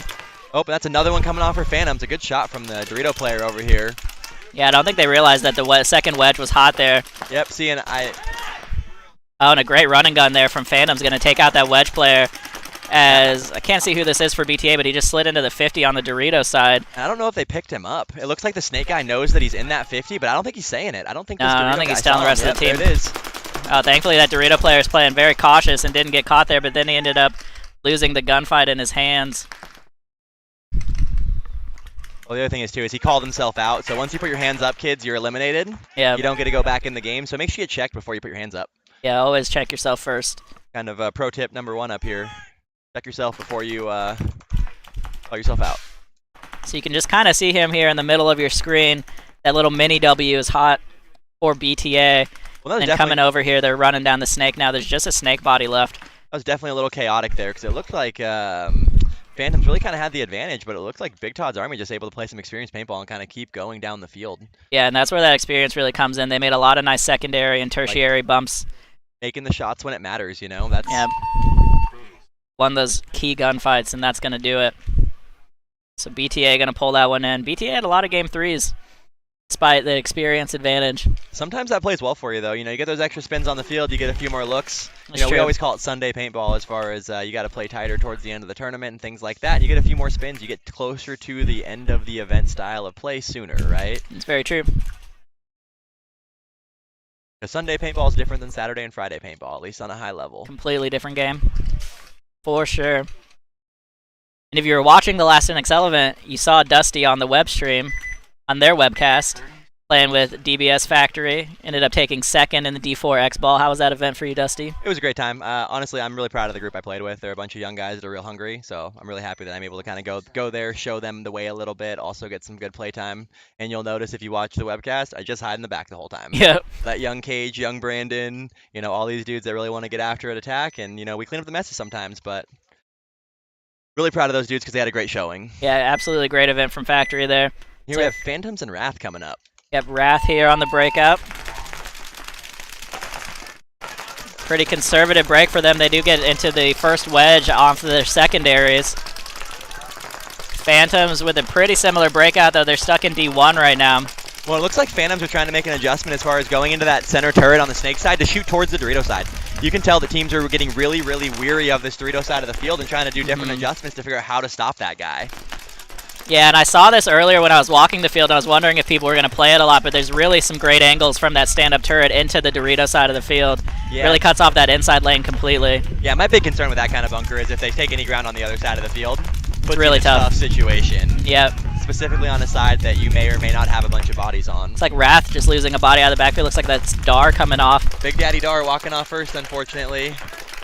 Quick fill into that bunker for them, though. So 4 on 5 here right now in favor of Phantoms. Phantoms going to bump out to the Snake corner. Now let me come over to the Phantom side of the field for you. You can see them in Dorito 1, the back center, the Snake corner, that little 40 cake, and then all the way up to the 50 now. You can just, probably can't even quite see him, but they're on the Snake side 50. I think he just missed the shot, though, on the Wrath player getting into that second wedge. So battling now with the Wrath player. Wrath player just came over the top and I think got a shot in on his knees. The thing is, though, is he found him, right? He found the body before he moved into the gun. Oh, and which, gives him the Cyclops right there. And that's a good shot. That's Nate Erb over here. Another kind of DBS favorite. He's a guy who has fun playing paintball, right? Everybody likes the guys having fun playing paintball. Absolutely. So Phantom's Purple here now bumping into that set first wedge, into the second. They have Dorito one behind him, still the back center and still the snake corner. So decent positions here still for Phantoms. I think we're playing 4-on-4 here with Phantoms being in the D1, the second brick, the back center, and then the Dorito corner, or snake corner. And snake corner is actually taking the walk. Yeah, you're just getting shot cross field, I think. So that's going to kind of open up. Oh, looks like they make a good fill into the gateway to respread the field. Yeah, smart fill there from Phantoms. Can't quite see him, just filled into the snake side gateway. It also looks like Wrath's not really in a hurry to take any ground over there. Oh, and a major penalty, though, coming off in the backfield here. Oh, but that should end the game, it looks like. Yeah, and that's going to be the last of the bodies for Phantom. I'm not sure what the penalty came from, but Wrath going to stream down the field here.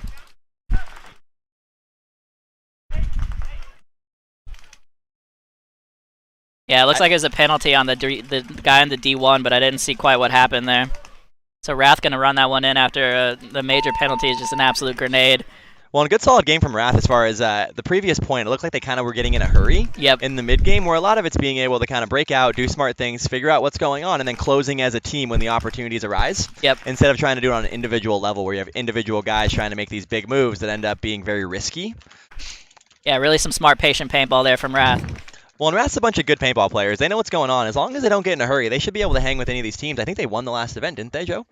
I can't remember who won the D5 event last time, actually. I believe it was Wrath. I know they were in the finals. Yep. So it looks like we're going to get a quick field break here as far as third sets are coming up. So we're going to kind of put all that together, figure out what teams got to go back out there and kind of divvy it out to figure out who's moving on. All right, so actually I thought that was the third set, so we still got game 3s coming up, actually. We may be incorrect. I might be incorrect, but that's just what they yelled on a loudspeaker. Yeah, that's what they announced, so they probably are right. They probably know more than us. We're just up here in a booth. Yeah, with 15 D5 teams, you got a lot of games.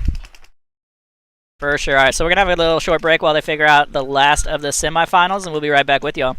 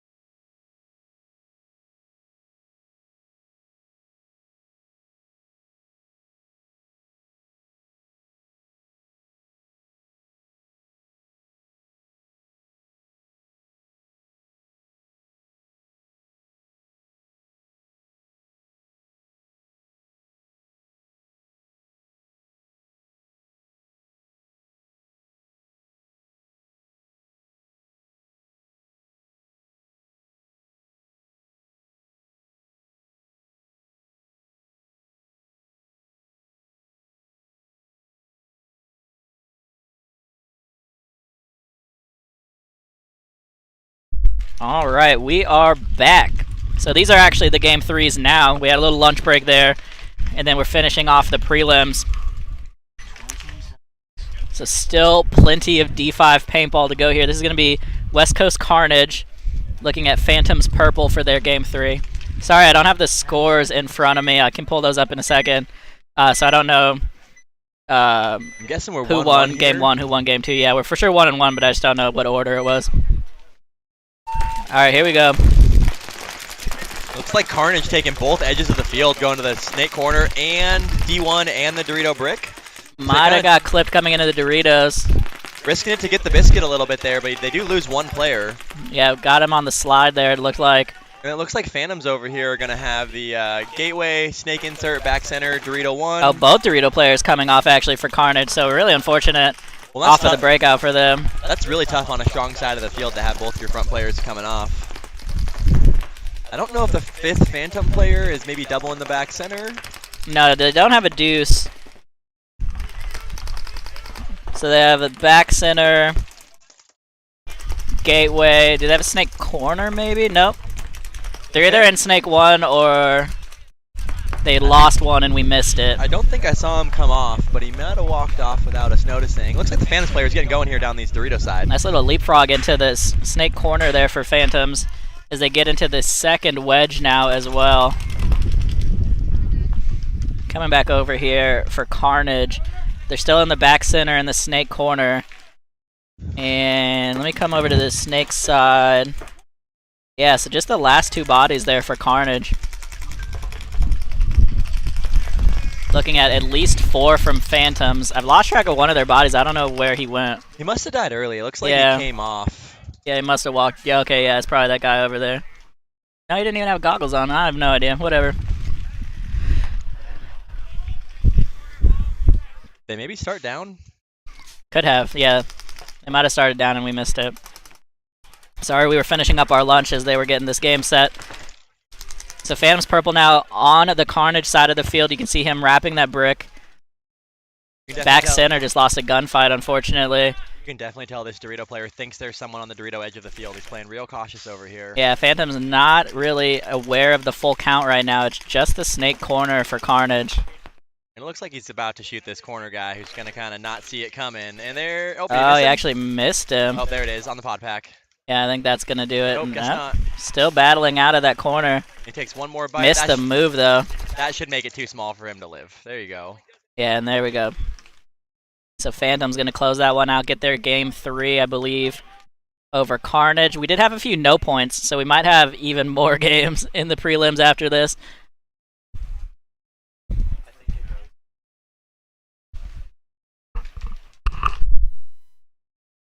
Might tiebreak. We'll check that out for you if it comes up. Don't worry, guys. We'll be in the know. We might be a little late about it, but we'll we'll figure it out eventually. Alright, Phantom's Purple had 4 alive there, so that's a pretty easy win for them. Solid game for them. And you can tell Phantom's Purple's out there talking about how the game went already to try to figure out the next break, which I think is real important, right? Yep. It's all about taking the last game, figuring out what happened quickly, and moving on to the next one. Right? Take all the stuff you need to know, but being able to take it to the next game and not focus too much on the last game is very important.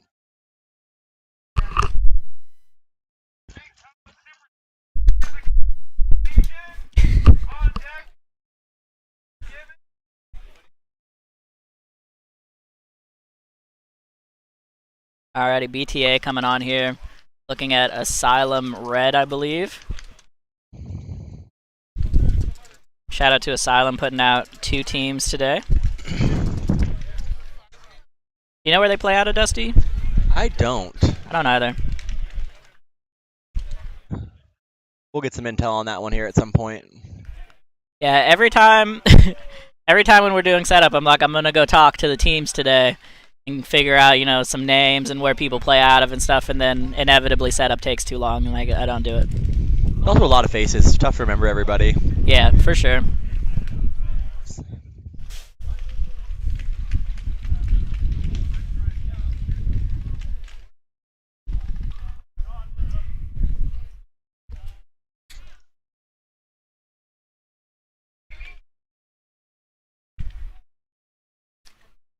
So that's Fallen Legion that walked out.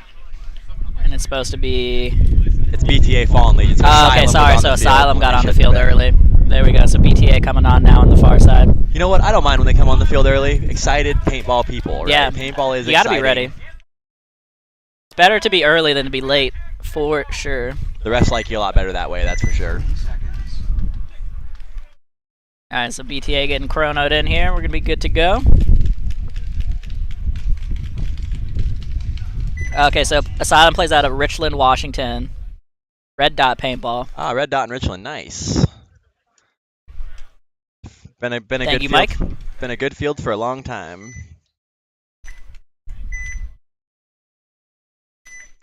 All right, it's going to be Fallen Legion on the breakout. Looks Team like, shooting all Bob Long, which you don't see much anymore. Or Field 1 now, excuse me. Looks like Big Todd's Army takes the brick on the Dorito side, takes the gateway on the Snake side. They at least bounced the Snake runner, or the Snake corner runner, excuse me, for Fallen Legion. Looks like he made it in clean, though. And it looks like we're 5 up with BTA being a little wider on the Dorito side and with Fallen Legion being a little wider on the Snake side. Yeah, BTA getting now into the second wedge here, coming over into the BTA side. Oh, and there's one coming off for BTA there as he moves into the insert Dorito. Yeah, tried to get into that second Dorito, didn't make it in clean. So 5-on-4 here now for Fallen Legion. They're coming out of the D1 and into the second wedge here. Nice move from him. Looking crossfield, putting some pressure on that gateway. He's gonna walk up and shoot crossfield on that gateway, There it gonna is. get him Looks in like the he gets face. the kill. Yeah, so I've seen a lot of people walk off of that brick and shoot crossfield at that gateway shot, and he just stood there and waited for it. Honestly, guys, the biggest advice I can give you as a high-level player is if there's a side of the field that people are going to dominate and get down, you have to play the other side like they're already going to be there. You cannot be surprised when they move on to that side of the field. That's another one coming off, looks like, for Big Todd's Fallen Army. Legion gets a great shot down the tape. That's a 2-pack for him so far as he comes down to the BTA side of the field. That makes it 3, and he's going to get shot maybe on the rundown.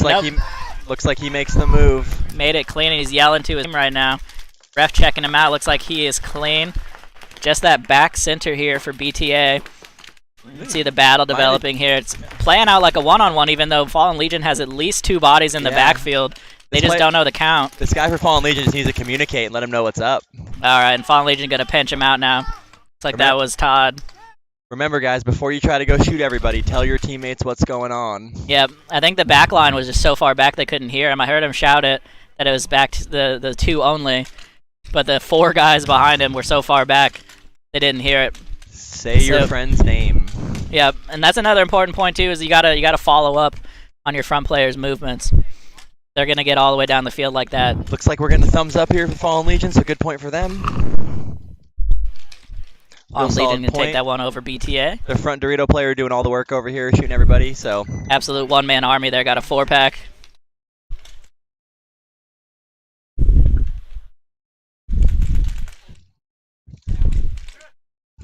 And let me check on D4, see who won for you guys. Looks like Savage Joe's going to be your first place D4 team. Notorious, second place DBS Factory in third, and Phantoms in fourth. So shout out to the Phantoms, actually. 3 teams in the event today. Yeah, they're a growing program, and they've been putting it on the board. You know, they've been showing up, and they must be working hard and playing a lot of paintball, and you can definitely tell they're growing as a group with a few different teams that are showing some level of success. Yeah, you love to see it. Absolutely, shout out to Gio and the Phantoms. Yeah, I didn't see Gio either. I didn't see Gio here today, but big shout out to Gio. He's kind of the guy that kind of got that all going and really kind of helps it all run. So, paintball community needs a bunch of Gios to keep everybody playing and keep everybody involved. Yeah, for sure. All right, so it's going to be Unforgiven coming out on the home side, looking at Fatality. 30 seconds. Happy to see these Unforgiven guys playing a third point. They're like a brand new team. Second event, probably the 3rd to 5th time a bunch of these dudes have played speedball. So they're really figuring it out. Also talking to them, it sounds like they really want to start practicing and committed to getting better once you kind of get out here and get a taste for the competition. Yeah, I mean, some people get out here and hate it, and some people get out here and can't think about anything else. This is exactly where you want to cut your teeth, too. So here we go with your breakout. Looks like Fatality going all the way to the Snake off the brakes. They take Snake 1, and it looks like they take the first brick on the Dorito side as well. Yeah, so both teams in the first wedge. Nobody behind either player. Yeah, but it looks like both teams took the snake edge as well with Unforgiven taking the snake corner. Oh, one coming off for Unforgiven as far as the front Dorito player. Yep, Unforgiven losing their front guy on the Dorito side. Fatality, though, just lost their snake player, lost his battle down the tape. Fatality now in Dorito, or excuse me, in the second wedge, and he's got a body behind him as well. You can see on your screen here. Still have the back center, and then that snake side to gateway. Big move for Unforgiven into the snake. So they're on snake 1 and the snake corner. And good fill for Fatality by Matt Bram over there, filling that snake corner to keep him honest on that side of the field. Yeah, definitely want to control that tape somewhat. You can see over here on the Unforgiven side, they're in Dorito 1. And actually, Fatality's doubling up the 40 brick right now. Nothing stopping them from going. I'm not sure what they're waiting on. They just shot the snake 1. Just looks like they're being patient, kind of looking to close the team. I don't know if they know the actual count. The Dorito 1 player just gets caught looking over the top. So it's just the snake corner now. Trying to talk quietly here because Fatality's right in front of me. I don't want to give this away. This shouldn't be this should be a pretty free shot here as he comes around and he's eliminated. So that should be 5. Yep. Brandon running in the flag right there, looking to go hang it. Alrighty, and Fatality going to take that one down. It's a pretty straightforward paintball in that game. Yeah, things kind of went how you'd expect them to. Yep, shoot the tape, run down the field. I definitely think that you get in trouble if you lose your front Dorito guy and aren't on this edge afterwards. Yeah, the Dorito's been so key this whole game. If you lose that tape battle. We keep calling it the Dorito side, but it's actually the brick side of the field. It really is the bricks and wedges. That's true. Like chutes and ladders, but not as fun. Yep. All the big bunkers here on the not snake side of the field. A few things I haven't seen played much. There's been a little bit of play in the turrets. Not a whole lot, though. And then these inside Doritos. The Dorito 1 gets a play. But that second Dorito hasn't gotten a whole lot of love. It just seems like it's kind of in a spot where if you end up there, everybody can shoot at you. Yep. I've seen a couple people get there, then get to this mini W close to the 40. But even there... I mean, even if you get to that mini W, what are you really trying to do? Maybe shut down the snake? You're not really going to stop the Dorito push or anything. Yeah, it's a sneaky awkward move. Spot. It's a sneaky move, but I don't know if it's a functional payoff move. Yeah, and same with the 50s. We saw Miniguns use that snake side 50 pretty well, but that's the only really team that's used it effectively today. All right, so we got Magic Tickle here on the home side, looking at Asylum Red. And actually, they're lined up reverse, so this is Asylum on camera here.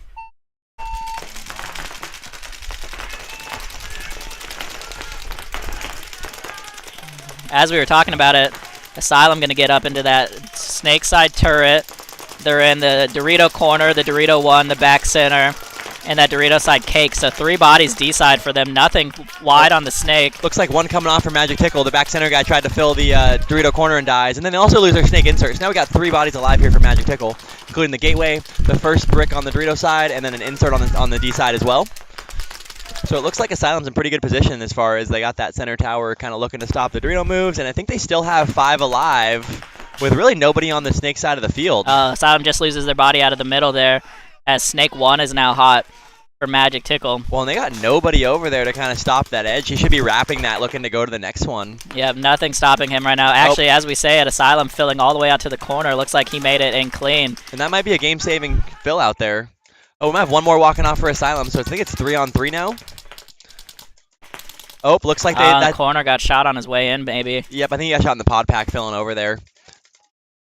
Coming over here, we can see a little battle developing at the bricks. Both bricks are hot, 1 for each team.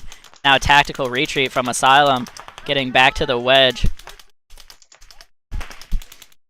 Afraid of the snake, so he filled back. Not a bad idea. These are the last 2 bodies you can see on your screen here for Asylum. Well, it's 2-on-2 here, it looks like, with mini Magic Tickle being in the snake, and then along this. Oh,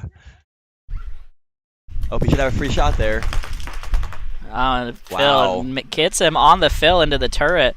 It's a Magic Tickle. That's the power of making your shot. Yeah, unfortunately doesn't get the trade there. Now it's a 2-on-1 with just the body in the snake, and here comes the hammer. And there it is, I think. Let him out. That's going to do it. So Asylum going to pull this one in. That's a good turnaround point for them, being down 3-on-5 and really kind of being able to shoot the guys filling out and being overly aggressive. Yeah, really patient play there out of Asylum, out of their 2 back players that ended up closing that point out. Then we just got to make sure this gets assigned correctly because they're not showing correctly on the scoreboard. So give us 1 second here.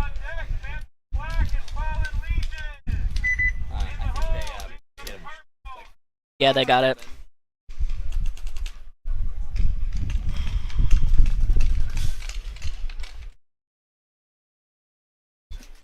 All right, looks like we got Rain City Ballers coming on here. And Carnage, I think? Yeah. Yeah, looks like Carnage over there, Joe. Cut to the drone shot for a second here. Nope. Takes a second for the drone HDMI to kick in, so we'll give that a little bit and we'll check in on it.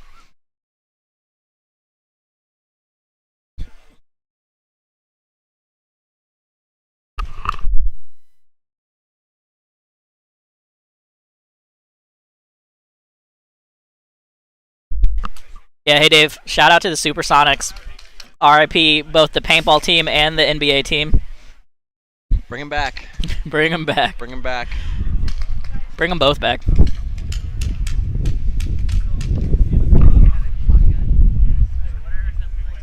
I just heard the Ninja's fearless leader Carlos explaining there was a hot gun on the field at the end of that, so there might have been a major. We'll figure out what happened there and let you know. Hot and spicy, just like this chicken sandwich show. Yep, a little bit of kick on that chicken sandwich. That was delightful, though. If you guys happen to catch Smackin' Sandwiches, the little food truck. Big shout out, delicious chicken sandwiches. Really excellent chicken sandwich. They are here at this event somewhere. I didn't see where they set up. Okay.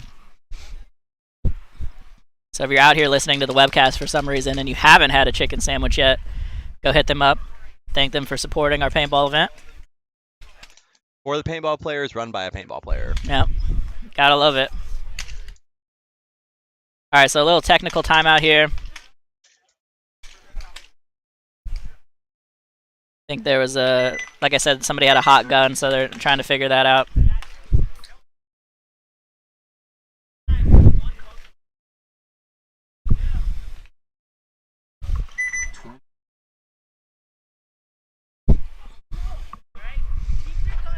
Alrighty, here we go.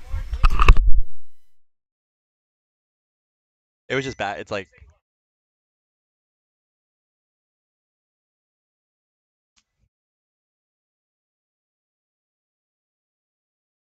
Here we go. Here's our breakout.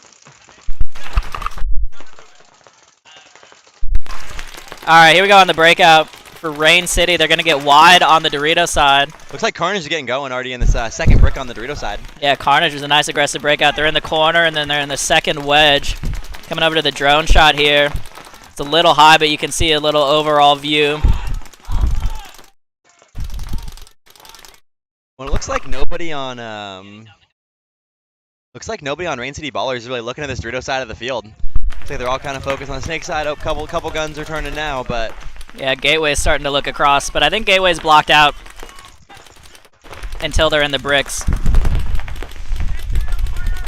Coming over here, you can see the corner here, the back center, and both corners for for West Coast Carnage. It's a drone view rotating a little bit here. You see refs coming in to check that Snake insert bunker for Rain City. He's going to be out, actually, so coming over here to that camera, see him walking off. You can see the back center there, the bump up to the wedges now.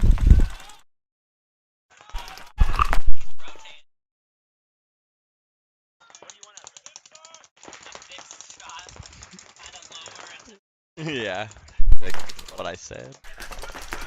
Alrighty, there's the back center and the 3 front bunkers for Rain City. Oh, and just as I say that, they lose that Snake side body with the sweet all-white Proflex.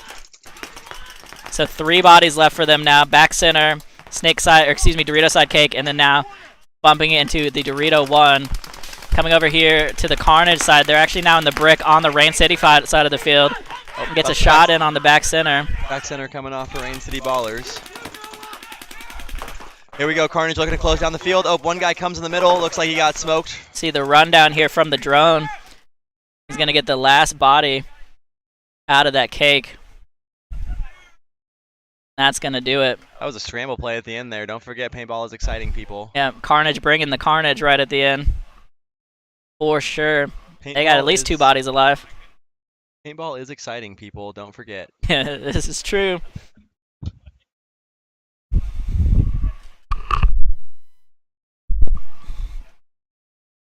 All right, pretty good drone shot here. I'm liking this. Let me know how it looks to you guys. I know some of you might be on smaller screens, might be on TVs.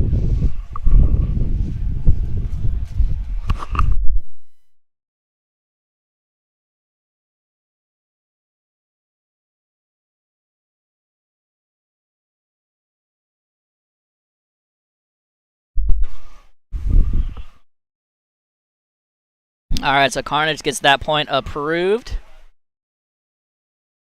And again, you take your eyes off that Dorito side of the field. You're going to have a bad time.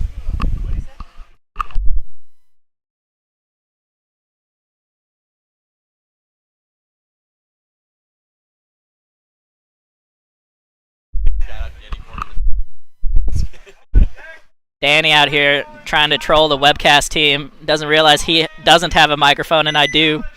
30 seconds. Alright, looks like we got Fallen Legion coming on. And Phantoms Black. Yep, there we go. Got the scoreboard updated. Is that actually Phantoms Black, though? Yes. There's a lot of teams with like the black, gray, red color profile, so it can be kind of hard to tell them apart. Alrighty, here we go with the drone breakout for you here. Oh, one coming off for Fallen Legion, trying to take that snake corner off the break. This is actually reversed right now, so it's Phantoms Black on the purple side. Coming over here to the Fallen Legion side of the field. They have that body walking off the back line. They're in the back center. The Dorito side mini bunker, the snake side mini bunker. And I can't see their other body. Did they get into the snake or did they lose 2? I think they must have lost 2. I only see 3 bodies for them now. He might be in this first brick on the Dorito side. Nope, maybe not. Unless he's in the second brick, and I just can't see him right here. I think they only have 3 bodies for Fallen Legion. Coming over here to the Phantom side, they're into the bricks now. They did just lose a body off of the backside, though. 2 bodies off the back line, so 3 on 3 right now. Fallen Legion evening it up with the quickness. You can just kind of see this guy on the bricks coming over the top. Oh, and he gets a great shot on the mini Aztec on the snake side from Fallen Legion. So just the back 2 bunkers here. Oh, and the Dorito side cake getting shot out as well. So this Phantoms player in the bricks just doing all of the work here, putting his team on his back. Got at least a 2-pack. Now he's going to wrap and put this pressure on the back center.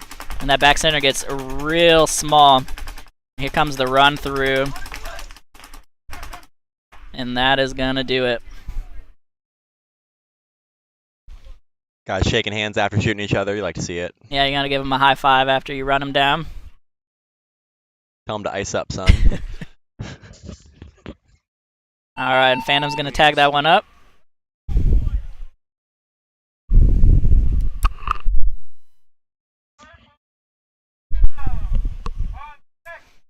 Yeah, Ian, this is the last games of the D5 prelims. So it looks like we got at least 3 more games of prelims to go. We had 15 teams in D5 today, so, you know, this is the struggles of success right now. Trying to get through these prelims. Then we'll let you know what the cut is. Do you know, Danny, if they're cutting to 6 or 8? 30 seconds. Danny doesn't know. The real question is, who's in charge around here? And nobody knows. Carlos is. Carlos is the brain. He's just not around right now. All right, so it looks like it's going to be Asylum taking on Phantoms Purple. 10 seconds. Conveniently, Phantoms Purple are on the purple side of the field here. We're going to show you the drone shot for the breakout.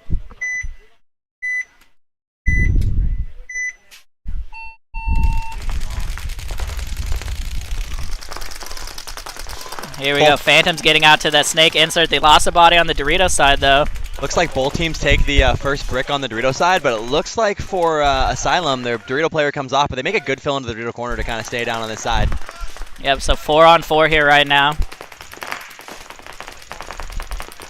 It's like back center, snake side, mini temple, snake 1, and then Dorito corner here for Asylum.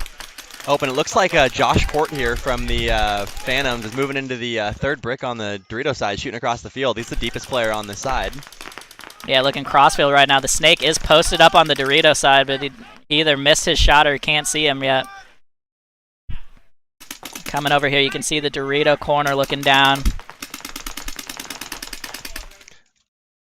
Snake moving into the snake 2 here. I don't think this Dorito player saw that snake move, but I also think that mini Dorito's right between them. Yeah, I think you have to come back off the snake 2 to see that shot. And they don't know the brick is hot right now, so Phantom's purple is actually in the Asylum brick right now on their side of the field. Now they're going to know he's there. He's trying to get a shot on the foot of that Dorito corner for Asylum. And it looks like the Dorito player just picked up the snake 2 is there. He's kind of looking over there now, waiting to kind of drop some paint over that Dorito. Yeah, and Phantom's purple just filled out to the snake corner as well, so they're going to shut down that movement for now. Grabs on that back center, you might have a chance. Oh, back center makes a good fill over to the Dorito 1 to get out of that kind of death bunker in the back. Yeah, really sketchy spot there in the back center. Now into the Dorito 1, makes a fill into the snake, and the 50 brick player misses him. So here's where a tactical retreat might pay off. Yeah, and the snake player just has no idea that that brick is hot. He just came over the top and just missed getting shot in the head. Oh, and this brick player unfortunately just missed 3 opportunities to shoot that 50 snake. Unfortunately, you can't really see it from this angle. Oh, and the kill. Just kind of see. Oh, he does finally get him over the top. That's Josh Court here from the Phantom shooting the snake player across the field. Yes, there is a relation. Oh, and then he shoots the corner camera. Oh, nice. It's coming over here to the snake corner now. Still the Dorito corner and the snake corner for Asylum. They're not crossed up right now. I'm not sure if they know the count. Oh, great shot down the field. Shoots this Dorito corner. It's Josh Court over here shooting a third player for them. Looks like he's going to run down. Oh, I don't think he saw that last guy. I didn't know there was another body there. So, surprise.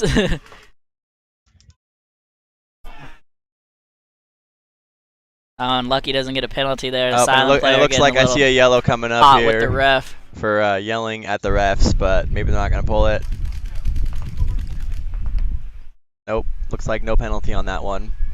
Careful, you yell at refs after you're dead, they should give you penalties. Yeah, that's an easy one. So just the snake corner here for Asylum, looking at 3 bodies from Phantoms. And as we've been seeing in this game, the Dorito side player for the Phantoms got all the way down the field, and the guys behind him are still kind of stuck in the back.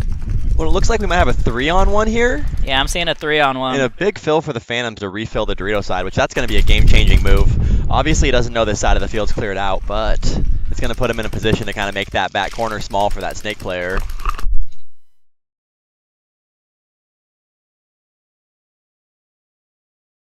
And it looks like we lost a camera, so we're going to call in reinforcements. Danny Court over there. Yeah, we got to take care of it. Send Danny down with a rag to take care of that camera. It looks like the Phantoms don't really know the count here. And so yeah, Phantoms for sure lost track of the bodies here. So and that's part of the problem having a front guy that goes up there and shoots everybody but doesn't talk, is it gets real hard to keep track of everything. Oh, yeah, they for sure know that the snake corner's hot.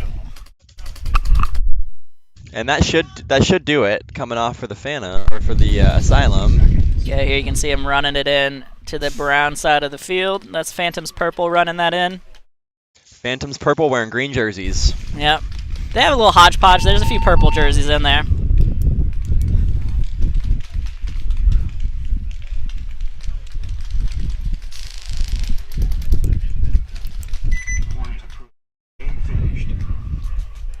And Phantom's purple get that one approved.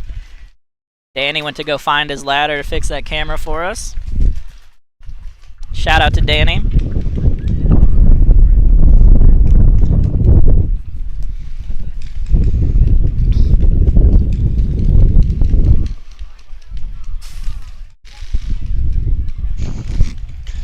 Looks like Danny's not in a hurry to fix it. Hasn't quite gotten there yet. I think he lost his ladder. He'll find it. We got a few. Alright, so we actually go to the drone shot here for this breakout. This is going to be Miniguns on the purple side of the field, taking on Fatality on the brown side of the field. So the scoreboard is reversed right now.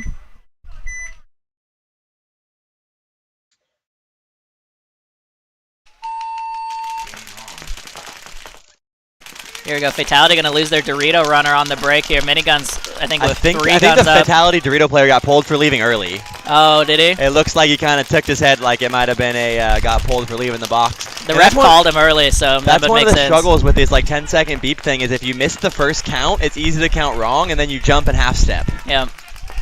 Yeah, that is absolutely true. There's no 5-second warning, so if you lose the count, you are on your own. Oh, looks like the player got shot here moving into the first brick. Come over here to the minigun side. Yeah, got Yep, shot there he bumping goes. into the Okay, brick. coming off. So a 4 Miniguns on still 4 have here. 2 in the back center. They have a snake insert and then the Dorito 1 on the back line there. Yeah, looking at the full back line there. And it looks like Fatality has a little better spread as they're going to be in the D1. And then it looks like they're moving into that turret on the Dorito side of the field to look towards the snake.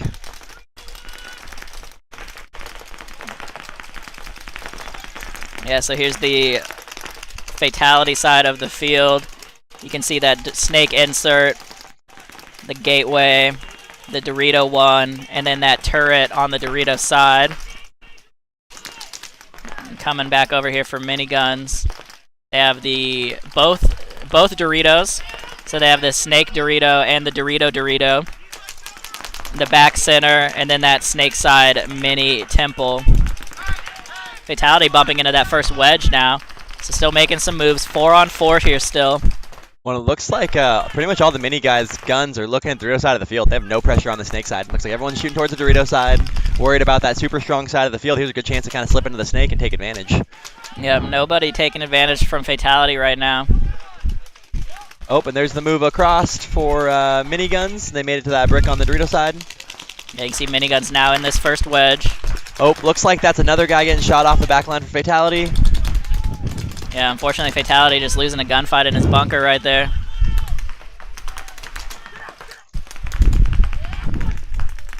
Miniguns winning another gunfight down the tape here, so 2 kills now for this corner player, for this wedge player here for Miniguns, and there's nothing on this side of the field to stop him now. Nobody even looking. The gateway's looking cross field, but he's not going to be able to stop him easily.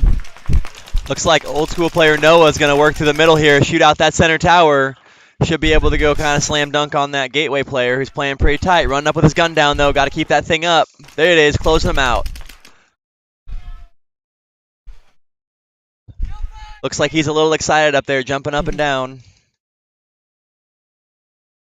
Alright, Minigun's going to run that one in after finally closing that point out. The tough break for Fatality there. They just couldn't stay alive in their bunkers.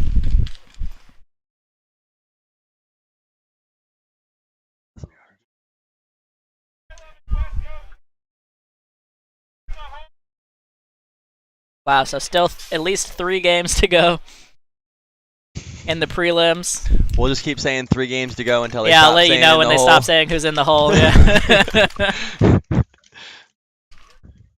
That's all right. Plenty of paintball to go for us. Paintball is exciting, people. Don't forget. At least it's not raining. Shout out again to the Fatality organization, though. Been working hard, hustling these Sundays. Bunch of dudes that want to get after it. Yep. Trying to see where the drone's at. There we are again. It's going to be Magic Tickle on the brown side of the field. Fallen Legion on the purple side. State of this aerial view for the breakout.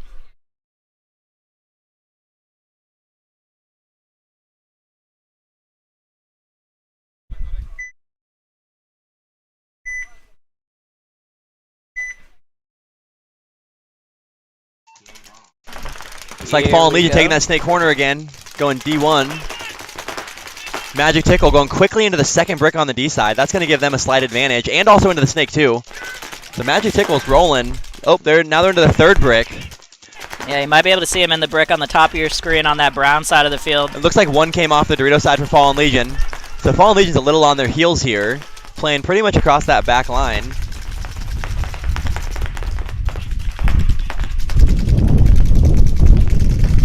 And I'm not sure if this guy has a mullet, but it kind of looks like it, and that's pretty cool if you ask me. Yeah, I'm into it.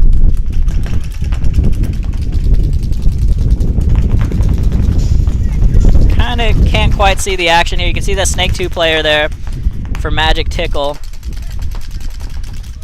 Coming over here to the Snake corner for them. So Magic Tickle's See kind him of at the 50 actually. Magic Tickle's in kind of all of the spots, but they're not quite far enough down the field where they can just eliminate the other team. So they kind of got to go one more bite, and here it goes. And he should be able to maybe see that pack for the insert Snake player. Nope. And we come over here to the Fallen Legion side. You can see them in Dorito 1. Nothing on the tape for them. They're in that Snake corner, the back center, and then that Snake side mini Aztec. See, with nothing on this tape sign, this player from Magic Tickle should be wrapping this bunker, trying to get shots in on that back center. Yep. Or into the crossfield Snake corner. Well, I think the Dorito 1 can actually shoot the wrap because of the way the wedges are laid out. That makes sense. So that will stop at least from the wrap. But Well, it looks like Magic Tickle just lost their front Snake player, which kind of takes a lot of pressure off that side of the field. Oh, and here goes the bump. He missed him coming in, and now he's going to be able to pressure out that Snake corner. Fallen Legion really needs to run this guy down right now. Well, to be fair, this guy's teammates really need to take advantage of how far down the field he is. Seeing Yeah, if that's, absolutely. There we go with the hammer coming down well, finally. sometimes the counter move actually plays better. If this guy would have played that a little smarter and taken his bunker, he would have a chance to kind of be the only guy on this side for his team and really kind of save the game.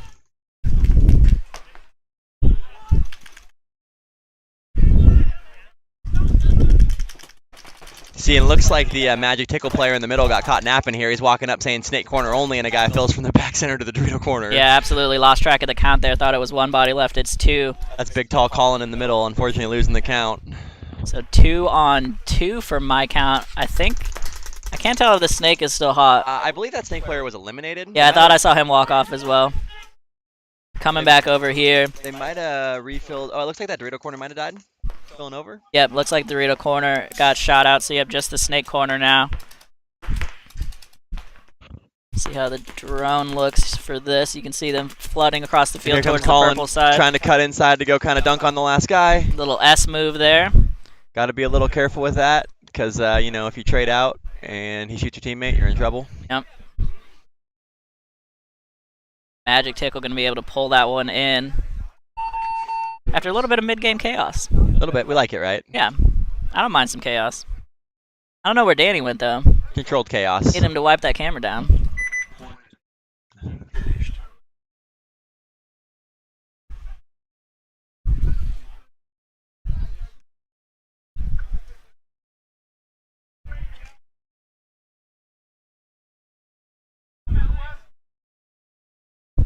Danny did just confirm for me that the top 6 will move on.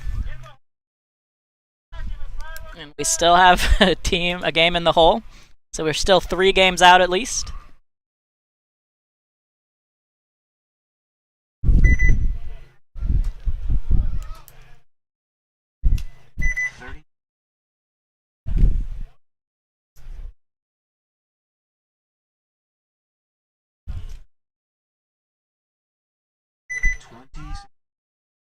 All right, it's going to be Asylum on the brown side of the field, Carnage on the purple side. 10 seconds.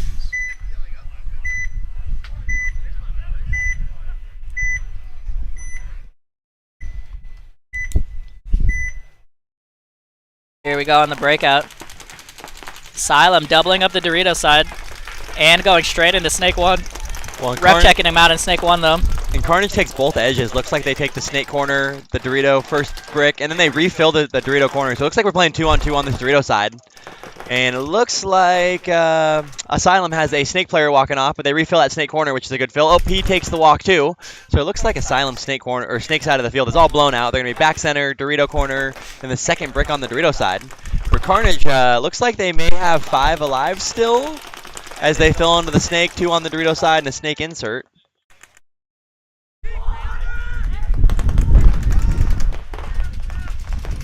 Yeah, so Asylum's still in that Dorito corner and the second wedge.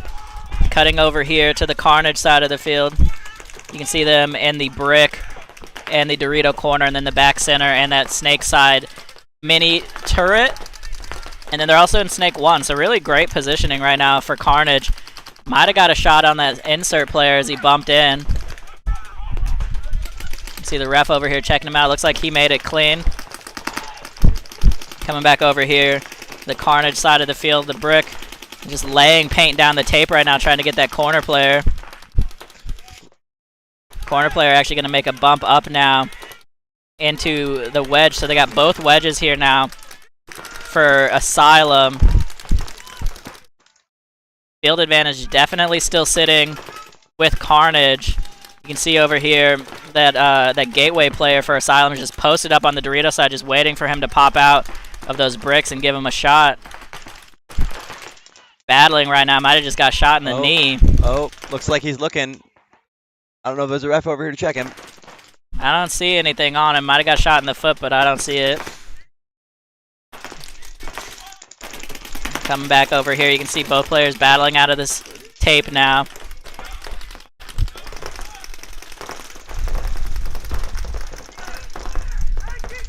Oh, that's another one coming off D2 for what would be Asylum. So Asylum's going to be gateway only, and then the first brick on the D side. Yep. Oops, sorry. Keep trying to switch to that corner camera, and it's still dirty. So you can see here just the gateway. And then now both bricks are hot. Pushing into guns. Looks like he got shot by his own team. Unfortunately, the Carnage player got shot in the back of the head by his own teammate. You'd love to see it. Oh, looks like he got caught napping over here, though. Yep. But the Asylum player going to get clipped out on that move. Down nice the Snake move from side. the big fella on the Snake side of the field. And Carnage, the all-white Proflex, running down the field from the back line. Going to close that out. You love to see it. Yep. Looking swaggy. Getting kills. Putting his team on his back for game 3.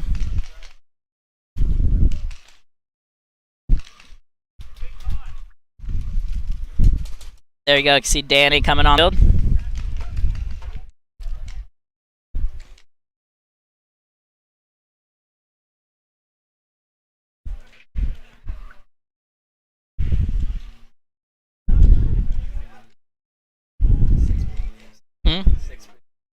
Jesus. 6 prelim games, folks. So 6 more games, and then we'll cut to top 6.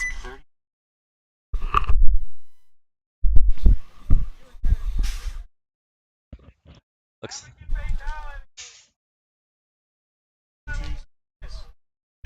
While we have a little downtime here, make sure you share the stream for us. Get us out on your socials. Just a little boost here. This is probably a little bit of a rivalry game. Both these teams kind of started about the same time. Both play out of DBS pretty often. You got Havoc, also known as the Lazy Leopards. You got Fatality over here. Yep, so this is going to be Fatality here on the breakout. Pretty conservative from Fatality, though. Actually, they did send one into the first wedge. So did Havoc. So mirrored up there on the Dorito side. Havoc sliding into Snake 1 and into the second wedge now. Let me come over to their side of the field here. So you can see them in the back center. That wedge, or excuse me, that mini cake. Mini cake filling out to Dorito 1 now. Still looking downfield, and then you can just kind of see the head of that player in the second wedge. And there we go. Shout out to Danny for wiping our camera off for us. So here's the Fatality corner right now. You can see them mirrored up. So Dorito 1 and the wedge here for them. Havoc getting checked out in D1 right now. Looks like he made it clean still. Snake corner now also for Havoc. Coming over to the Snake side here. I think they have a body in the Snake. Yep, Snake 2 here now for Havoc. Just saw him pop out. Can't quite see him from this angle, so I'm going to come back over here.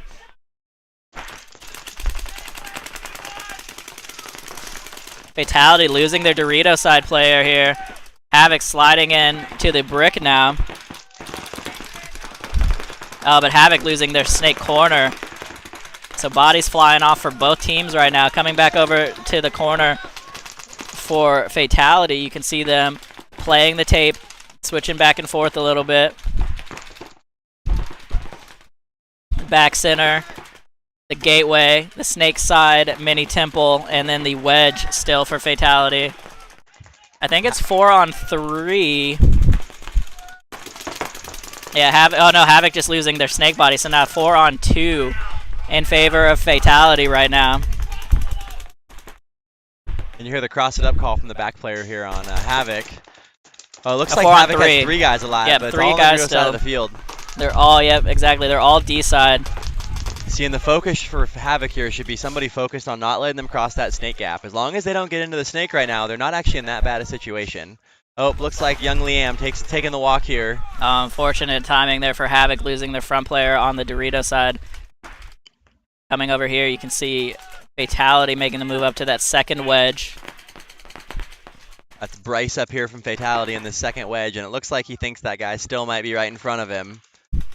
Looking to go headhunt here. I'm only seeing 3. No, the back center's still hot for Fatality, excuse me.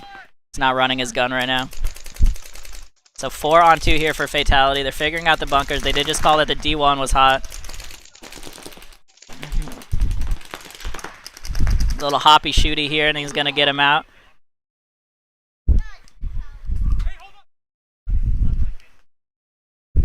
That was exciting. I'm not sure exactly how that played out, but he definitely ran up there and jumped around a bunch like a rabbit, and everybody got eliminated. Yep, So. it worked out.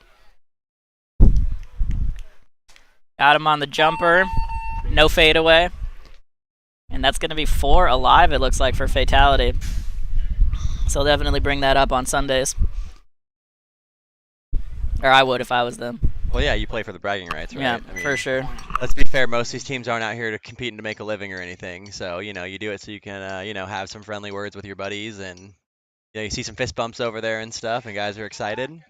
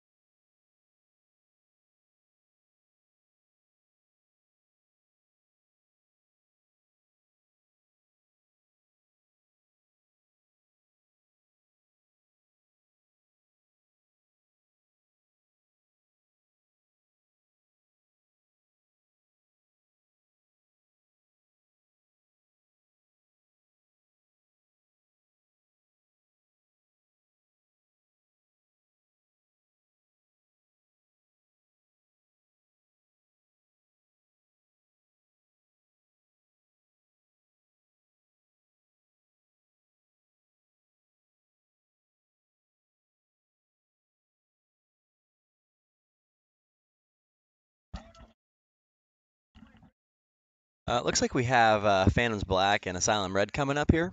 Again, this is Dusty with Doodlebug. Check out the DBS Pro Shop when you get a chance. Joe's running off to take a quick break, got a stretch of legs. He's been up here grinding, carrying the team, making sure that you guys have a great webcast.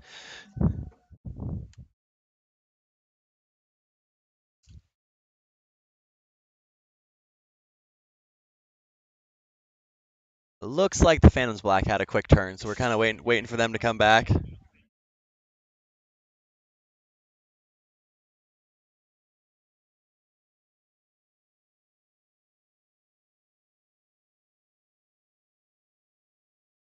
Looks like we hear a 30-second buzzer with nobody on the field. Looks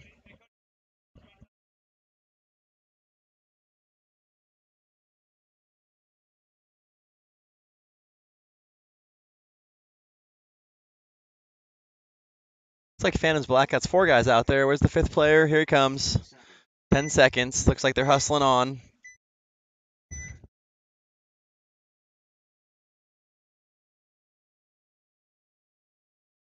And here's our breakout. Looks like Phantoms Black takes the first brick. They take pretty much all the inserts. They take the back center, Dorito insert, Snake insert, Gateway, and then the first brick. And it looks like Asylum has the Gateway, Snake insert, back center, Dorito insert, and Dorito 1.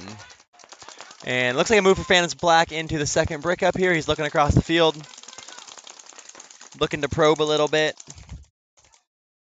And as you can see here on the camera, you're seeing the move from Asylum Red over into that first brick.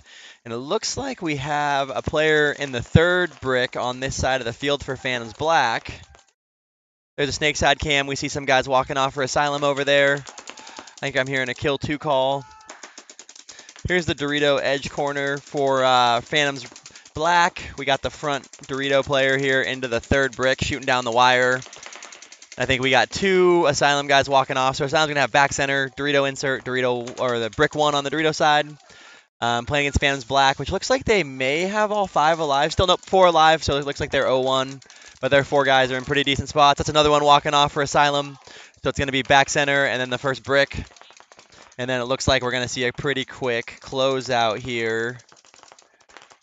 Can't really get much there. Let's switch this cam. Right here on this left side of the screen, you'll see the Phantoms Black player closing it out, shooting the last back center guy, going to hit the buzzer.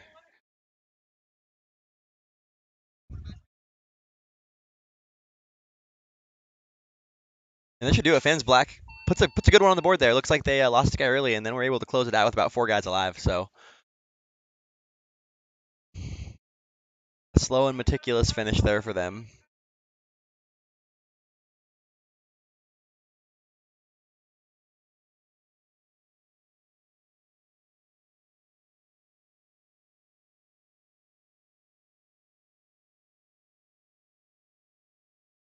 Here's going to be the drone footage. You'll see the field's kind of clearing out. It looks like we have the next 2 teams coming on, which is going to be Rain City Ballers and Phantoms Purple. Looks like Phantom Purple is going to be on the purple side of the field, and Rain City Ballers are on the brown side.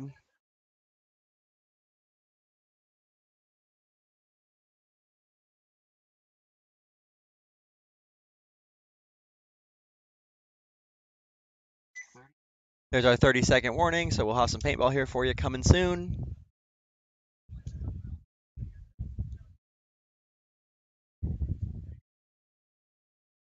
We'll start out with a drone view for this start of this game so we can see both breakouts.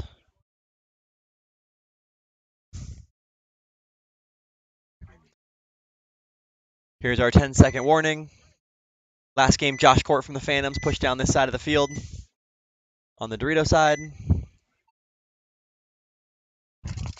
And here's our breakout. Looks like Phantoms makes it out 5 alive. Rain City Ballers also makes it out 5 alive. Oh, nope, Dorito 1 walking off for Rain City Ballers. So they're going to be 0-1 on that Dorito side of the field.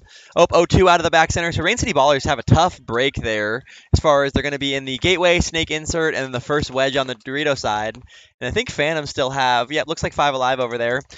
And they're in the first 2 bricks on the Dorito side, back center, Snake insert, and then also the Gateway. Go ahead and switch here. So this is the downside of the field. So this is going to be Rain City Ballers playing a little bit on their heels here as the Phantoms kind of get going.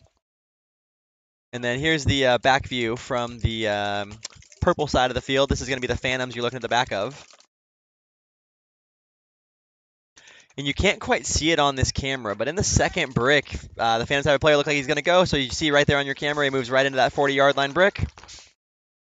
So Phantoms are looking to get a little more aggressive, getting down the field now to close this thing out. Oh, and a fill from the Phantoms over into the Snake corner, so it looks like they're taking some ground there. Looks like the front Dorito player also may have just got bounced off the head. Let's go ahead and switch back over to the other side. This is going to be the Rain City Ballers back line. Oh, looks like that's another one walking off for the Rain City Ballers out of the Snake side insert. So it's going to be just the Gateway and just the Dorito first brick. Playing against 5 Phantoms here, it looks like. Phantoms actually have 2 guys in the 40 brick on the Dorito side, and one of them moves up just past the 40. So you got both 40 bricks here for the Phantoms. You have back center, you have the Gateway, and you have the Dorito or Snake corner. And then it looks like you're playing against just the Snake corner and the first brick for the Rain City Ballers. So Looks like they're turning around, communicating, doing what they can to really kind of make sure that the guys behind them know what's up.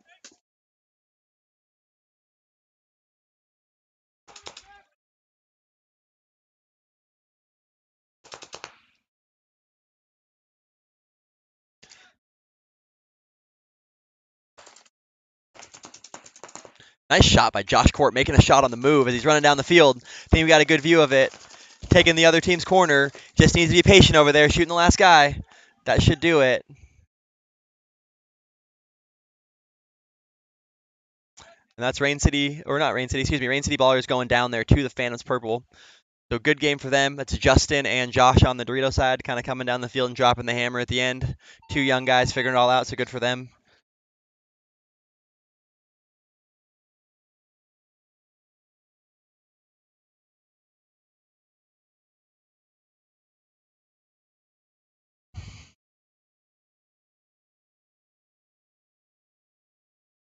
Next we have Fatality and Rocket Sloths coming up. If you ever get a chance to get over to Kingston, check out Downpour Brewing. They're a big sponsor of the Rocket Sloths and company friends of Doodlebug. So if you get a chance, go check out Downpour Brewing in Kingston. Take the ferry over from Edmonds. It's a cool spot to stop in. Let's switch back over here to the aerial view so we can get a good view of the breakout.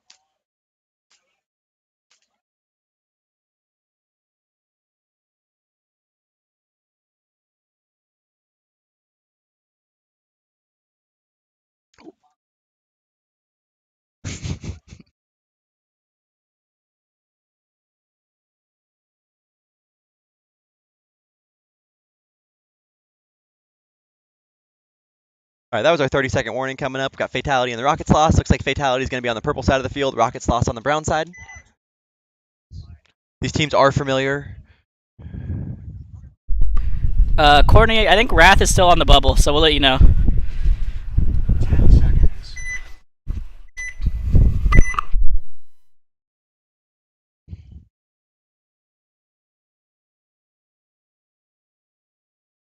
And there's our breakout. Looks like Rocket Sloths really pushes towards the Dorito side of the field, loses one of their Dorito players, but they did make the Dorito corner, so Rocket Sloths are going to have Snake insert, back center, Dorito insert, and Dorito corner, playing against Fatality, who's going to have the first brick on the Dorito side, Dorito insert, back center, Snake insert, and the gateway into the Snake. So Fatality takes a pretty standard breakout with risking one body going to the Dorito side. Looks like Rocket Sloths played real conservative on the Snake side of the field and did lose their one of their Dorito players. So looks like we're playing 5-on-4, slide advantage Fatality, as Fatality gets moving into the next brick. So they're going to be in the second brick on the Dorito side here for Fatality. Looks like Rocket Sloths lost another one out of the back line. Oh, Rocket Sloths, are we down 2 off the Dorito corner here? Yeah, so Rocket Sloths are down just to the first brick, the back center, and the Snake insert. And the Snake insert turns right as the Fatality player moves into the 40 brick. So when he looks back, he's going to be in a tough situation here. And he sees the Dorito 50 guy, and he misses a shot. So he makes the call, and now Rocket Sloths know the 50 Dorito guy's there at least.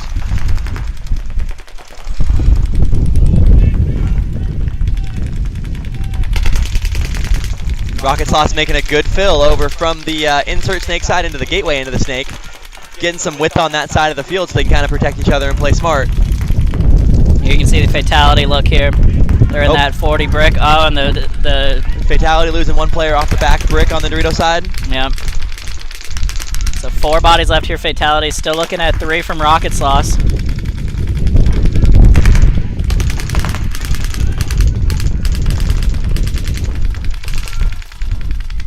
It looks like the Rocket Sloths are kind of playing pretty patient here. Looks like they kind of have organic cross. Well, he just switches his gun, of course, but look like the back center and the gateway kind of have an organic cross with the Dorito player kind of keeping lock on this D side. So they're playing this pretty well as far as not letting them cross that Snake gap to get pinched out, and then also not letting this Dorito player really kind of get going on this side of the field. Crossfield check here coming in on the ref for that Snake side insert. That's ref VP Zach over there running in to check people. Gotta love the hustle. So that gateway for the Rocket Sloths just hammering this brick player right now. Oh, big fill from the back center over in the Dorito 1 for the Rocket Sloths. Real smart fill. Gets him out of that death bunker. Looks like he might have got bounced on the way in. He's clean, though. 2 bodies now in the Dorito side for Fatality as they just filled into the second wedge. Here comes the move across the bricks. He's going to make it in clean. So Fatality now on the Rocket Sloth side of the field. Rocket Sloth's trying desperately to slow this game down, but they just lost their Dorito player as well.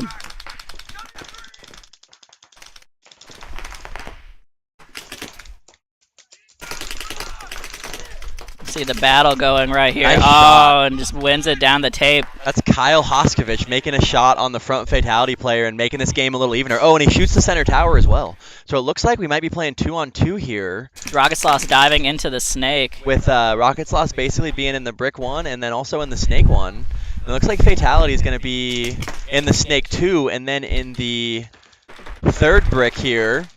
His Brick bunker player's just got to gets... play real tight right and, now. And it looks like we got a Sloths player picking paintballs up off the ground there. Oh no, Kyle out of paint right now. Remember, kids, when they ask you how much paint you should carry, the answer is always one more. He's just going to go for it right here. Go for That's a the good trade. Hey, when you're picking paintballs up off the ground, that's a good trade. Coming over here to the snake side. This is a one-on-one in the snake right now. Looks like Kyle just got a 3-pack there to kind of make this game even, so big ups to Kyle over here on the Dorito side of the field. Yeah, absolutely. Went ham there. And it looks like we have, is that Bryce over there playing against Giacomo in a one-on-one? It looks like they're attacking. And everybody cheats everybody. And it looks like everybody's dead. Yep, no point. Love to see it. That was a good game from these two hometown teams. That's a slugfest. Back and forth, Joe. Absolutely. Paintball is exciting, people. I love it. So that match probably going to go to tiebreakers then.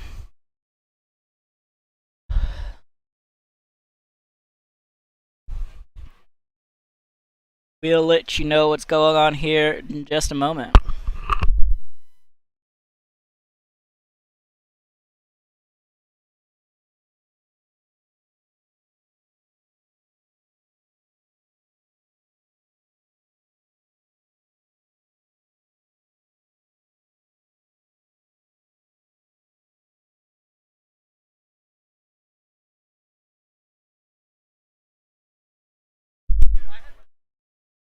Alright, it looks like we got Asylum and Rain City coming on here.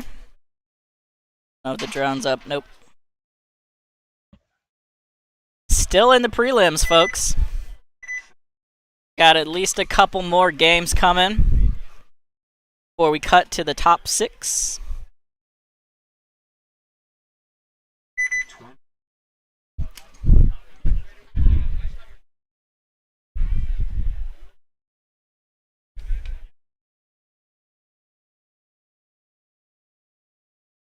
Here's our countdown. Looks like we're looking at the Asylum side of the field. Yep, Asylum here on the breakout. Looks like Rain City Ballers takes the inside second Dorito. That's a little bit of a switch up. We haven't seen a lot of that today. Yeah, I'm going to guess he's going to try to insert into the brick at some point. Asylum is actually in Snake 2 right now, though. And Asylum's in Brick 2 as well, so they're really kind of taking the ground. They've definitely been the more aggressive team out here for most of the games I've seen. Yeah, this guy in the bricks have been doing a lot of work for them for sure. And I don't think the turret player here for Rain City knows that this brick is hot because he is not looking the correct way. There you go, he just switched his gun and then got caught in the elbow. I think it bounced. Yeah, I think he got skipped in the elbow and then he got shot in the head. I think it's shot by the same shot again. If you get bounced, kids, you should hide better. Yep. So Rain City losing a body there. Coming over here to the Asylum side of the field again, you can see they're in the corner now as well. Oh, looks like we have a guy for both teams in the 40 brick, so we got kind of a matched up on the Dorito side here. Oh, looks like they're both looking. I think the Fatality player does know he's in the brick now. It's not clear that the back line for Asylum knows about this, though. Here comes the aggressive move. Oh, no, he moves up. So Asylum now is at the same bunker. Oh, looks like he's going to shoot that back center guy. It's Rain City. Yep, gets a shot on the back center. And now they both know that they're there. It's a great trade there from Asylum. Oh, and then the player behind him gets caught down the tape trying to come over the top. Just a sloppy fill from him, unfortunately. So Asylum down now to a 50 snake and the snake corner that I can see. Playing against, what, a Snake 1 and a first brick on the Dorito side? We got 2-on-2 here, I think. Yeah, 2-on-2 paintball right now. 50 player and the Snake is just posted up crossfield right now. Well, it looks like both teams kind of know what's going on at least. Think so. They for sure know he's in the 50. I think he missed the fill here. Past And over here you can see the player coming around the bricks now. I don't think he knows the Snake corner is hot. He's not acting like that might be a good it. trade. Oh, and then the Snake corner unfortunately misses his shot crossfield. Okay, that turns it into a one-on-one. Yes, this is a one-on-one right now. Snake corner against this player in the second wedge.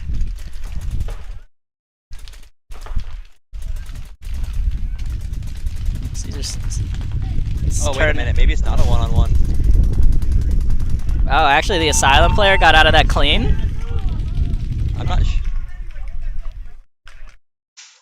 not sure exactly what happened over there, but it looked like it should have been a trade. I thought it was a trade. But I guess that's not what they called it, so... Checking him out right now. Gotta hit the shots to get the kills, you know? That's a thumbs up. Called him clean. Wow, so Asylum sneaks one out of the Snake there. And I think this Dorito player for Rain City Ballers thought that player was eliminated. Oh, for sure. Looks I could have sworn he shot him. Yeah, it looks like he thought he was eliminated, so... I don't know what happened in all that madness, but... Sometimes that's just the way the cookie crumbles, Joe. That's absolutely true. Must have bounced him cross field there. So Asylum gets that point off the steal.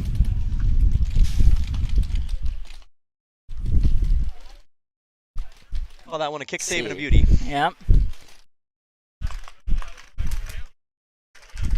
Looks like we got Phantom's Purple playing against Wrath here for their third set. I think Wrath probably had a pretty long break, it seems like. Yeah, quite a few games off for Wrath, so they're going to be pretty fresh. Phantom's had a couple games in this last set. Definitely warming up out here. The breeze has slowed down. Sun is high. It's not that hot, but it's hot for Washington.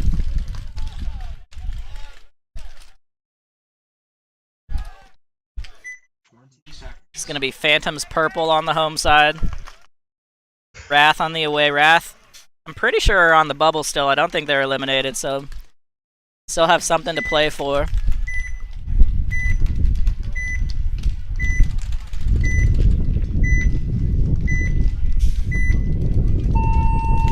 And here's our breakout. It looks like you're looking at the Phantom's Purple side of the field. They're going to take the D1, the first brick on the D side, back center, the gateway into the Snake. Oh, and kill one out of the first brick for Phantom's Purple, so big advantage there for Wrath. And it looks like, Nate from Wrath gets a little bit over aggressive because they refilled that edge and he didn't see it. Just wanted that a little too much right there. Shout out to Gerard from Rated PB for everyone who just got lit up in the backfield. Oh, and there's Brad getting shot as well for Wrath. They're getting pretty aggressive down this D side of the field. Yeah, Wrath, unfortunately, just with some sloppy moves on this Dorito side. I don't know if they necessarily knew that back brick guy filled, because he kind of shot two guys just coming down this side of the field. Yeah, for sure they missed that one. But Here comes the fill. Way to dig it out for Phantom's Purple. They were down 0-1 off the break and were able to kind of shoot a couple guys and give themselves a good opportunity to get back in the game, you know? Yeah, and Wrath just filled out to the wedge now. So mirrored up on the wedge. And then Phantoms is in the back center. The Snake gateway and the Snake insert. Wrath is in the Snake gateway and the Snake insert as well, but down a body. So coming back over here to the Phantom side, they're going to bump into that second wedge now.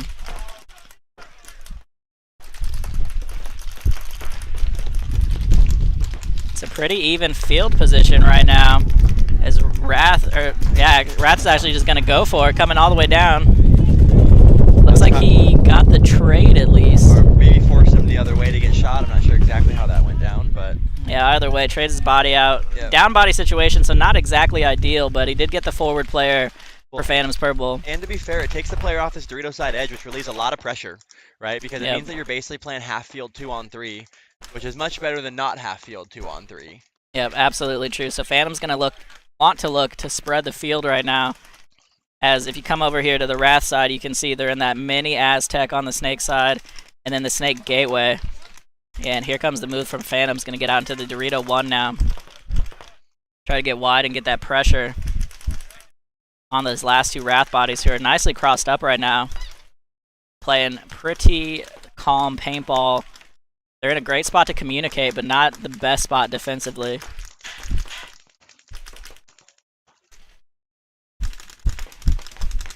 See Phantoms here really just running their guns despite being up a body. And not a lot of chatter right now. No, it looks like both teams are playing a defensive positioning. Not really looking to do much. I don't think the Phantoms necessarily know the count. No, I don't think so either. They keep looking at the D side still. Yeah, I just heard one of the Phantoms player ask if there was somebody in the wedge or not. So here comes the bump now up to the turret for them.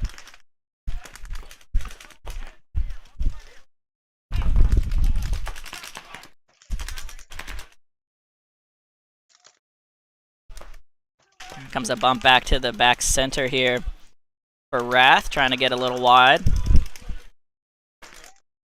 And you hear the Phantoms player yelling, he moved. He moved. Yeah, and he's getting into Dorito 1 now. I'm pretty sure he at least got bounced there. I think I saw one bounce off him. I don't know if he actually got hit. Ref's calling him out from the sideline, so unfortunately Wrath trying to fill Both aggressive directions. wide, and they actually die on both of those moves. See, So and Wrath gonna drop that one, unfortunately. See, in that situation, when you're those two guys alive, as long as they don't take a lot of ground, you can just hide and protect each other, Mhm. and you don't really need to panic in that situation. And like when we play, we actually have a call for break the cross and attack when you're in a situation where you're gonna get kind of dunked on. Yep. But you don't really need to do that until you're in a situation where you're gonna get dunked on, because you just kind of turn and run into guns. Yeah, they really had plenty of time there to try to run that down. Obviously, you don't want to play for the clock, but When you're playing down on bodies, you got to Yeah. play defense. yeah, absolutely. Not really a lot of reason for them to bump out there, but that's all right. Wrath made their decision, just didn't work out for him this time. Yep. I think it's also a thing that comes with experience of realizing if the other team's not on the edges pushing down the field, you don't necessarily have to refill those edges if it's going to be a risky move. All right, so let's see what else they might have left.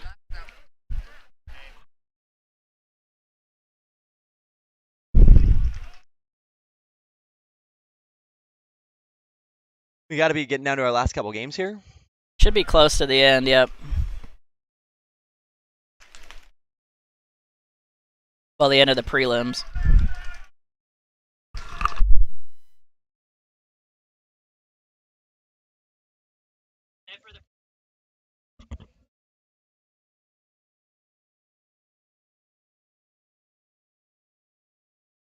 All right, prelims are done, folks.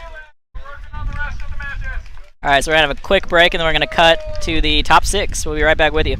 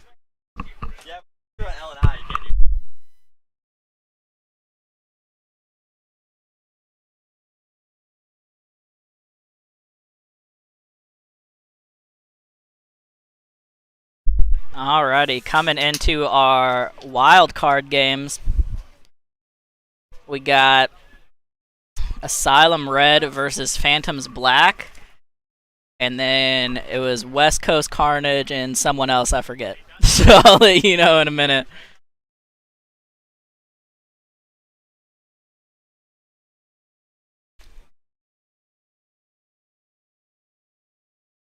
Riley, it's today.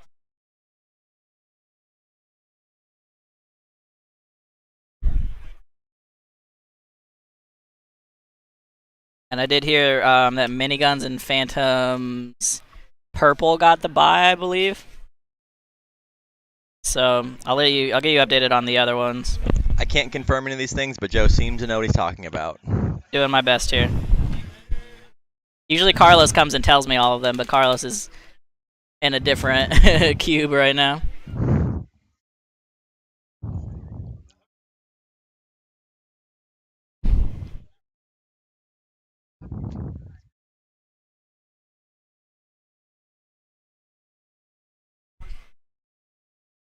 Some skydivers landing over here. Yeah, if you've ever been out to Doodlebug in the morning, it's a pretty cool spot when you come out here and you can see all the mountains and you can see all the hot air balloons, and it looks like Joe and I are watching skydivers fall from the sky right now. Yep, watching some skydivers land.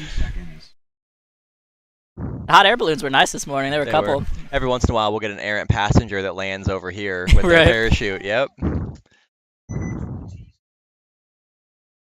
Alright, so this is going to be Asylum Red on the breakout here. This is the wild card games, trying to get into the semis. And here's our countdown.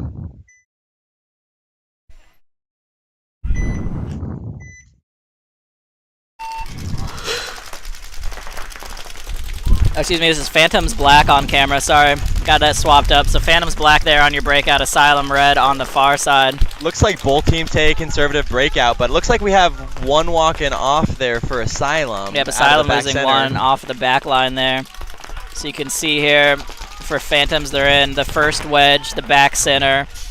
Both mini insert bunkers. Now in the second wedge.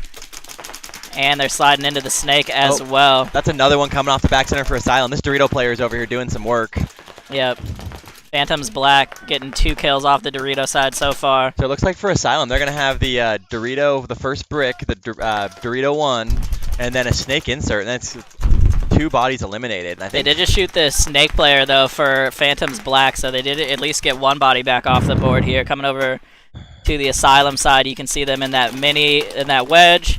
The Dorito 1 now getting into the Dorito corner as a smart move.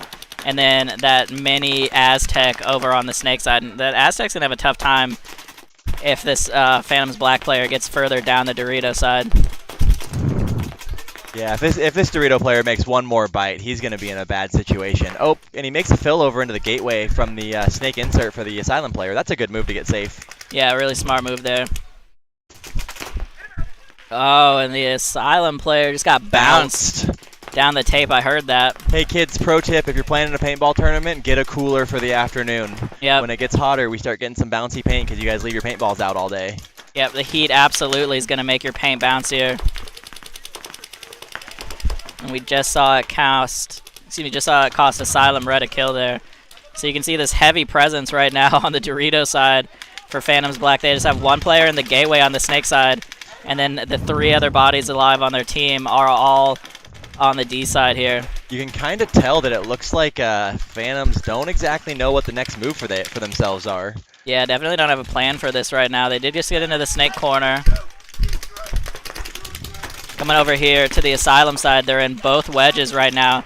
And here comes a great run down the highway. He's going to get 1 and 2. That's a good move there. Fantastic move. And Asylum now filling into the brick. Here. Yep, 2 on 2, just even up the body count. Ooh, missed the shot there. Had a chance. Asylum also filling out to the corner now. Oh, and a really smart move into the inside. A little Very sneaky here. He just filled into that 50 mini W. I think he's going to be real patient here. Wait for this guy to make a mistake. Did he shoot him? Oh, I heard an F-bomb. I don't know if those count. Doesn't look like he got him.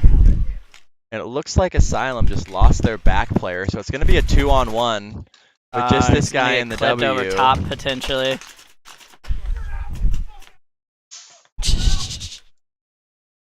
Back and forth here. Somehow still clean, and now he's going to get lit up in the back.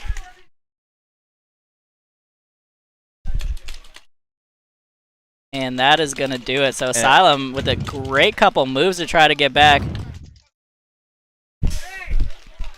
Got to be careful here talking while he's dead, though. Both teams there, man. I will tell you what, I heard some French words and a few things going on there that this family-friendly environment might not be welcome to. Yeah, a lot of chirping there after dying. It's also watch that. It's also a situation where a lot of these teams play with each other all the time. The guys these kind guys of know each other. They for really like sure. to give each other a hard time. Some of the facilities are a little more abrasive than others, so get a little more chirpiness. Some of them need a little more friendliness. Yep. But hey, it looks like Phantom's gonna take that one down, assuming this guy is clean.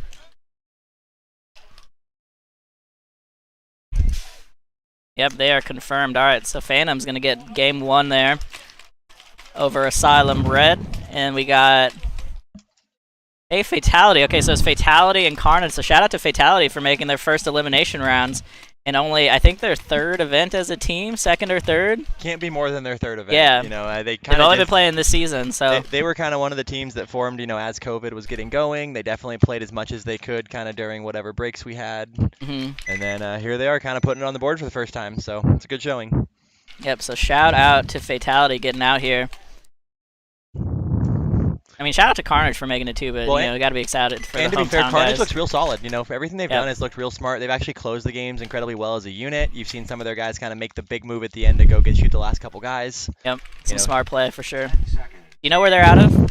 I don't. I don't know. Does anybody in the chat know where Carnage plays out of? West Coast Carnage? Somebody will know. West Coast is a big place, so could be all over. It's true. Could be anywhere.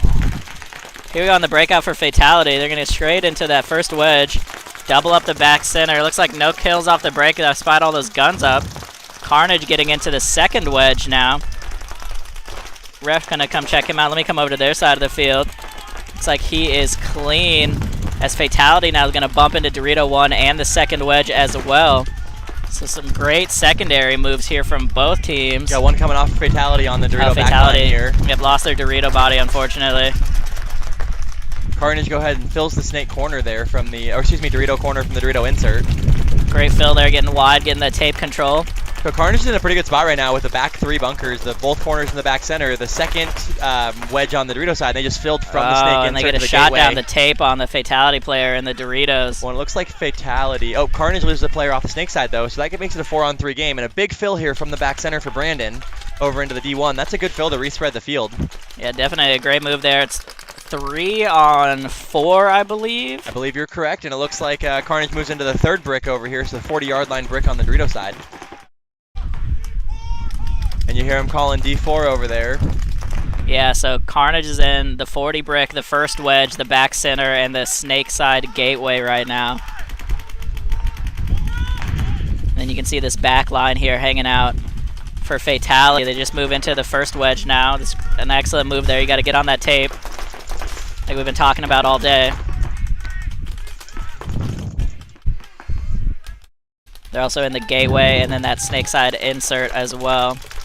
When you hear the Fatality guys over there on the snake side saying, hey, hold the cross, it looks like their 2 snake players are holding a pretty solid cross while this Dorito player kind of keeps them from coming down this side. Oh, Carnage loses another one off the back of the Dorito side, making it a 3-on-3, which is going to kind of even things up.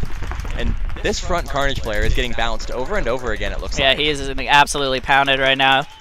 It looks like that gateway player for Fatality is kind of shooting a bounce into that bunker. This Carnage guy just cannot play the insider at all right now. He's just getting absolutely pounded. So 3-on-2 here now for Fatality, just playing really smart. 3-on-3, excuse me. Yeah, even up the body count. Yep, Carnage gonna have back center, snake, gateway, and then the third brick on the Dorito side, playing against Fatality. They have the second brick on the Dorito side, the insert, snake bunker, and the gateway on the snake side.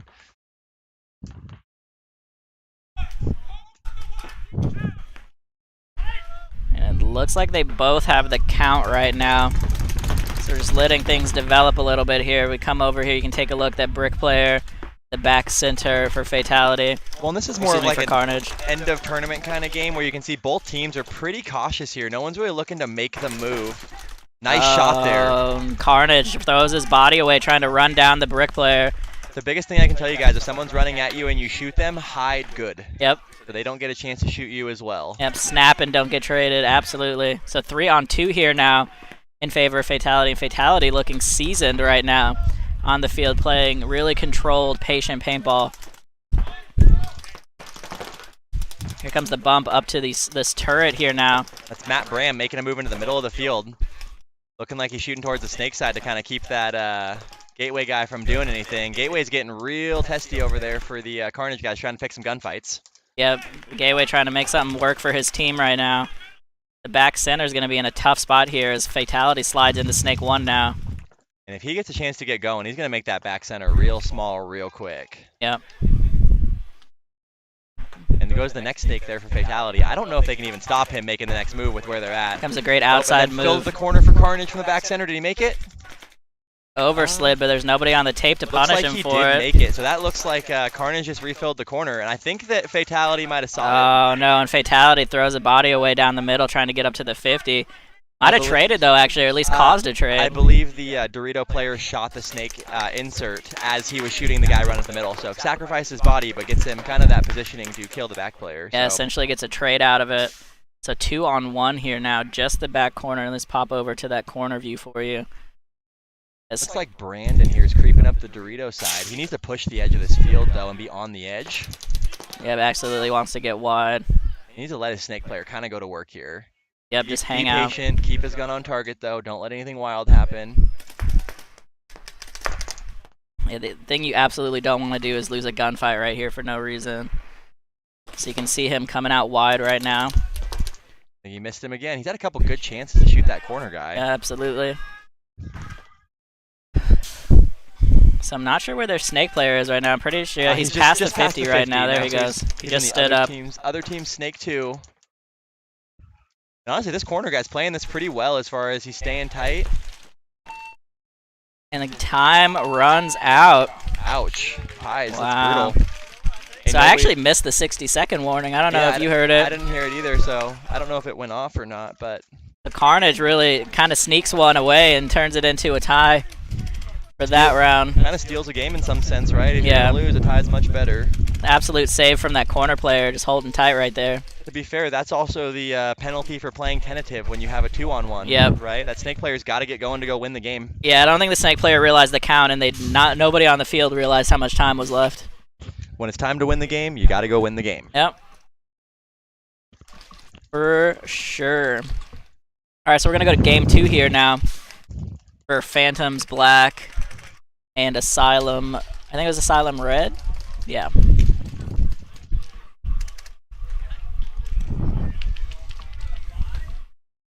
Shout out to the Ninjas reffing today. Been going since about 8:30. It's 2:30 now. Standing in the sun this whole time. Getting shot. They're seasoned veterans, though. They should be able to handle it. Yeah.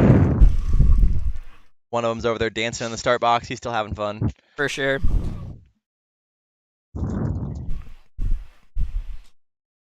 So this is the wild card games. These two are going to go into the semis. Or the winner of these two matches are going to go into the semis. Where I'm pretty sure it's Phantoms Purple and Miniguns waiting for them. That would make sense. Maybe it's Phantoms Black? Phantoms Black is in the wild card right now. I thought they said Phantoms Purple, but I'll have to double check that. That makes sense. You got both Phantoms teams standing over there kind of by the entrance. Yeah. Mingling like they love each other.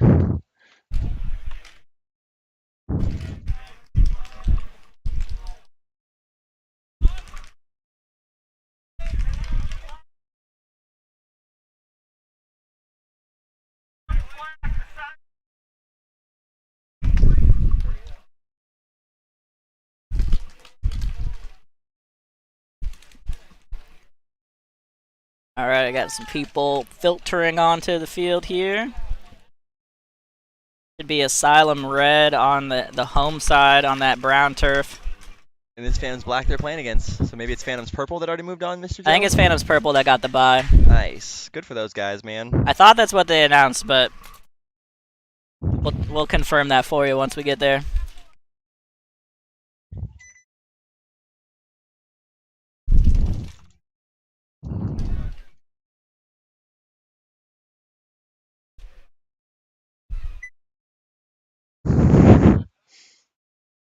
All right, we're going to stick to the drone view here for you for the breakout. It's going to be Phantoms Black on that purple side of the field, Asylum Red on the brown turf.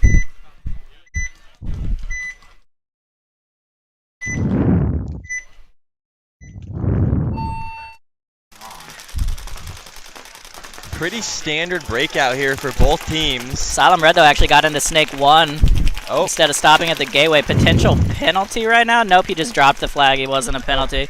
looks like one coming off for Phantoms Black off the Dorito side. So that's two coming off the Dorito side of Phantoms Black. So Phantoms Black down to disaster the there back for center. Phantoms. And then both snake inserts. You got snake gateway and then the snake insert in the back center. And it looks like the Phantoms Black player fills the corner and definitely gets shot in the back. Absolutely got shot in the back right there. But it does look like you got one coming off for Asylum. But I think we're playing 4-on-2 right now. Yep, 4-on-2. And you see Asylum getting into Snake 2 there now. And then into the 50 snake now, Joe. Yep. Looks like you went past it. So Asylums are going to have snake 50, snake center tower, and then pushing down the D side quick now. Oh, one more comes off for Phantoms. So it looks like back center only for the Phantoms. Yeah, and that's just an impossible spot. Looking at 5 bodies from Asylum Red. I think 4 bodies here, but it's still. Did they lose one? Oh yeah, they did lose one earlier. Excuse me. And then cutting hard to go get it. And there goes the trade. I would generally recommend spreading the field instead of running directly at your opponents, but hey, if it works, it works. Yeah. Unfortunately, that back center is just such a tough spot. Yeah. You're just gonna get it from everywhere. I would also tell you guys, avoid trading if you can. Just go shoot the guys without having to trade. Yep. Pretty sure refs on the back line are getting shot with nobody alive. You'd love Yep. to see it. There's a few extra for your trouble. Thanks for reffing, sir. Whack, whack, whack. Asylum Red's gonna take that. I didn't actually make a note of who won game 1 there. Oh yeah, it was a no point. That's right. No, that was the other game. Yeah, that was the other game. No wait. No, there was a point on both, wasn't there? I don't know, it's been a long day. We'll get that updated for you guys in a second. Sorry. Yeah. No, it was tied. Game time. Oh yeah, that's right. Yeah, it did time out. So it was a game time. That was the tie. Fatality game. Yes. The Fatality timed out, yep. So I don't know who got game 1 between Asylum and Phantoms Black, but we'll let y'all know. That may have been game 1. That was 2.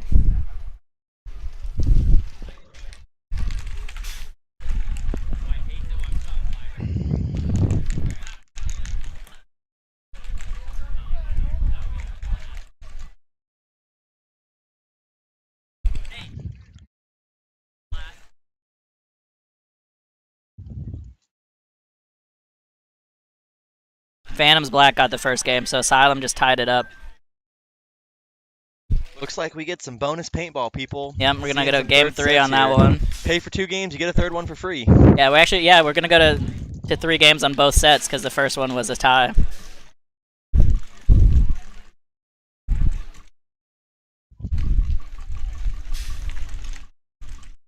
All right, just waiting for the refs to get set here. They're doing a little cleanup, having some chit chat. There's our 30-second buzzer. Looks like both teams are getting to their start boxes now. It's gonna We be flip sides. Yep, Carnage on the home side, Fatality away.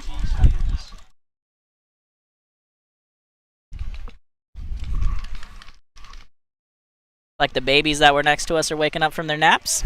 Sounds like it. Better than being on an airplane with a baby. It's a family event today.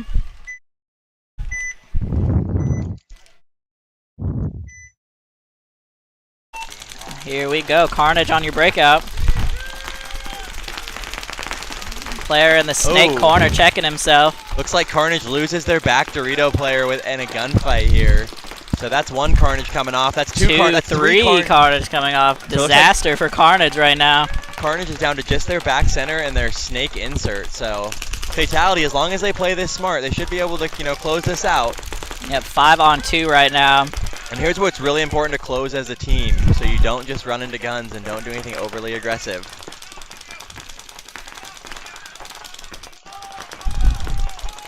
Bumping out to the snake corner It now, also Carnage. looks like most of Fatality's guns are looking Dorito side of the field. Yeah, I don't think they realized they shot the whole D side already. That's what can happen when a lot of bodies come off in a quick succession. They're actually doubling up the second wedge here now. Now they're into the brick. You can see his move into the brick right there, coming back over. You can see the back center and the snake corner there for Carnage. Home gets peeled off now.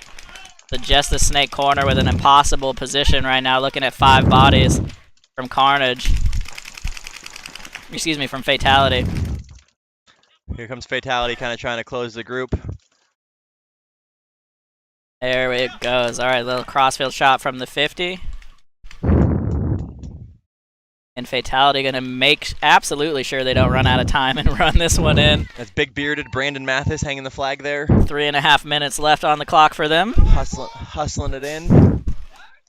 So Fatality up 101 right now. We'll see how their last game goes. See, and that can kind of be a little trap for you, though, because you get up 101 and then you think you can just hold them off. And then next thing you know, you end up on your heels. Yep, you got to play it out for sure. It's a great game there from Fatality. Got really 2 kills off the break. Yeah, quickly. And then a quick one into that secondary. Yep, I don't actually think they shot the guys off the break. I believe they made their spots and lost quick guns. They shot the snake corner for sure. Oh, okay. So that. But yeah, the guy wrapped in the wedge and got shot. Yeah, the wedge and then the Dorito insert both just kind of lost gunfights early. Yeah. Really sucks when you make it in clean and then you pop out and get shot immediately. Looking into paintballs. Yeah, feels bad.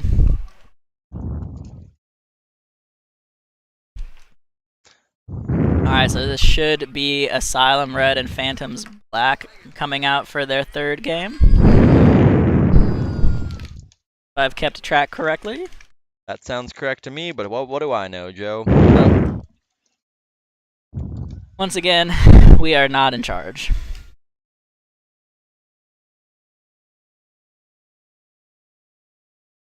I guess maybe they're not, because they're not yelling at them to get on the field. So maybe I missed something. I would assume someone's going to play paintball at some point again. Yeah, that I can confirm. There is still more paintball. It looks like it's Phantoms Red coming back, or Phantoms Black coming back, excuse me.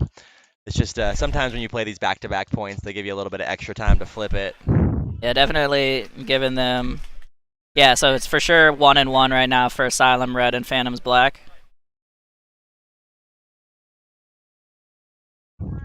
There it is. I just called it out. Phantoms Black and Asylum Red. Okay. Looks like it's going to be Phantoms Black here on the home side. Winners move to top 4, right? Yep, and then we're going to be in the semis.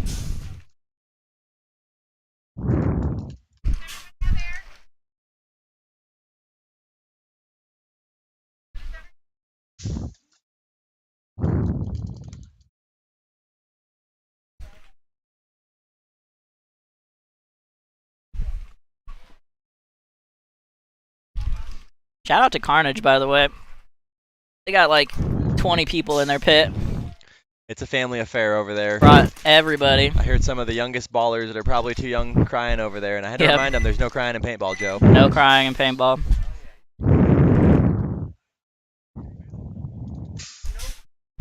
I try to tell my brother Danny that all the time, and he never listens. No. Alrighty, here we go. Asylum Black on the home side, Asylum Red on the far side. This is for all the marbles. Not quite all the marbles, but to get closer to all the marbles. True.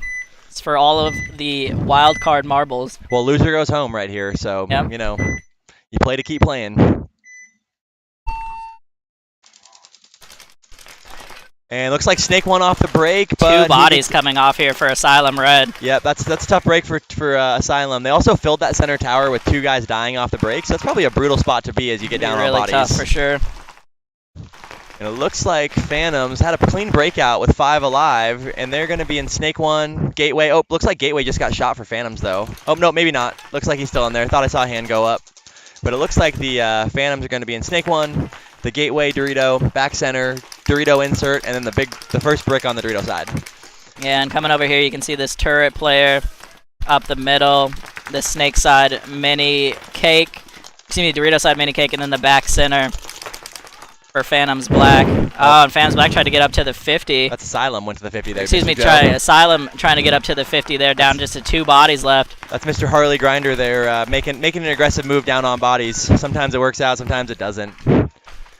And this is going to be a tough situation here for Asylum, being kind of stuck. Looks like that back center guy definitely back just got center shot. gets shot.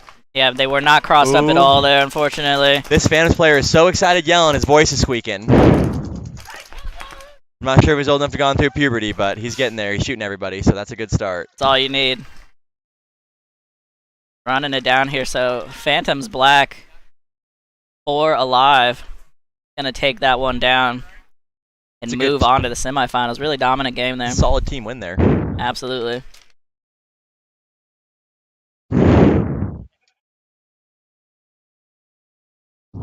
Seen some pretty fresh goggles out here today, Dusty. I've seen the all-white ProFlex, seen the infamous edition, or the skull edition of a few different goggles. That's definitely one of the things in paintball they up their game on, is making higher quality, higher tiered products that essentially you get some cool customized options. They've also done a better job of coming out with some of the limited edition ones. Yeah, these limited edition ProFlex releases have been awesome. Yeah, they definitely are unique. You know, they're limited. I think they do about 750 for the whole world every run. Yep. We usually get like 3 to 5 of them to pedal out, and when they show up, they disappear. I would also tell you guys to check out all the special edition grills that have been coming out, because a whole bunch of some of those have been really cool nice. special edition grills. Those ones also all come with a clear and like a special HDR lens. Ooh. So it's kind of added value, you know, for $125 you get that extra $50 lens or whatever. So yeah, was it Tiger Stripe was the camo this time? There's a Tiger Stripe camo. Yeah, that looked really nice. There's some new ones coming in the next 7 days I can't discuss yet, because they made me sign some paperwork that said I can't tell you all the secrets. Yeah, my head's too big for grills, or I would have picked up that Tiger Stripe for sure. Danny likes them.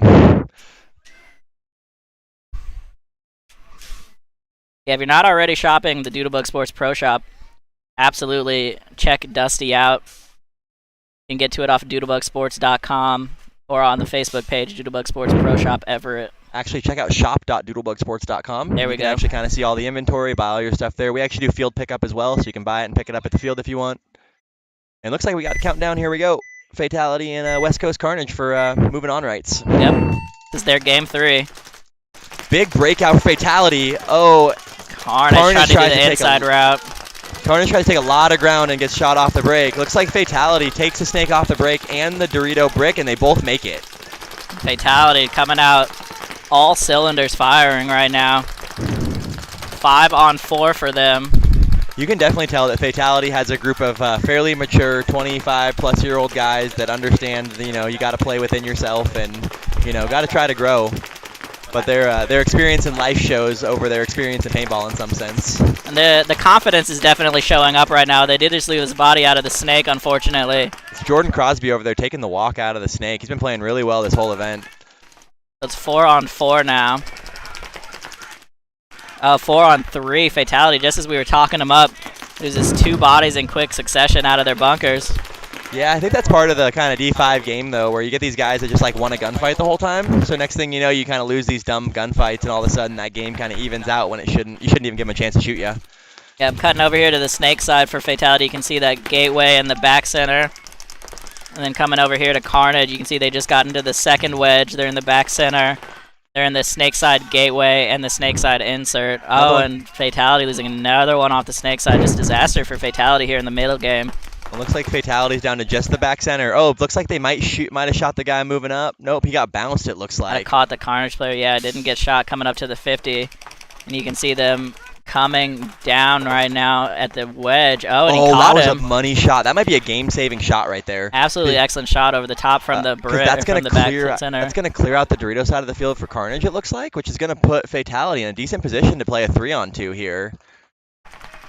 A really strong cross right now. And a good move by Brandon over here to really kind of put himself in a spot where he can get a chance to get an elimination. Get some pressure in on that 50. Good fill by Carnage back across the field into the Dorito corner to re-spread the field. Yeah, we might have saw him just sneak over there into that corner now. Coming back over. So Carnage is going to be like in that little center 50 bunker. They're going to be in the snake too, and they're going to be in the Dorito corner. They have a good spread on the field. But Fatality's not in bad spots here by playing that snake insert and then also the second brick. Yeah, super good defensive position right now. You just got to make sure you don't pick any gunfights and just wait for them. Just got to be smart. I think they're in a situation where a tie goes their way, right? I think so, yeah. If they run the clock out, they win too. So. Yep. So I think that's part of one of the things you got to understand is paintball is very situational, and there's these little nuanced situations that you got to be able to play to if you want to be consistently successful. Unfortunately, the snake side ints are walking off now for Fatality. That's just exactly what I was talking about. You just cannot pick those gunfights. You got to wait it out. And now just this Dorito side wedge trying to while out over the top. And he's going to get shot. So now this is going to come down, I assume, to body count? I think it's time. Well, the first game timed out. I know, but I think it so goes time in each game? Yeah, the amount of time it takes or something along those lines because they don't count bodies. Well, Fatality definitely won with like 3.5 minutes left in their game. Gotcha. So if that's it, then... I'm not 100% sure, but I believe that may be the case. All right. We'll have to hear from someone down below. Yeah, we'll get that updated for you from the refs here in just a minute.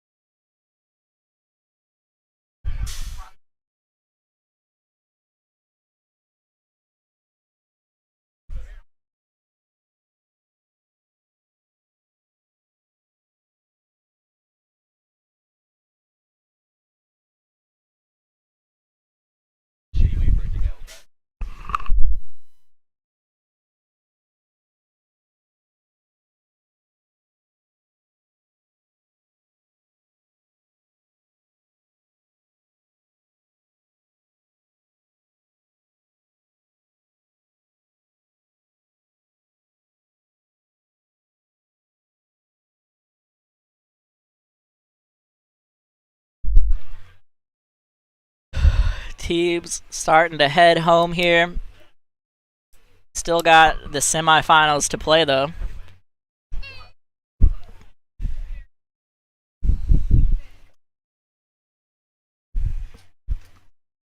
Have a little break here while they figure out if there's going to be tiebreakers or another game for them. We'll let y'all know in a minute.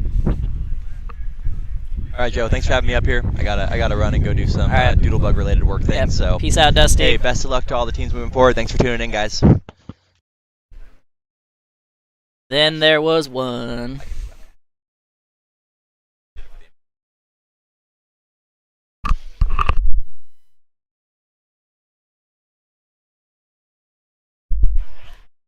All right, so just getting that figured out for you, and we'll let you know what the next game is.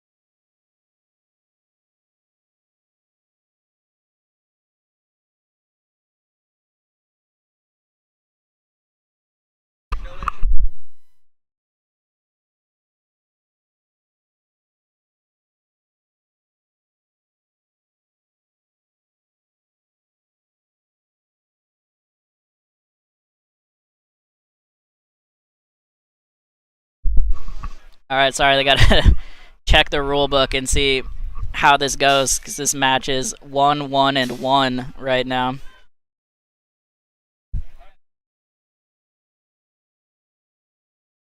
Be right back with you.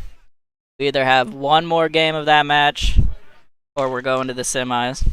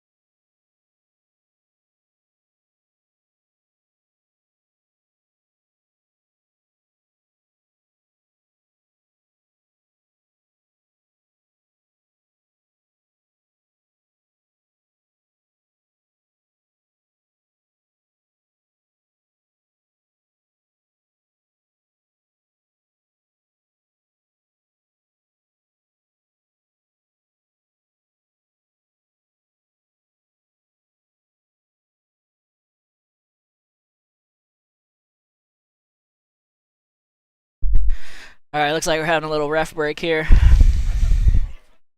Just trying to figure out where we're at in the schedule. I'll get right back with you. Thank y'all for hanging out with us so far.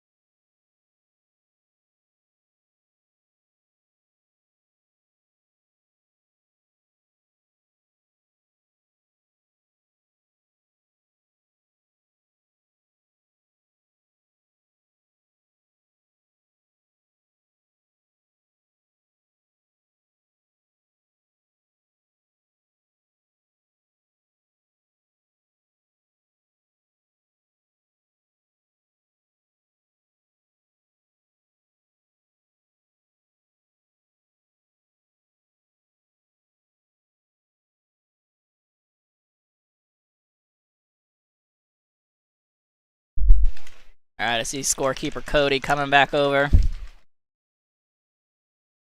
Got something in his hand.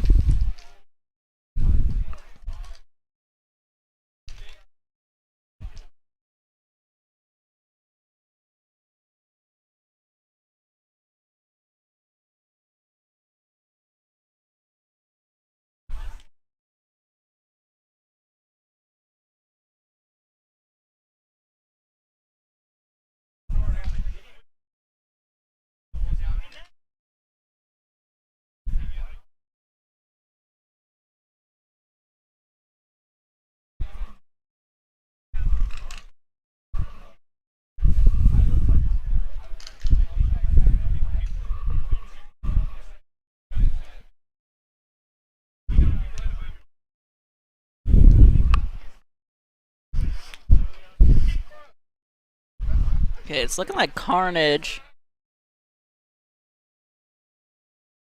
is packing it up. So I think Fatality gonna be in. But I'll let you know for sure here in a minute.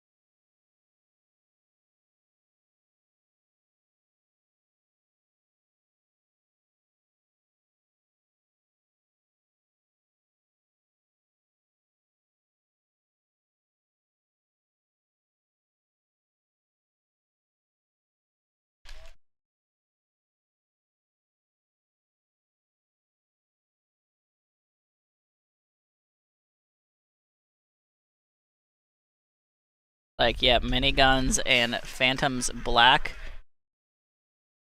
After just a couple more minutes of break here for the refs. So yeah, we are moving to the semis.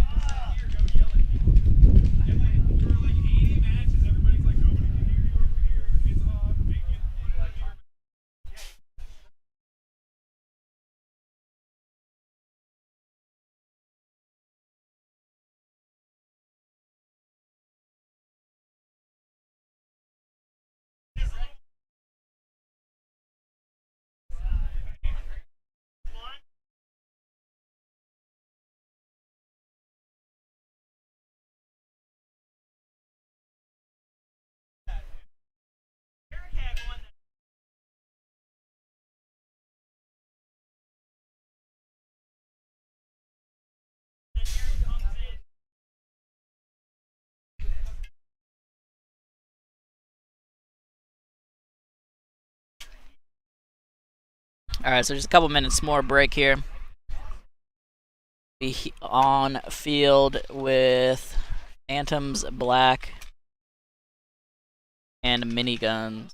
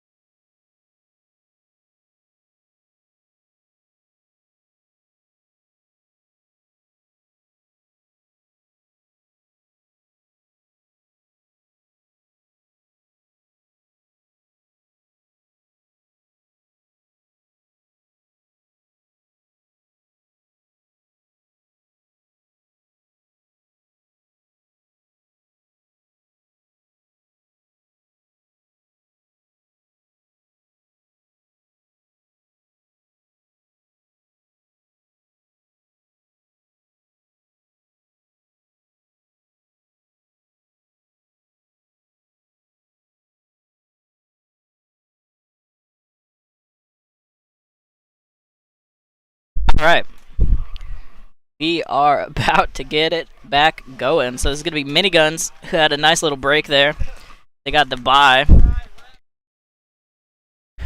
Taking on Phantoms Black here in the semifinals. Phantoms Black played a lot of paintball today. Hopefully they are not too tired out.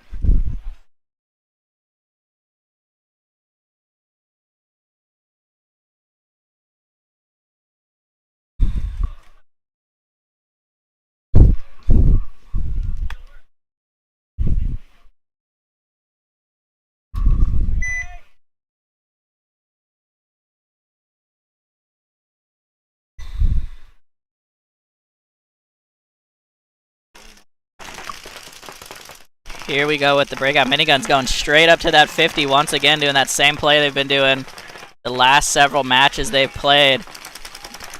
It's like 5 alive for both squads right now. So let's see, you can't really see that 50 player here.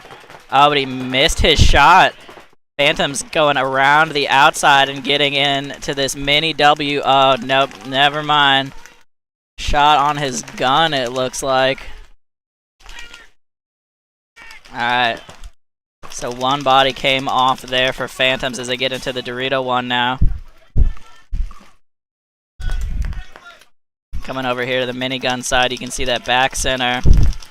The Dorito side mini turret. They're in that second wedge. You can't see him right now, but he's in there. And then they're in the gateway. And then that 50 on the snake side looking at the Dorito. Phantoms Black just slid into... Excuse me. Yeah, Miniguns just slid into Snake 1 and got clipped on his way in. Popping over here, you can see Snake 2 now for Phantoms. He's going to try to probably wrap and get a shot on this 50. I don't know if he knows he's there.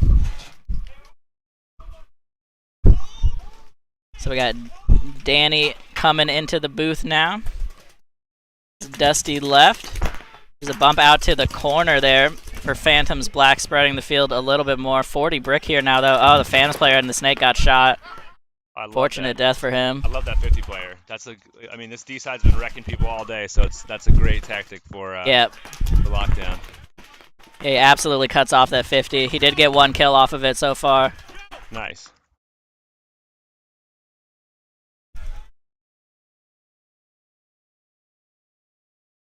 Ooh. And again, like, I don't think teams have known he was there. I feel like I've seen a couple games where guys got up there and it's like it seemed like no one knew, and it's like you feel like you would see that guy, right? Like Right. somebody would. Definitely poor scouting against the Miniguns right now since they've done this at least 3 points in a row. Alright, so things kind of slowing down here. Coming over to the Phantoms corner on the Snake side, you can see Snake corner holding it down the back center, playing as small as possible. Coming back this way, and now you can see that wedge. The brick now actually just moved up to that mini W. You can see him slip into there now. Ref running in to check the 50 player. 50 player actually is out for Miniguns. Not sure when he got shot. Oh, an important kill there, but actually Phantoms Black just lost their back center. On this D side. Let's see. Yep, here we go on the Dorito side, the inside route. They're going to trade in the shadows, and now just the back Snake corner. He is in just the worst spot. Alright, so Minigun's going to take game 1 here over Phantoms Black. Pretty back and forth game there, though. That 50 play paid off once again to shut down the whole D side. Definitely. This is definitely finals paintball. You can see that the focus of people is a little different than Yep. earlier in the day. So Stuff moving slower for sure.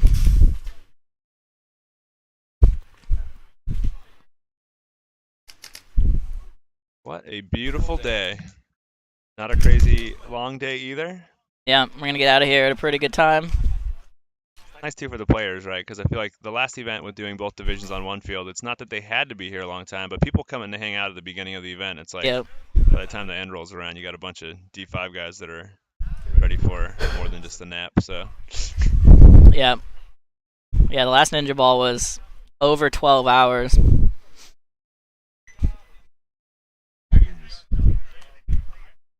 So this is, yep, Phantoms Purple and Fatality. So shout out to Fatality making the semifinals in what I think is their second or third event. yeah, they're relatively new. Like this is their first year together as a team for Yeah, sure. for so. sure. This is what happens when you get in those reps at Sunday Funday. Start making the finals. The matches, dude. They've been playing tons of matches. Yeah, those matches are a trip.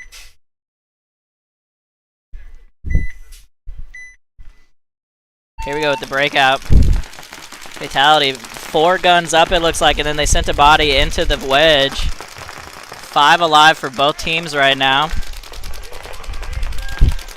Fatality getting out of that back center now, just 1 body left there for them. Moving into the Dorito 1 now as well. Coming over to the Phantoms Purple side, they're in. Oh, excuse me, they just lost that body on the Dorito side. The Phantoms Purple have 4 players alive.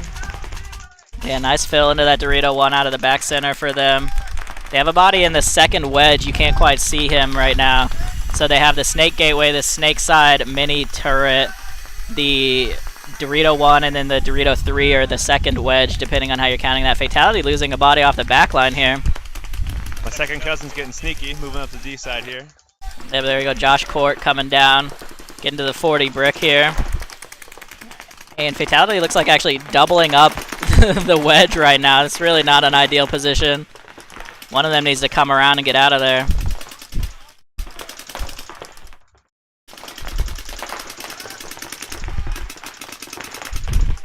So you can probably hear it. That's Josh Court down there. Running is done down the tape for Phantoms Purple. Fatality still in that back center, which is getting smaller by the minute.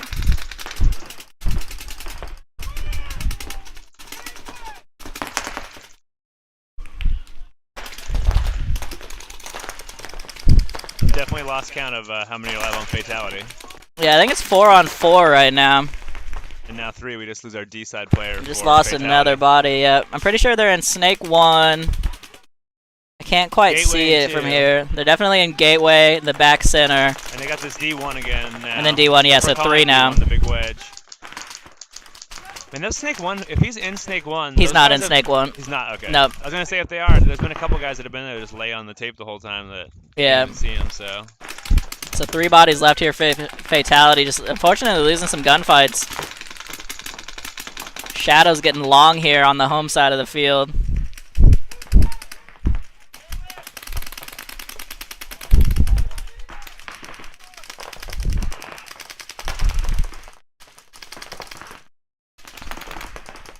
court cousin here. The brick's been stuck here for a little while.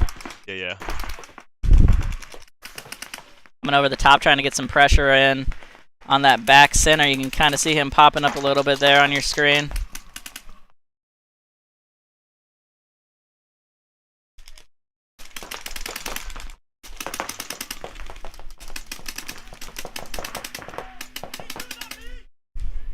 There we go. Makes a nice bump onto the Fatality side of the field now.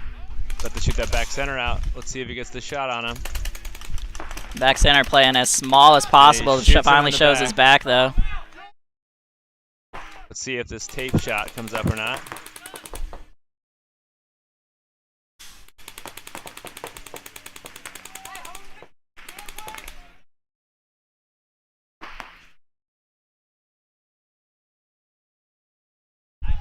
Gotta love finals paintball. It's slow and steady.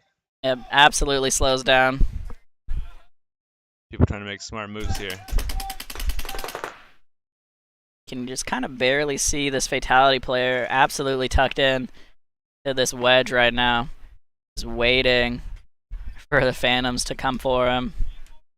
Here comes a little sneaky move up the highway into that mini W. And the cross is not in place really right now. Here comes the run. I think he's going to get the trade. Yeah, so smart trade there. Got a 3-on-1 situation here with a minute left. Yep, 60-second warning just went off.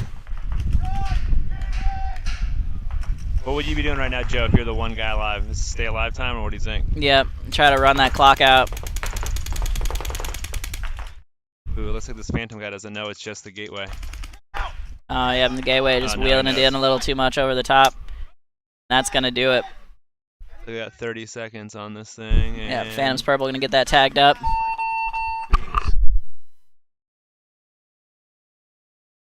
Definitely some grinder games here. Yeah, absolutely back and forth there for sure. And that's what happens in the semis. It really slows down. Semifinals.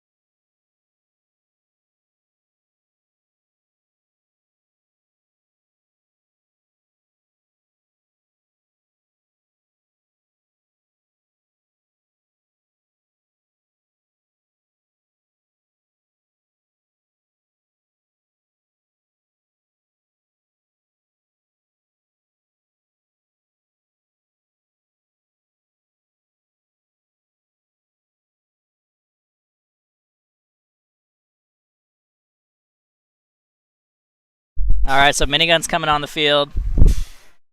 Phantom's black on the away side this time. Let's see if Miniguns runs up to the 50 again. Sets that trap on the Dorito side. Miniguns are definitely looking good from the games that I've been watching. Just for the record, I have not been watching a tremendous amount of games. Yeah. So, but the ones I have seen, Miniguns have definitely looked good.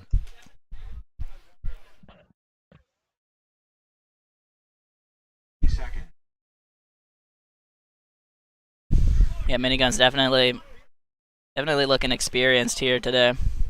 Playing this field pretty smart.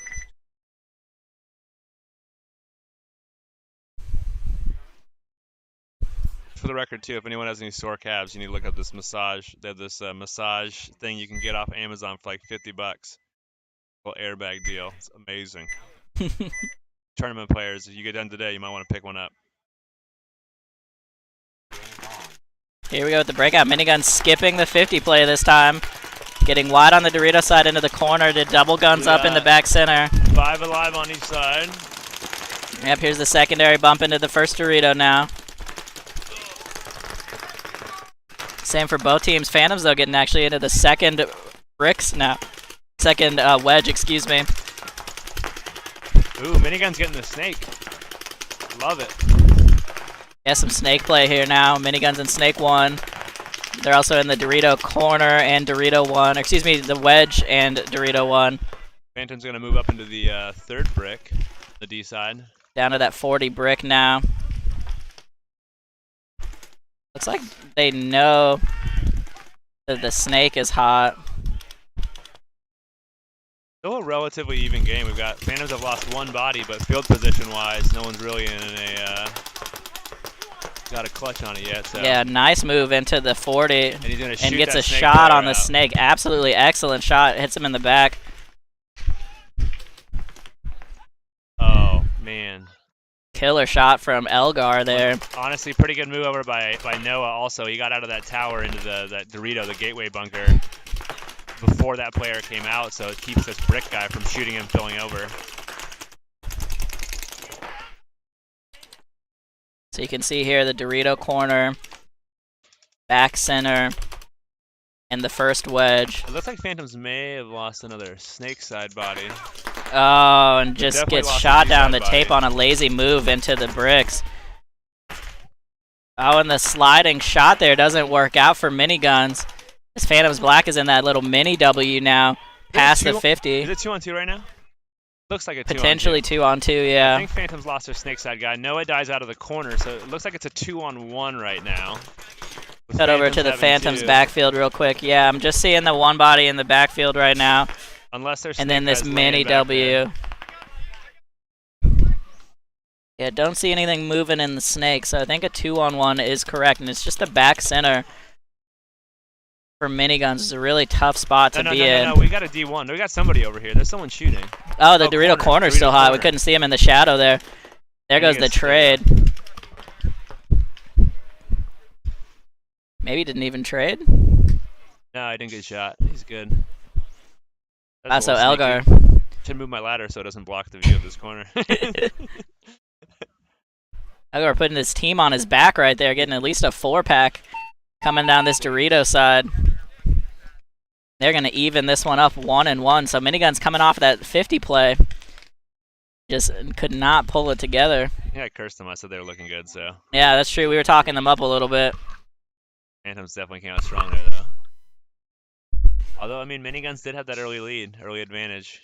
Yeah, for sure. They just didn't have a whole lot into their secondaries. Correct. That snake player guy definitely, I mean, not super sloppy or anything, but gets shot across field. It's like you got to get, stick to the dirt, got to lay on the ground, right? Yeah. Also, he was just down the tape for some reason. And I Yeah. don't think there was anybody on the tape I feel like anyone I've seen for in Snake Phantoms looks, Black. Yeah, looks Yeah, different. There's nobody. and then he just let them blow up the whole Dorito side. I don't know how good the crossfield shots are, though, with the, I mean, a lot of this low stuff. Well, for sure he could have caught him coming across the middle into the Miniguns brick, Yeah, but that was when he was looking down the tape. that makes sense. Yeah, I think that mini can breaks the shot from Snake 1 into the 40 brick, though. I tell you what, I'd be super stoked if the game that won the tournament was from the snake side. The team won from the snake side, like that's it, right there. I mean, They just, sucker punch them. I've only seen a couple games get one from the Snake all day. Well, some people Alright. need to step their game up here, right? I mean, I'm with you. I want to see it. So Phantoms Purple out here versus Fatality.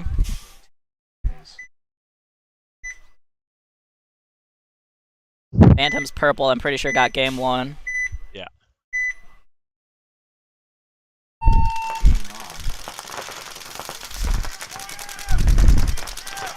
We got 5-on-5 here. Yep, 5 alive for both teams right now. Slightly more conservative breakout from Fatality, though. Fatality's still- got 2 in that back center, a little risky.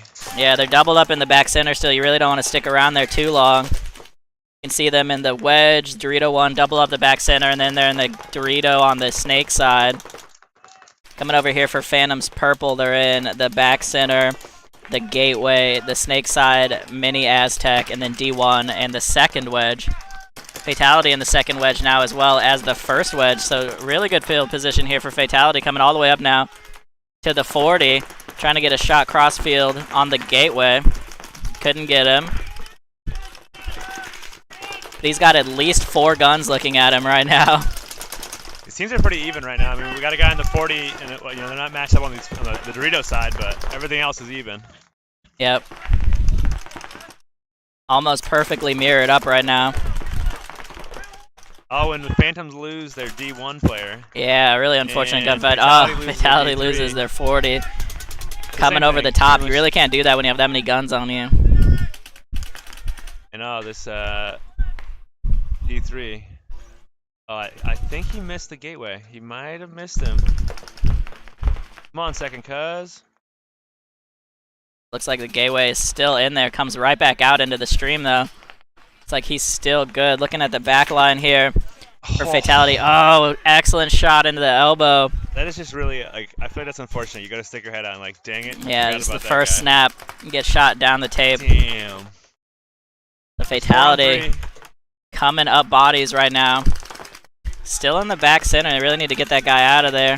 Hey, this game could still be won by the snake side, right? I mean, I know it's not looking that way right now, but technically possible.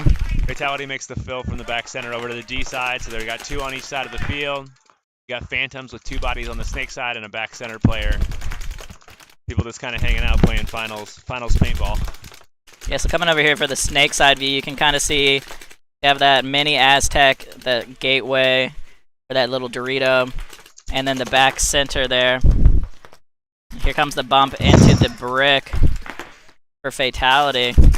Coming over the top. You really got to be careful popping the top in that bunker. I feel like people keep doing that, and it's like, you know, just why expose to everyone, right? Like, yeah. Once you're going to have a killer shot on somebody. Really not worth it. Dorito 1 here now for Phantoms Purple. Trying to get wide, get some control on that end of the field. Nothing stopping Fatality from moving further down the Doritos right now, though.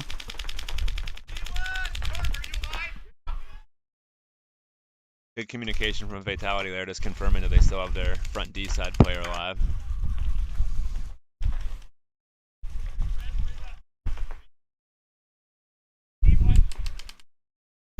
Coming back over here to the Phantoms Dorito side. You can see them in Dorito 1 now. Fatality bumping up to that center turret. And gets shot out of that Immediately gets shot cross field.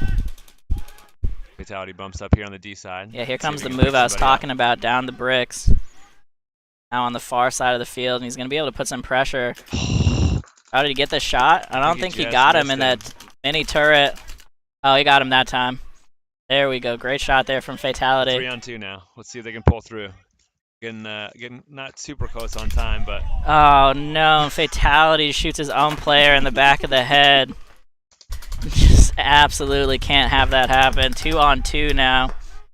That's the tough part in these tapes like this, these big bunkers. It's definitely... I mean, yeah, you absolutely can't see who's coming out of these bricks. It's happened at least 2 or 3 times today. Dude.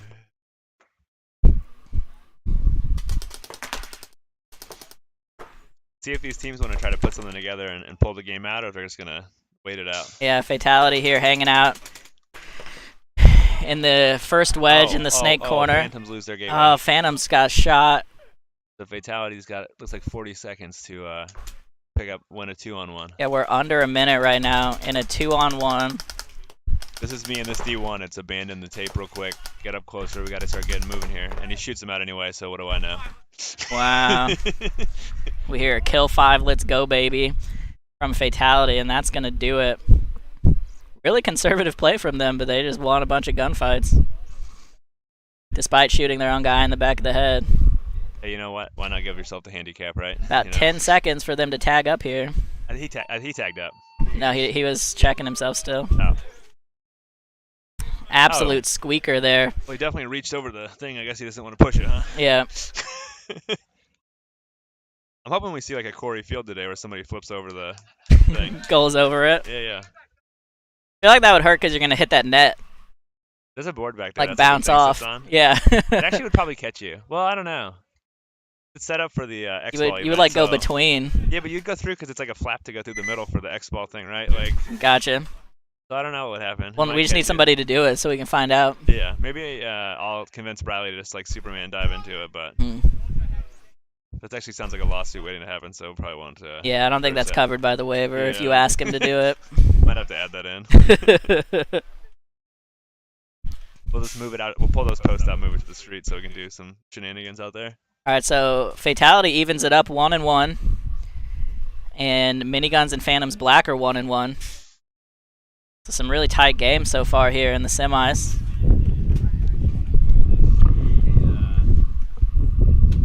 It doesn't show the score right for the game.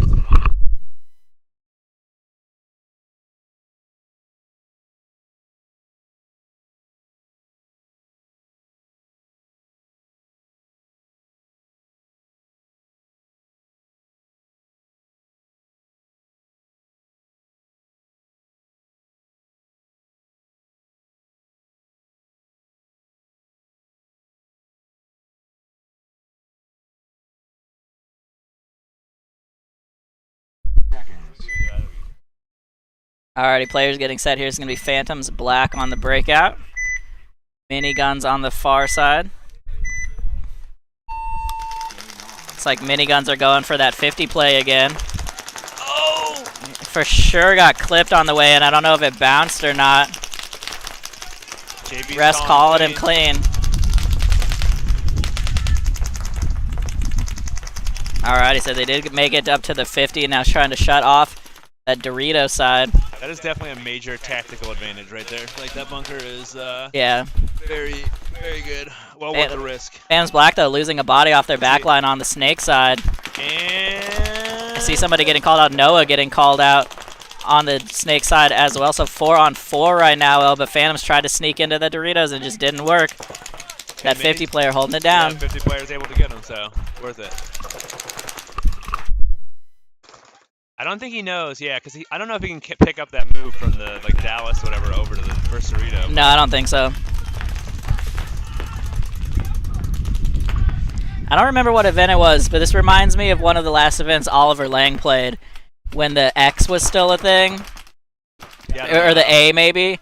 He ran up to and played under the A from the 50 and just had 12 pods on his back and just shot one side of the lane the whole game. Gotta do what you gotta do. I mean, if it works, it works. Sounds like 7-man almost. Yeah, no, that was X-Ball, but when we pop over here to the snake side, you can just kind of barely see that gateway player. And then coming back here to the minigun side of the field, you can see the Dorito one, you can see the back center. They're still in the 50. Where's the other body for Mini? There he is. He's at the 40 brick now. He just crossed over to the 40. You can see that move there.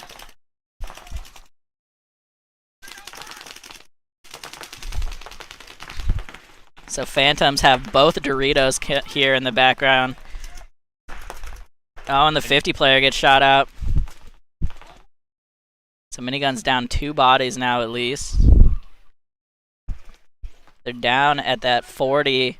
Or at the brick on the Phantom side, though. Gateway is crossed up.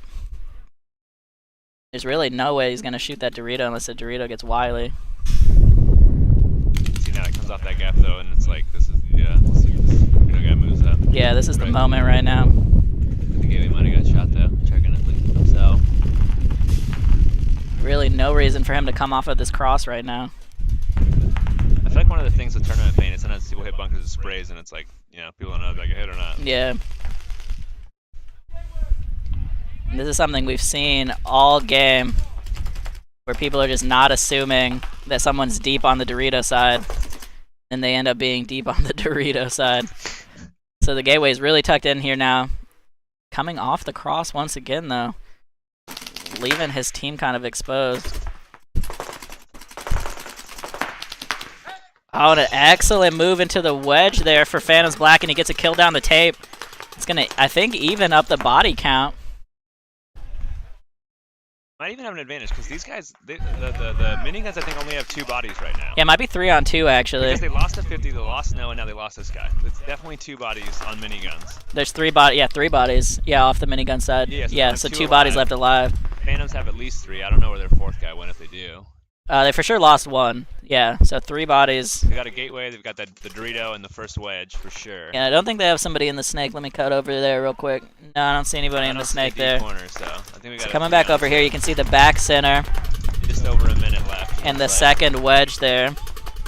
Yep, coming up on 1 minute left here. You can see here the Phantoms wrapping around, putting pressure on that back center.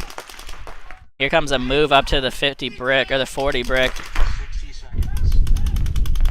And the 60-second warning just went off, so Miniguns making some aggressive moves despite being down bodies. There's the trade.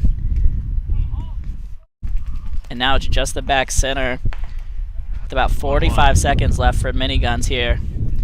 Phantoms not showing the urgency that they need to right now. Oh, and the Gateway loses a gunfight, so it's a one-on-one right now. 30 seconds. It's a really bad decision there from the Gateway to take that fight. Definitely one of the things at this level, though, is that teamwork element, right? You know, these two guys start talking, and it's like, he's on me? Okay, other guy moves a little bit, right? Get that advantage, so. See what happens here, though. About 15 seconds left. Yeah, and this is going to go to a no point. There's no chance one of them's running this in. Bolt might be out here, ready to do. I mean, gonna need to be able to teleport at this point. 2, 1. Game time runs out. So we're gonna go to a tiebreaker on that, I guess. I don't know if in the semis. So that's the second game, right? That was the third game. They were 1-1. I would assume it would go to it'd either go to one-on-ones or a third or another game, right? Like, 'cause there's no. Well, in the wild card, it went to tiebreakers. I don't know. At a time. Question. I'm gonna go back to the default of. Does it have to do with air? I don't know. Danny really just runs the compressors. That's his main job here. And I really try not to do that, so I mean, I'm not really.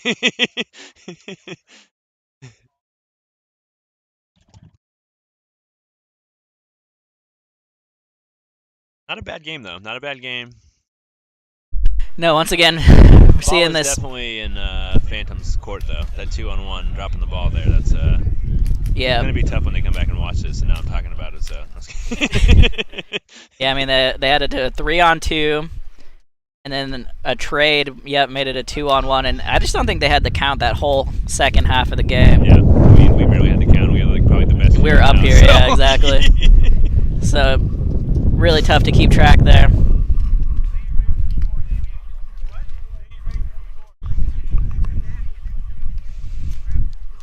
Alrighty, so this is going to be Fatality and Phantoms Purple for their third game. Giving them some time to set up. I think it should be 1-on-1 also, right? Yep, 1-1 right now. 30 seconds.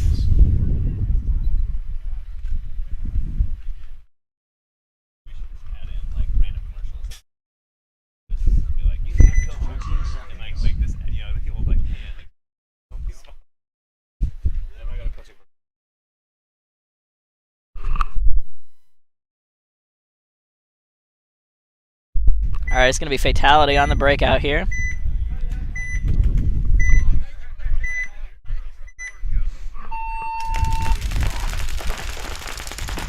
Fatality playing aggressive. I like it, getting straight into that wedge. Lost a body on the Phantom side. Yeah, Phantoms Purple losing their Dorito runner right there. So we got a 4-on-5.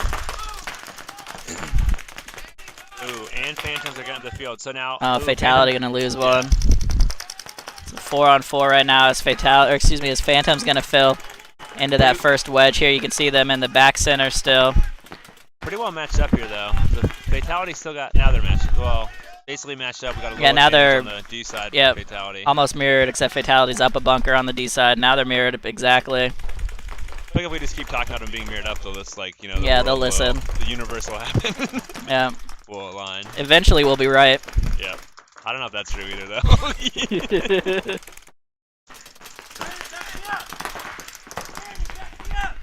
So here comes the brick right now. Oh. I think he might have got his shot. No, he's shooting orange. Never mind. Does not get a shot on the gateway. I feel like not that it's a bad move from the back center over to the D side, but it's like I feel like if there's a Dorito guy up the field, we got to get someone to stop that guy from making those next bumps. And like getting wide like that, I don't know if it gives you that. Well, I think that mini Aztec can stop the bump into the next brick on the inside. So you just want to get someone on the tape, but they don't have anybody on the tape. So then the Aztec just got shot anyway, so none of that matters. Yeah, yeah.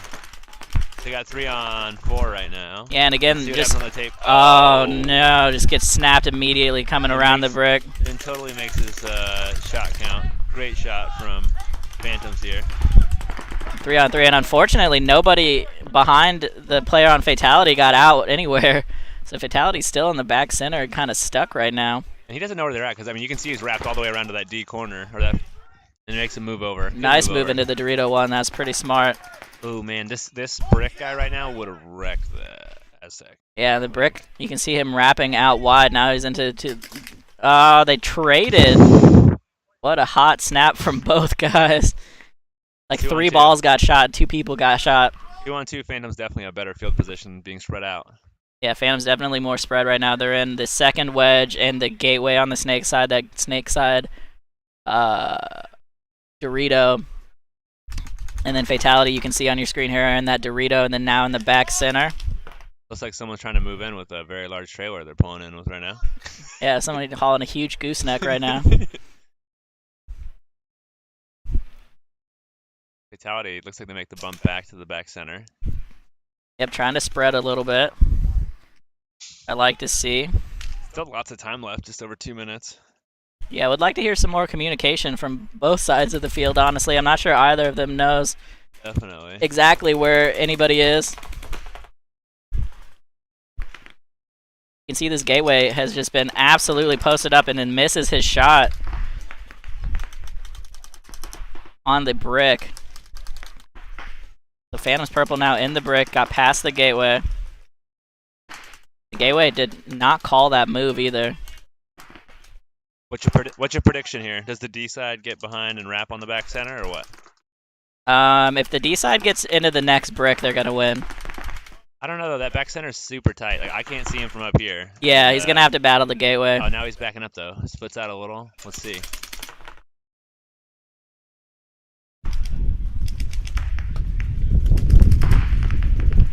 Oh, and almost gets a great shot on the gateway, misses him though. Just over a minute here. Please tell me we're not gonna have 2 games go to time. There he goes, the move across. Let's see now where the back center is getting loose like this. If this guy wraps, he's gonna wreck the back center. Yeah, now he just needs to stand up and shoot that back center. Oh man. Here comes the moment. No. Wrap, you can see him popping out around, and he's gonna rip up his back. Yep.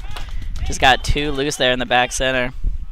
Man, he was playing so tight in that back center. He was doing perfect. Right when this guy moved in. Again, that was just bad communication from that gateway. I don't know though. I feel like some of that stuff gets blamed on gateway gets clipped out. But the reality is that you just gotta play tight. You gotta play mad tight there, yeah. This guy wants to move up and. And Fatality gonna drop that game there. Phantom's purple. So we'll have to let you all know who Phantom's purple is gonna play. Oh yeah. We just gotta wait for that. That one went to a draw. I think it's gonna be tiebreakers, but of some kind. But I don't know. Yeah. All right. We're gonna try to figure out the body count display here while we wait. It's about to be the coolest thing. Potentially. We'll see. I mean, no promise on accuracy here, but I'll do my close to best on it. So.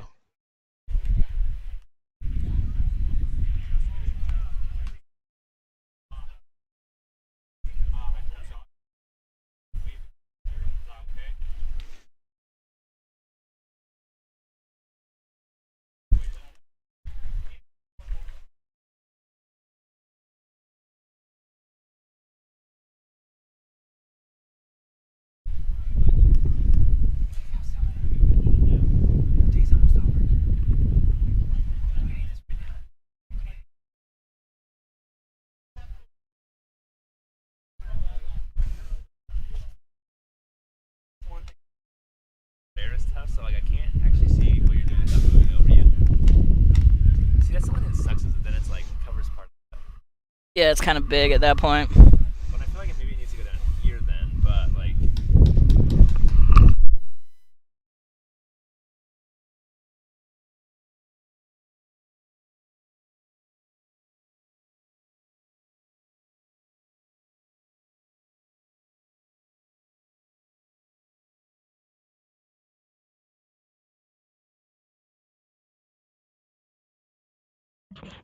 All right, we're shooting for All right, we're trying this out.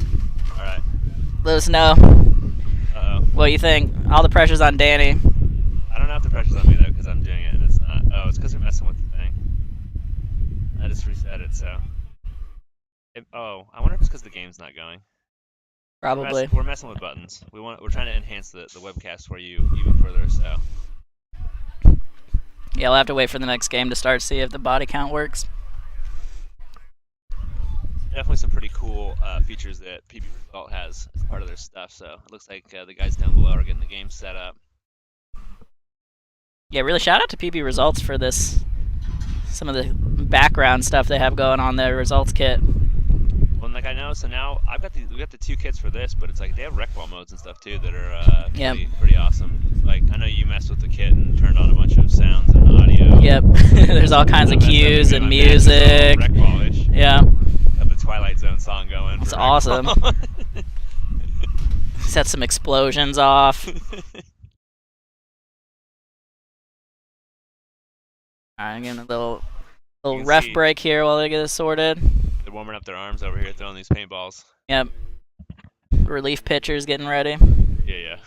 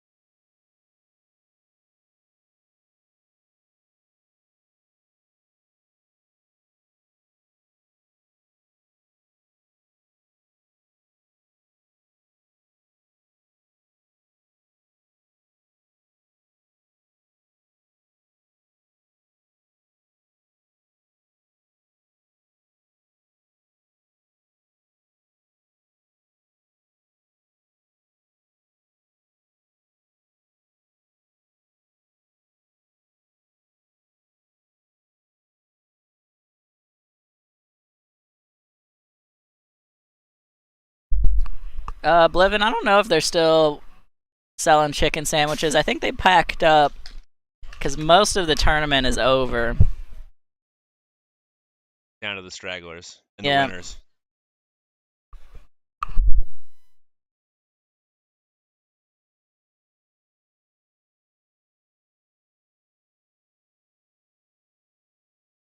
Yeah, those sandwiches were awesome. Big fan. Shout out to Smackin' Sandwiches. They're going to be at the next event also. So, like a mild to very spicy chicken sandwich. Come out to the next Ninjaball. Watch some paintball, eat some chicken. Pretty nice day.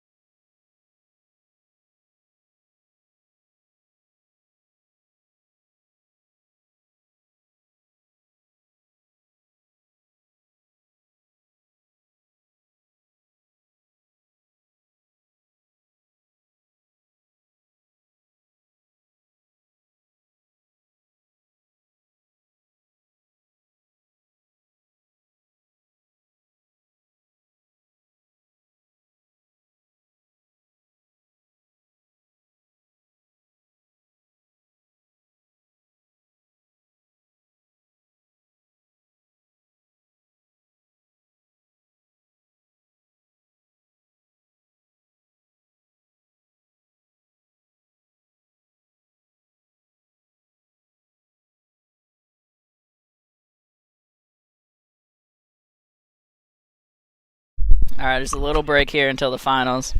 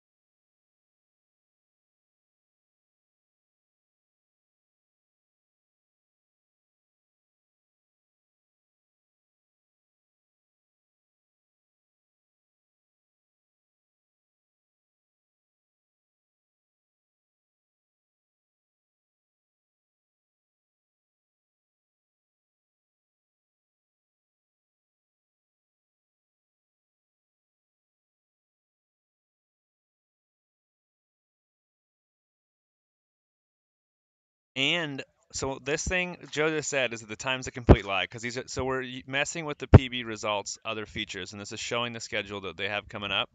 So you can see they have this game, there's another game. It'll show the next couple games. So we only have a few scheduled because we're into finals, and the computer doesn't know what's next.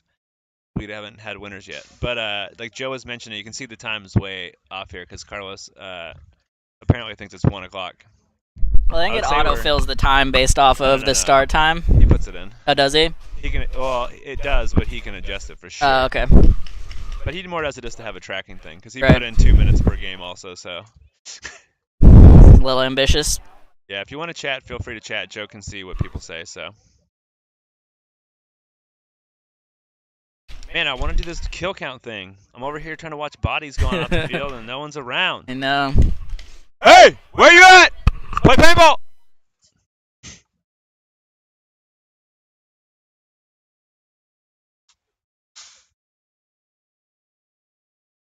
I like that. The one summer, like, hey, so Joe, I'm live right now. We need to look into 3D cams. If someone wants to look into live streaming not 3D.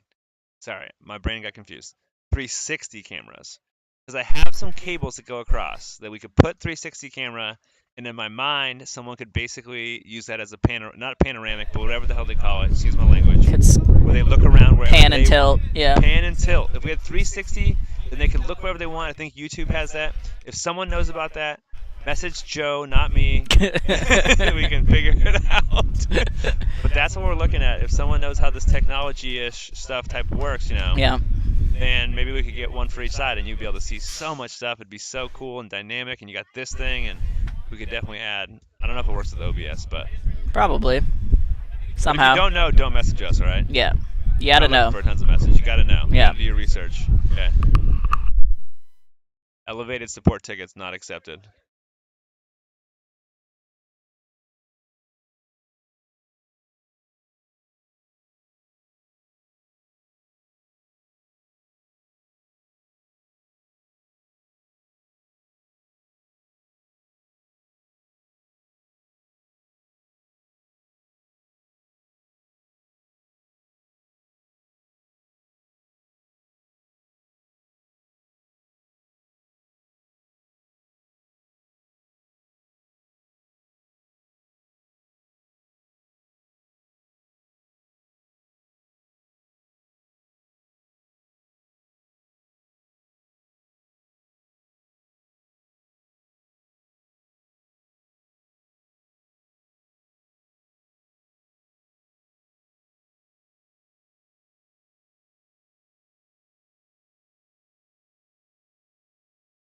Looks like Miniguns walking on the field. Fatality set up and ready at their start station.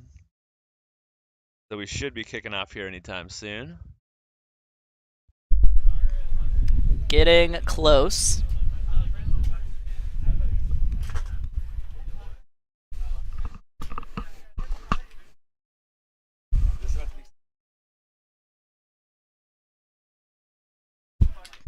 I think I'm gonna stand up that way.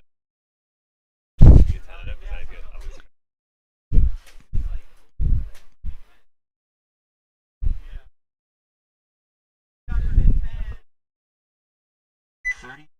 Alrighty, here we go. This is the game for 3rd and 4th. Game 1 here is going to be Fatality and Miniguns. They're actually reversed.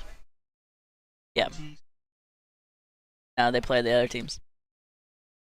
They're actually reversed, though, so it's going to be Miniguns on the home side, Fatality on the away.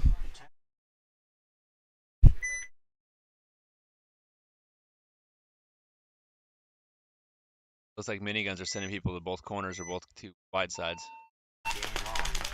Yep, so skipping that 50 play. Oh, he's going to rub around and all the way up to the bricks. 40 brick, 4 alive. Doesn't even slide. He's also got 4. Seeing 5 on 5 right now. Sorry, I'm trying to watch bodies. So Miniguns all the way up to the 40 brick off the break. It's really too bad he can't wrap on that back center. Yeah, so He just Dorito wrapped on the 1. inside. They always double up that back center. So we got Dorito 1, doubling up the back center for Fatality. Dorito 1, and then the wedge. They're going to break out of that double now. So they're going to move into Dorito corner over here on the Minigun side, and they're going to get a shot crossfield on the Fatality gateway. loses the body. And I've updated it, and let's see. Looks like we're not coming through. Oh, there we go. Hey, look at that body count. The Fatality down 1 right now. Man, Miniguns is looking strong. They're in the Snake 2. They're in this 40 brick. Fatality loses another body. Hey. Looks like it's working pretty dang well. As long as I can stay on top of it. So just for the record, if this is a problem, it's my fault. Oh, and Fatality tries to loses fill over another and loses body. yet another one. 2 bodies left alive. Still looking at all 5 from Miniguns right now. Man, Joe, I think we're feeling pretty professional right now with this body count. This is thing. looking slick.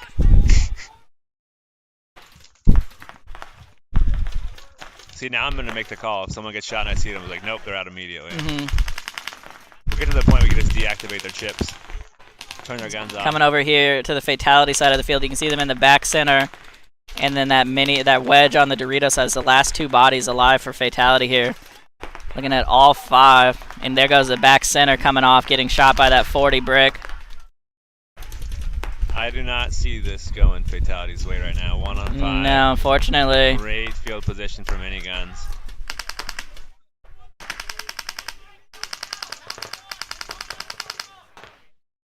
Here comes the rundown. And that is gonna do it. Fatality gonna drop that one. That little spot on that camera is perfect. It's been there like all day, by the way, and I could like I saw it earlier, but the score thing was over it, and I was like, Joe better not ask for me to wipe Oh this man! down. Somebody get Danny out there, wipe the camera down. All right, so body count looking pretty good there. As Miniguns gonna take that one with 4 left alive. Dang, Joe, we are professional right now. Like this is impressive. Slick. I want to say that was a pretty that breakout by Miniguns. They took a little risk with that D side push, but definitely paid off. Like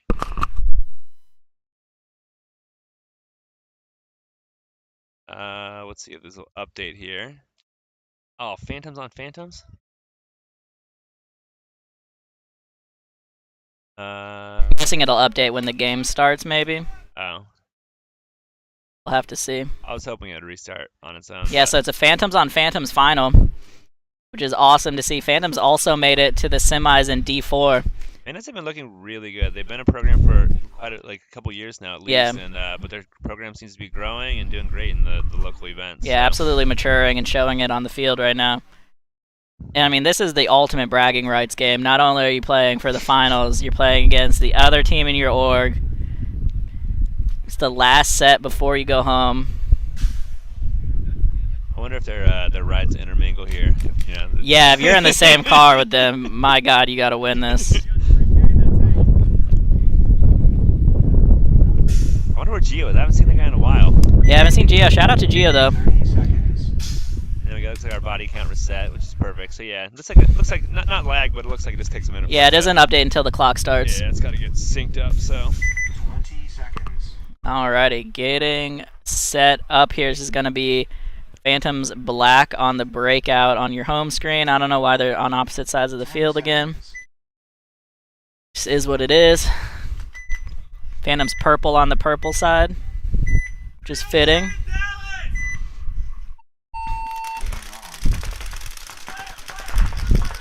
So Purple going to lose a body on the break here. Body on. I don't know which Black loses a body on the break as well. So 4 on 4 right now. Which side? Is it Black that lost the body? That's Purple, that's Black. They both lost one. These guys, I think, lost 2. Yep, 2 bodies walking off here now for Purple. Let's come over to their back Purple. Let's see camera. If I got purple right. No, Black. All right, switch it up. There we go. Right. So 4 on 3 here now in favor of Phantoms Black. Purple not looking good for the grudge match right now. I feel like Purple is actually wearing red, so... They have like a mix of jerseys. Some of them are in green. Oh. This is Black over here.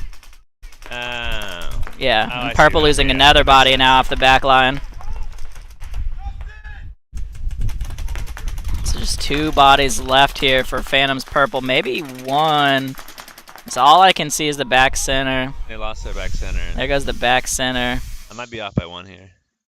Yeah, he might have lost track of 1. Yep, I'm going to call him out Yeah, now. that's going to do it there. All right, so Phantoms Black with a commanding first point. Hey, so if you're watching the webcast right now and you like this body count feature, you would like to stand on top of a cube, press buttons. Please. Oh, sorry, my mic's too far. So if you're watching this feature with the bodies we got here, the body count, and you want this to keep happening, if you got some free time on a Ninjaball, we're inviting some people, message Joe, to come here and to push Come track buttons. body count for us. Track body count, because it's a feature we'd love to have, but I get pulled in too many directions. We don't have someone to do it. So Yeah, Danny has an actual job, Yeah. and it's hard for me to talk and press buttons at the same time. I'm having difficulty pressing the buttons just thinking. So, like, you can watch paintball, have some fun. We'll probably buy you lunch if you do push buttons. It's a very high paid job. Yeah, definitely get a chicken sandwich out of it. Very good chicken sandwich too. Excellent chicken sandwich. Strongly recommend. All right, Fatality coming out here, and Miniguns. I do not know why the stupid sides are reversed, but I can fix it. I think. You can. 30 seconds. I know you have the So capacity, 1 second, this Joe. is going to be ugly for a second here while I try to fix this. We're not fixing Joe. We're improving. All right. We're just improving it.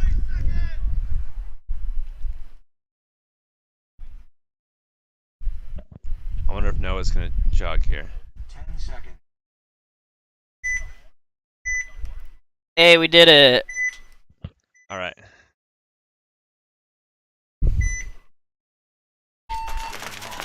Here we go. Fatality on the breakout. Oh, we lose. Miniguns losing one on the Dorito side, two on the two bodies coming off there for Miniguns right now. And Fatality still got 5. Another body off Miniguns. Man, look at this. This is an intense job, all right? Yeah, Miniguns just flooding off of the field. 2 on 5 right Here now. comes here comes Fatality coming up to the 40 brick right now. Coming over here to the backfield. Oops. The backfield here, you can see the Dorito corner and the back center, all that's left for Miniguns.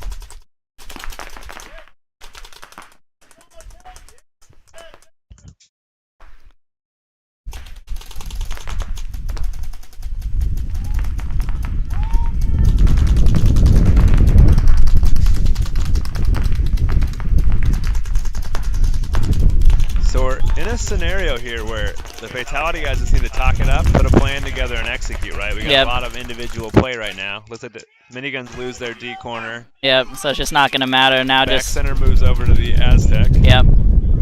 It might, though. If they keep playing individual ball like this guy wins some gunfights. I mean, Yeah, I mean, that's true. Just play a series of one-on-ones. you're playing one-on-one paintball, even if it's against 5 guys, you could still win the game, right? Doesn't look like It's going to that's be gonna tough to happen come right back now, from but this, I don't know.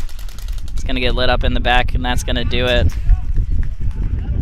Fatality, I think, going to close this out with 5 alive. Actually, they had 1 walk-off in all of that, I think. I'll mark one down because I don't see the other ones, though. Yeah, I saw one of them walk out. 3, Fatality coming back strong, so 1-1 now between Miniguns and Fatality. All Hey, of these games in the finals have been 4-0 body count. Here, watch this. Now it's 3. Just kidding. Oh, the game's already over. Yeah, Let me change time it. stopped. I'm blocked out from making Yeah. funny moves.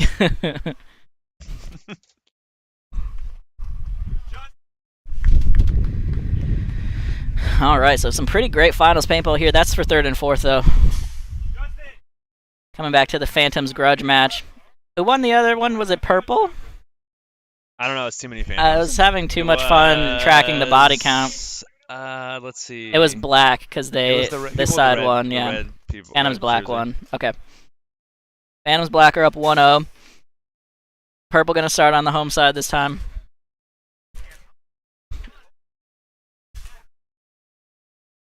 It's definitely awesome to have the 2 fields up and going again. And people, I'm surprised. We got some turf in around here, and I thought all day I was going to be answering the question of when we're going to returf the field. And it looks like it will not be before the next Ninjaball, but potentially the following one, because we need about 6 weeks to remove the old turf, install drainage, grade, put rock down, reinstall, install new turf. So we're shooting for the last Ninjaball of the year. So Yeah. in my mind, I still have to get that approved. So See how that all goes. people think I'm the highest up. I don't think so. That's people don't understand. There's not the Oh. chain of command here. Big Don is the ultimate power at Big DBS. Tom. See what he's got in mind. It's going to be excellent when both fields are graded and level, and then we can have a 10-man with a flat field. Well, and 10-man with that perfect seam, Yeah. right? Oh, God. If y'all haven't played a 10-man here, you are missing out. Body count. Here we go. Alrighty, Phantoms Black up 1-0 right now. I apologize for any errors on body count. All it shows on my screen is Phantoms. It doesn't tell me color. It looks like D1. I Phantom's don't know black what, gonna lose Let one. me see here. Is that purple over here? No, that's black. So the other fix way. this. There we go. There we go. So 4 on 5. Perfect. All right. That's All right. black. Red's black, right? Red is black. Cool. All right, and Phantom's purple spreading the field nicely after getting a kill on the break. Nothing D side right now as we cut over here for Phantom's black. Well, and right now, if you are Phantom's purple, you gotta keep. They lose a body, but they gotta keep these guys out of the Doritos, right? Yep. Like whatever shot it takes to keep that Dallas guy stuck. He makes his bump over. Looks like he makes it. He's still not in the blocks yet, but Yeah, they got to keep him in that D1, and then this guy over here in the purple, wedge yeah. needs to get going. well, in the Phantom's purple, he had the tape. He gave it up. It's like just keep that guy from moving, right? Like Yeah. as much as I want to see this tournament won from the Snake, I think we're not going to be seeing that today. So. Yep, so still 4 on 4 right now as far as I can see. Definitely 4 on 4. I'm the kill count master, although I could be wrong. But it's definitely Now it's 4 on looking 4. right. Purple moves out to the Snake corner, gets a little width. Good move there. Nice double bump into the wedges on the purple side as well. Hopefully you caught that through the shadows. Coming over here to Snake, oh, we got black side. They get into Snake 1. Phantom against Snake 1. And they're going to try to bump out in the Snake corner. He's going to make it clean, and here comes a bump. We may see Into a the Snake wedge. victory. There's hope for the Snake victory. Oh, right man. now. Danny's keeping the hope alive right now. Phantom's purple gets a shot on the Snake corner, potentially. No, the Snake 1. Snake 1 comes off. So just both corners and the back center now for Phantom's black. On the back foot, absolutely, against 3 on 4 Phantom's paintball. purple. He still has 4 bodies alive. Here comes a nice move into the Dorito 1, trying to spread the field out from the back center.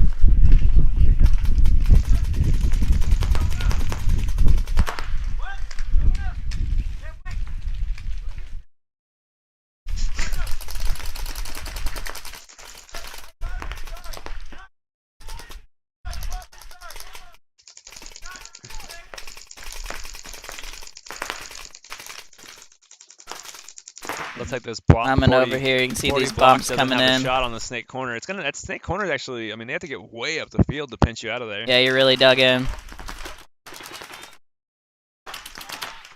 Oh, he might have just. Might have just got him over the top right there. Now it looks like his bunker spray. Coming over here, you can see the battle kind of forming on this Dorito side. Oh, it just got him in the corner. The goggles right there out of the corner. They're checking the other. Looks like Phantoms. One of the Phantoms lose their Snake corner. Both Yeah. Snake corners have just died pretty close to time. So here. now there's just 3 the on Dorito 6. 1 and the wedge over here for black, looking at 3 bodies from purple. Still a relatively. This close bricklayer game does here. not know that the corner is dead. That call didn't get back to him. We got a lot of guys looking Snake side right now. That Yeah, calling Phantom's Snake purple corner thinks the alive. Snake corner is still alive, and he died a while ago. It's just the Dorito 1 and the Dorito side wedge here for Phantom's black. I feel like the repping's been pretty good, pretty consistent. They're checking people, definitely staying on it. So Oh, and the tower player gets shot out. They're just 2 on 2 right now. Phantom's purple, This is like a unfortunately, the just half didn't field realize drill the here. count. Yeah, we're literally in a half field drill Oh, right man. now. Oh man, we're about to see some action. Here comes a great on his move up to hopper. the wedge. On his hopper. Oh, he and doesn't shot. realize how he trades. And I don't actually know what is going Just on. 1 body left here for Phantom's Okay, black. So purple is okay. Red's Yeah, there we black. go. Yeah, red's black. All right, I got it. And he dumps the hopper. I feel Tags like I it want to ban up. anyone that comes to Doodlebug that does that. I mean, if you want to buy more paint, great, but I feel like it's just. Yeah, it's good for business. Dump all the hoppers you want. That's not the way I want this to work. Just shoot the paintballs, have fun. Phantom's black get that point confirmed, and they are going to win the D5 over Phantom's purple. And then we got 1 more game still coming up for 3rd, 4th right now. I have no idea what the prizes are for D5. Sorry about that. It's some form of cash. Oh, the Fenley hats are back too. Oh, nice. Yeah. We need an announcer hat. What's that? We need an announcer hat. Announcer hat. I'll have to just hit up Mr. Hickey. Yeah, shout out to Finlay hats. If y'all haven't tried those out yet, they are excellent. Definitely. I got like 3 or 4 of those suckers now. You know, I have to get Nate. I'll have to get X-Ball ones from him. They're definitely a favorite hat.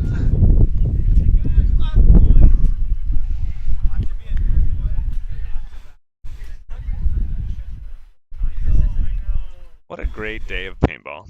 Really, just killer weather. I don't know how all these teams that are like, especially playing in finals right now, they're playing in finals. The weather's like perfect. Yeah. They're gonna be done here probably 4:30. Not a crazy long day. Like, I don't know how you could ask for anything better, especially the team that won. I mean, like, goodness gracious. Yeah. Talk about a great Got to thing. beat their sister team. Dude.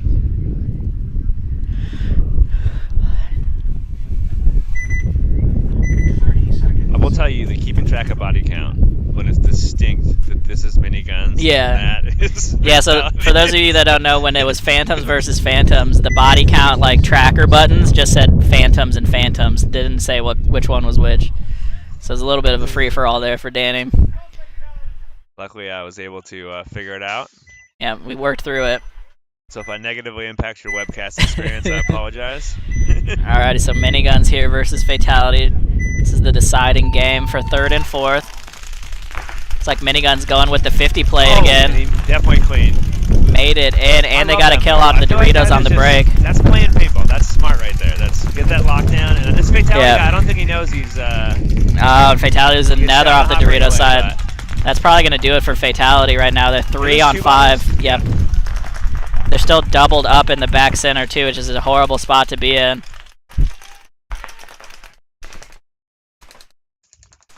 They do still have the gateway. They have the double back center.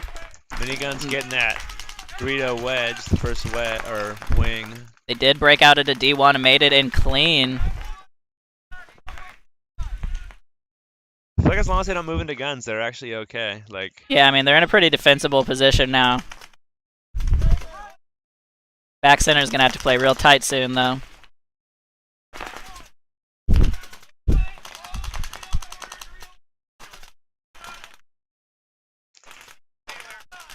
oh, center 50 gets shot out. Center 50 going down here. Great shot by that Dorito on the inside. So 3 on 4 here now. Miniguns just got into Snake 2, though. And they shot the Fatality guy. Oh, and he got the crossfield shot. And now we're getting their gateway checked. Let's see. He is clean. Yeah, they really got to get out of that back center now. Definitely nothing locked in yet. It's still a 2 on 4. Yep. Tough And bill, the but they snake could do ties it. for Miniguns. It's a 3 on 2. Oh. Excellent game right now. Fatality holding tight in their bunkers still.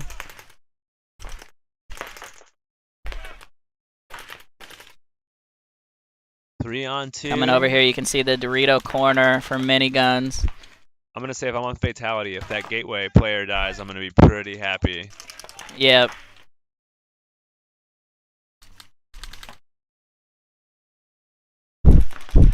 Oh. It looks like Fatality is talking to each other, trying to figure it out. Yep, definitely a lot of chatter from the last 3 players there.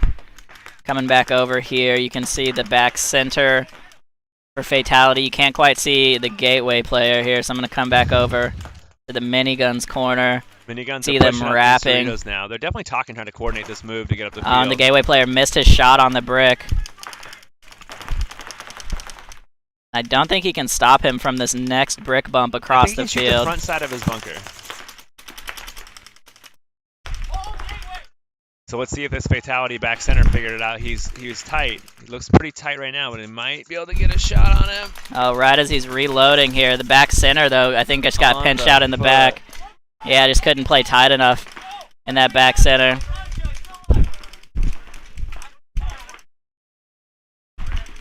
Just the gateway left here for Fatality, and this is a tough bill for them.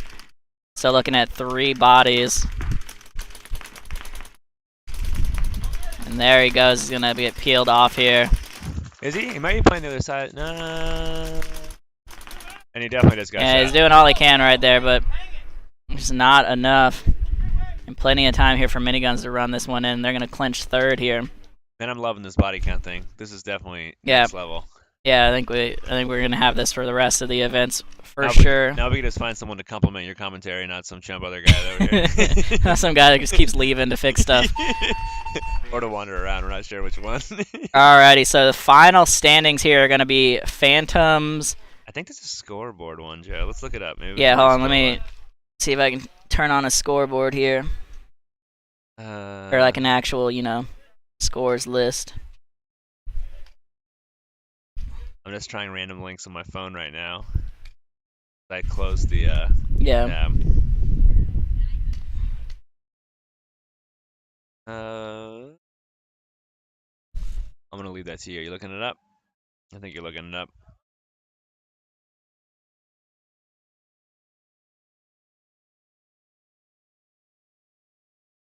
Well, we do have a leaderboard, but it's not going to be accurate. It's not even close to accurate because it's got my A/B test teams. Yeah, because there's some extra crap in there. Alrighty, but that's going to do it. So I think it was... Who won Phantom between the Phantoms? I forgot already. It wasn't. It was the ones that had red, so the black. So Phantom's black. Alright, so Phantom's black number 1, Phantom's purple number 2, Miniguns number 3, and Fatality number 4 today. So that's the end of D5 for us, and that's the end of Ninjaball. Thank you all so much for tuning in. We're going to be back. I don't remember when the next Ninjaball event is, but check us out August at Ninjaball. August 7th. There we go. I'm pretty sure because it's within a month. That's why I can't get to the field done in That time. sounds right. All right, so August 7th for the next Ninjaball event 4. Check us out at ninjaball.co for registration if you want to come play. Otherwise, I've been Joe Corcini. That's Danny Court. Thank you all. Have a good one. Thank you. Man,